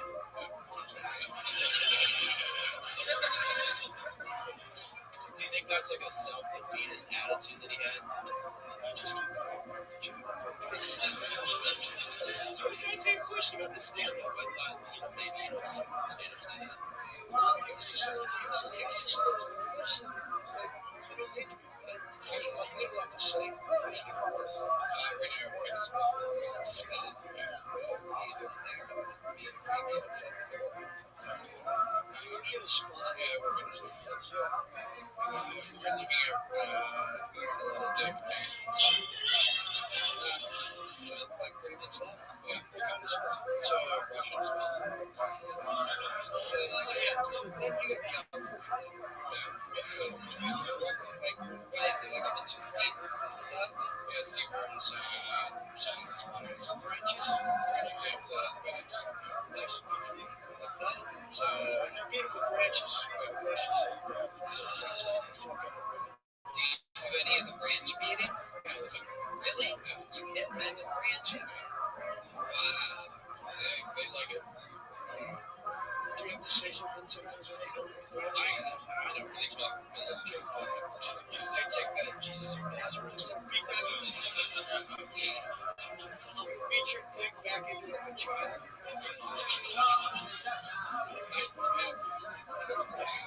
I try to avoid hurting any, like, I had a Russian dude today, like, we have big mouths too. Oh, Jesus, this is like the saddest part. Are you sure you're working on this? How much would it cost? How much would it cost if I drop that Jeremiah off there tomorrow? Get these guys a couple bats. I'm pretty sure that paint sales went up Jeremiah's pants. Was it $300? Wow. Now, I noticed that there was a range there. Certain guys, like short, every day. You just have a long that's, I don't know. Jeremiah, you have to think of. I really don't understand. Do you speak Russian? Just fucking good to watch. I just got the branch, they're like, me. And then I go do that. Do you like Russian people? Really fine. I don't like Russian people. Does anyone when you're bathing them ever? Does anyone when you're bathing them ever sort of get like a dick or something like? See what it's called? Don't you know that like people who are more they usually have the women there, and they're like this. I don't know. Do you have some jokes about that? No, yeah. We should start with some jokes. The only thing I have about that is this famous house meet. That's the only thing that's really happened in this one. So, you know that Felix used to be that's a famous Russian guy? Famous Russian guy? No, it's a famous. Will you give us some more clues? We're not here. John B. Same initials, but I don't know. I feel like I don't want to tell it was Justin Bieber or some Bieber stuff. Did you meet him with the drink? First made our juice. Is this in the small? Just like, I know, it's just, it's just a longer room like that, and then just bent out put a towel down, and then you have this one pressure out of his ass. Yeah, fuck you, Bieber. You heard it right here. I'm sure it's like he was taking a nap the other day. He just smells nice day. Yeah, he just came in, passed out, he took a nap away from the chair. He didn't shower, right? Not a spa. Not in a steam room or a sauna or anything. He was sitting in the lobby. He just was his just wanted by himself. Justin Bieber. Just watching. Usher wanted by himself. Bieber was with everybody else. I bet he does. Is this one down the west? No, it's been west of the are you ever thinking of what would be would you ever want to get back from this better? How dare you push them? That is not right. Put Stu back in his cage. It does seem weird. Like if you gave me a bath, I feel like I would need a shower right now. I tell everybody to do do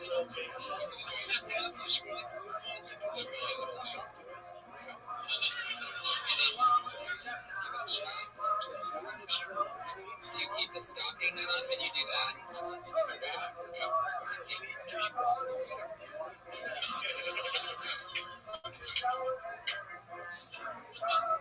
Steve, what else did he work on some church? Anything else interesting in your life? Special skills, talents, anything like that? Magician? Nothing at all. I can't really think of anything. Yes. I've just been living here. Still sleep on the floor. You know you can live here and have a except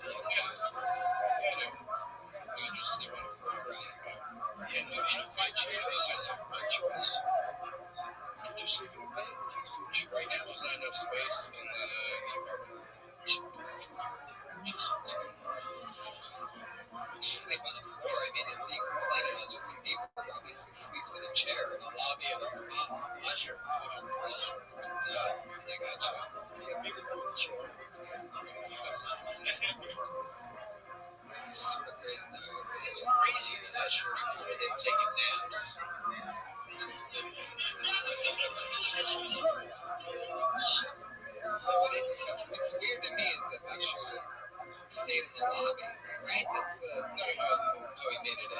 And then just slept in the random room in a chair. Yeah. In a chair. One of people fall asleep on the tower. That's true. And with that, Steve Breeze, ladies and gentlemen, there he goes.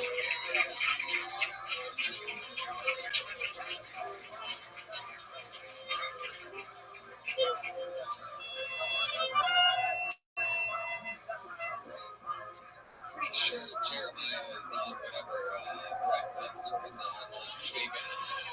It was something. We're getting like a 40% increased version of Jeremiah tonight. Pulled another name out of the bucket. 60 seconds uninterrupted goes to David Neiman.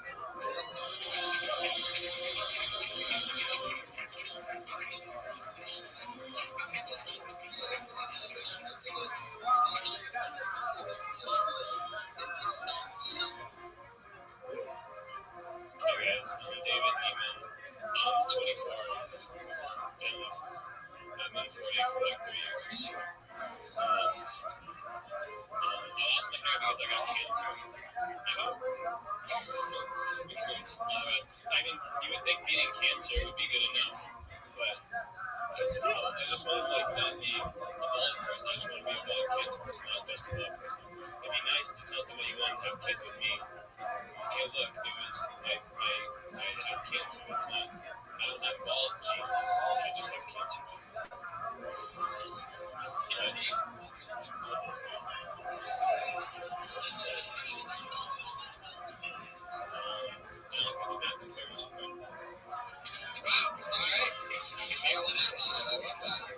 David, nice to meet you. How long you been in stand-up? I was doing like open mics every week last year, but then I got a job that I've been doing for a year, so just 1 year. So you did it for a year, Cancer. and quit for a year.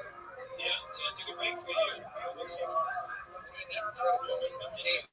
David, you did know this was like taken from the live studio audience. I get the show. Yeah, no, I did it for a year and then I took a break. Where do you work? What's that? I work at UCL. What do you do there? For dermatology, the dermatology clinic in Santa Monica, I'm a patient access coordinator. So basically, I schedule surgeries and complications. You had cancer? I did have cancer. I had thyroid cancer. Wow.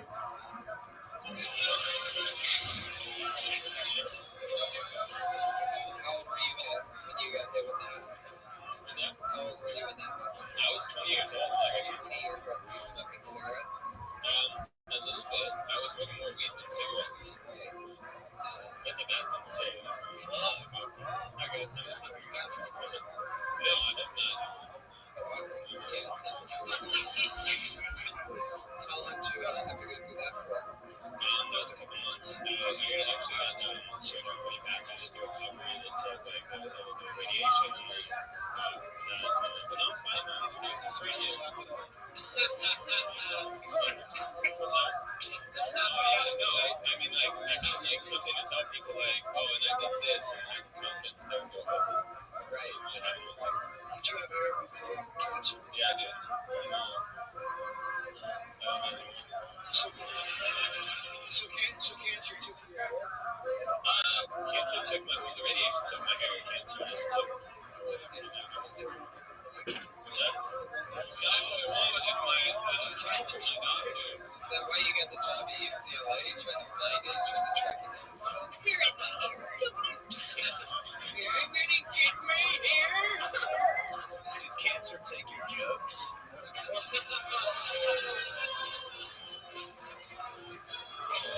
Yeah, I did notice. This is very interesting. Everything that's coming out of my cancer. And you don't think my good buddy Reagan can bring a fire? Now, I noticed something really interesting. As you walked on stage, you handed Reagan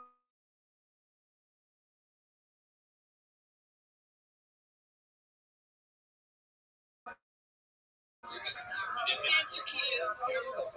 Don't solve that close. It's got 6 different shades of pants with now. I brought it up to you because 3 months ago I was watching Kill Tony show and I was just like, I'm sick of this mongoloid ballroom bullshit. And I was like, that's the guy who likes to think he's smart. So I was like, you know, enjoy the Rubik's Cube. And I can do. That was like, but also you're asking about talents and stuff that you have in talent special skills. So I thought that's a talent special skill. Yeah. Okay, so fast. You fast. My record, I'm not gonna do it like now. My record is 13.4 seconds. Mix it up, Pat. Mix it up. It's already done. I mean, Pat, why would you go for this too with a guy that had cancer? Jesus. Why would you do that? How many seconds do you have for the retards? How many seconds do you have? That's like, what do you think people are fucking MIT or solving Rubik's Cubes? No, it's unemployed fucking. I'm not telling you fucking cancer.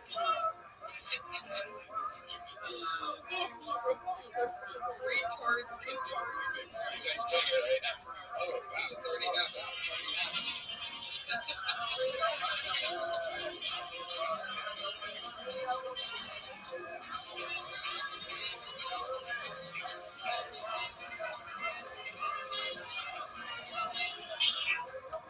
Yeah, there you go.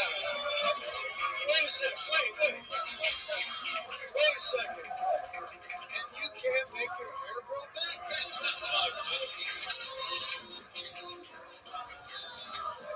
Wow. Amazing, David. That was incredible. That really helped.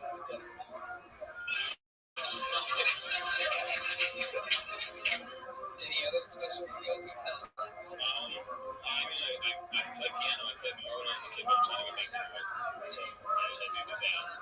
I fast. He's a very negative man.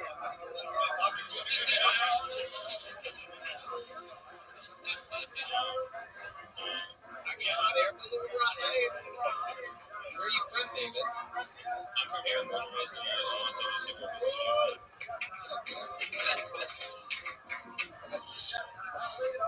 Work UCLA, girlfriend?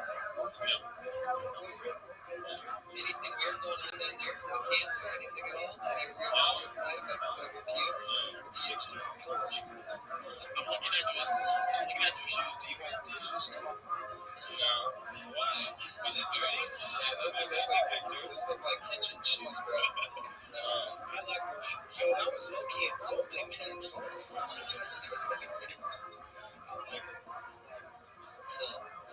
David, anything else interesting about you, personality-wise, or anything like that? You do anything crazy? I would do anything crazy. I mean, I'm sure I did some stuff. Yeah, I was like a dumb teenager, so I was in Hawaii for swim camp. I was swimming when I was in high school, so we did cliff diving in Hawaii, right? We walk up like the cliff next to the beach and you jump off. We walk really, really far. So it was like, Does this story have cancer? yeah, what? Go on. So you walked off the shore without? Yes, I walked like half a mile, like to the because it was just a really gradual decline. And I jumped off, and I was like back, I was like, I don't want to swim all this way back. I just thinking of gradual decline. I mean, I would be made to jump in the story. Yeah, so I went really far and I was swimming it, and I just said, no, I'm just gonna climb up this, volcanic whatever rock, like 50 feet up, and then it didn't work out, and I fell and I cut my foot, and I had to swim like half a mile back in Hawaii, and I was afraid there were sharks, and I was like bleeding like crazy, so it was really scary. Wow.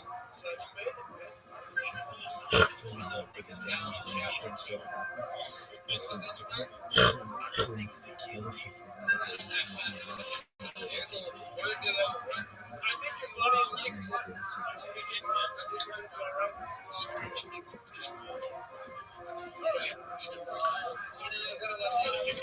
I would have loved to have seen, heard more from the real you. You would have let it out. Just like something, it's gotta come like a Bible or something like that. You know what I mean? It's gotta come with a special voice. Thank you, Joe. David Neiman, everybody. The old one. Yeah, we're almost there.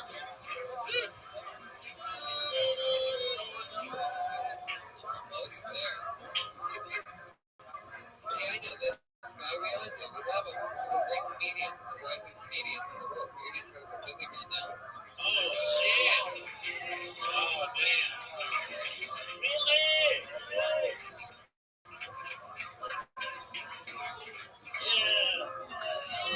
Hey. You guys want to live forever? Isn't it weird? It's almost always overwhelmingly no.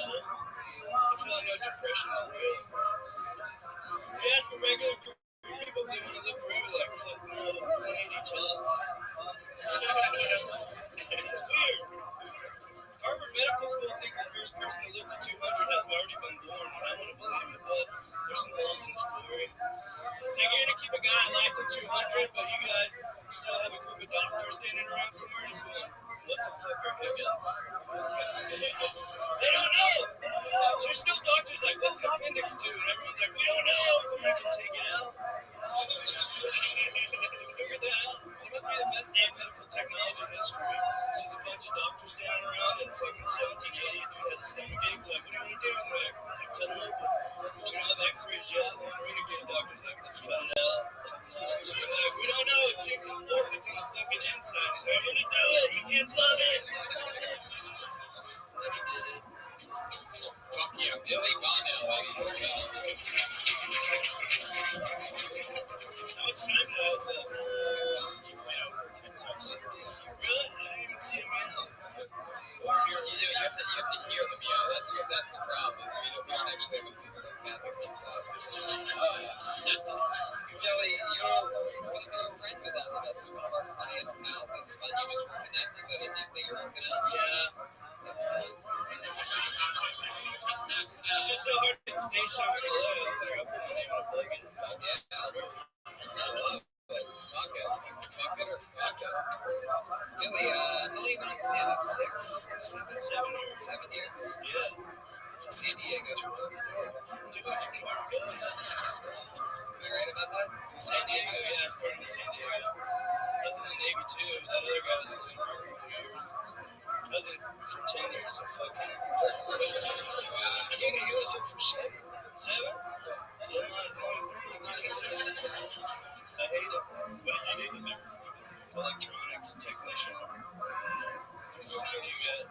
Yeah, I play video games. But only because I had access. I'm not like a video game fan. But if it's like do hard or play video games, I made the right choice. And you were in the Navy as an electronics technician. Navy Rush.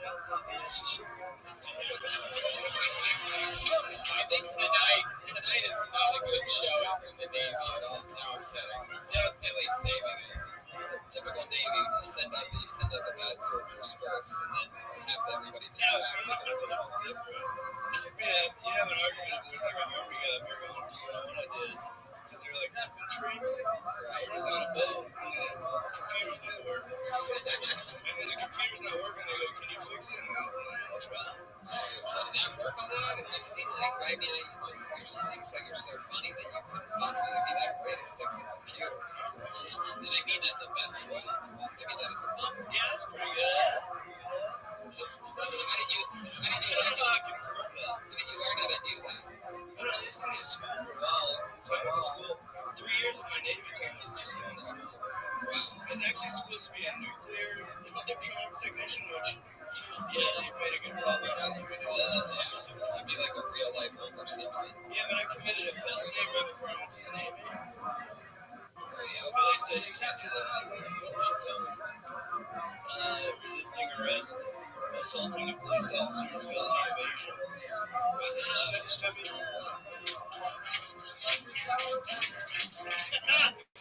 seemed like a lie. It's true. I was resisting arrest because I was driving drunk. Were you resisting or just playing hard to get?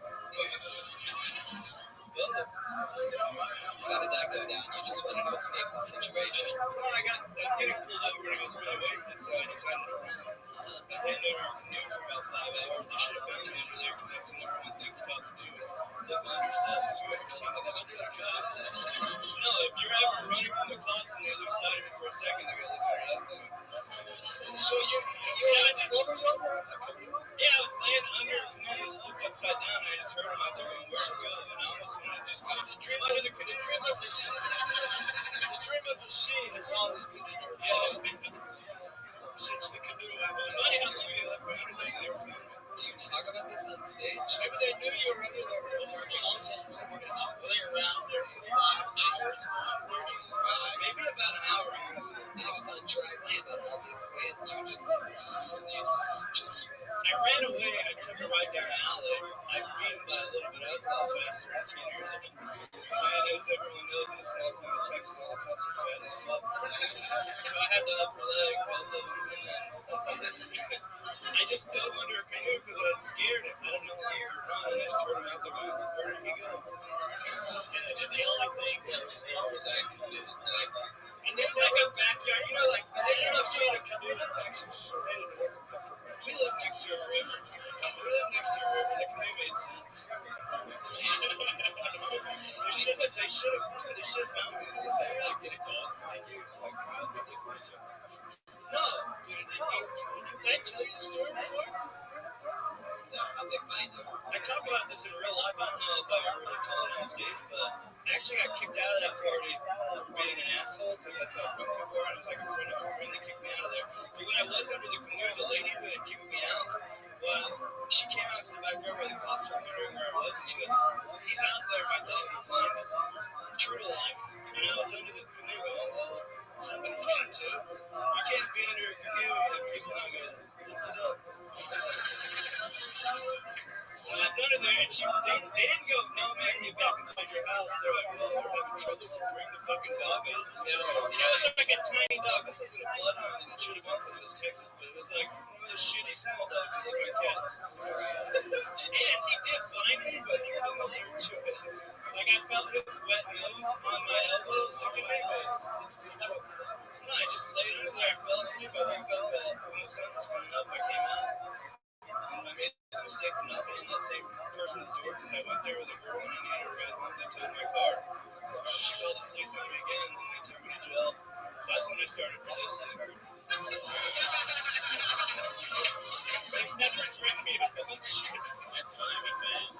Yeah, they threw me in a drug tank for a while. My mom left me in there she left me in county jail for 7 days and went for a lesson. And ultimately, right before I went to the Navy, a month before I actually left for the Navy, and me going to the Navy got me out of all the charges.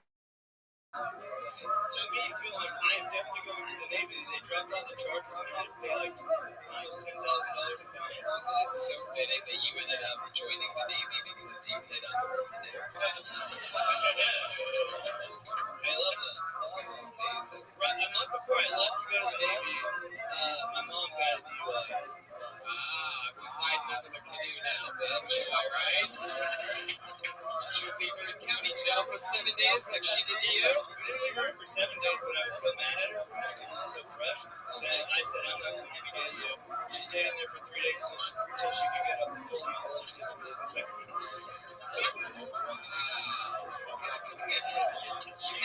You made your sister drive from Sacramento? Yeah, we barely talk.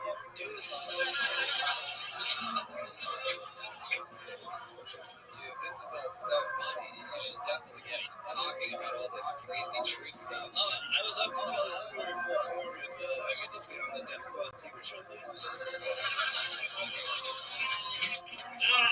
good time. Welcome to the show. This is how it's done. I'm sorry. Really putting Ryan on the spot here. Should I try to stay with Bob? I'm not going to get it right the first time.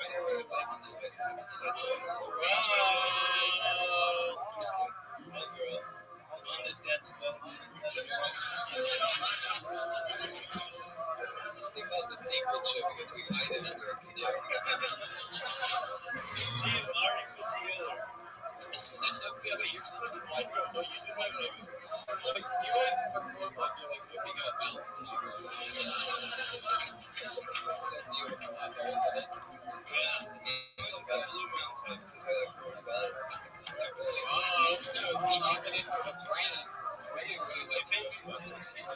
Ghostbuster fan. Did you see the new Ghostbusters? I haven't.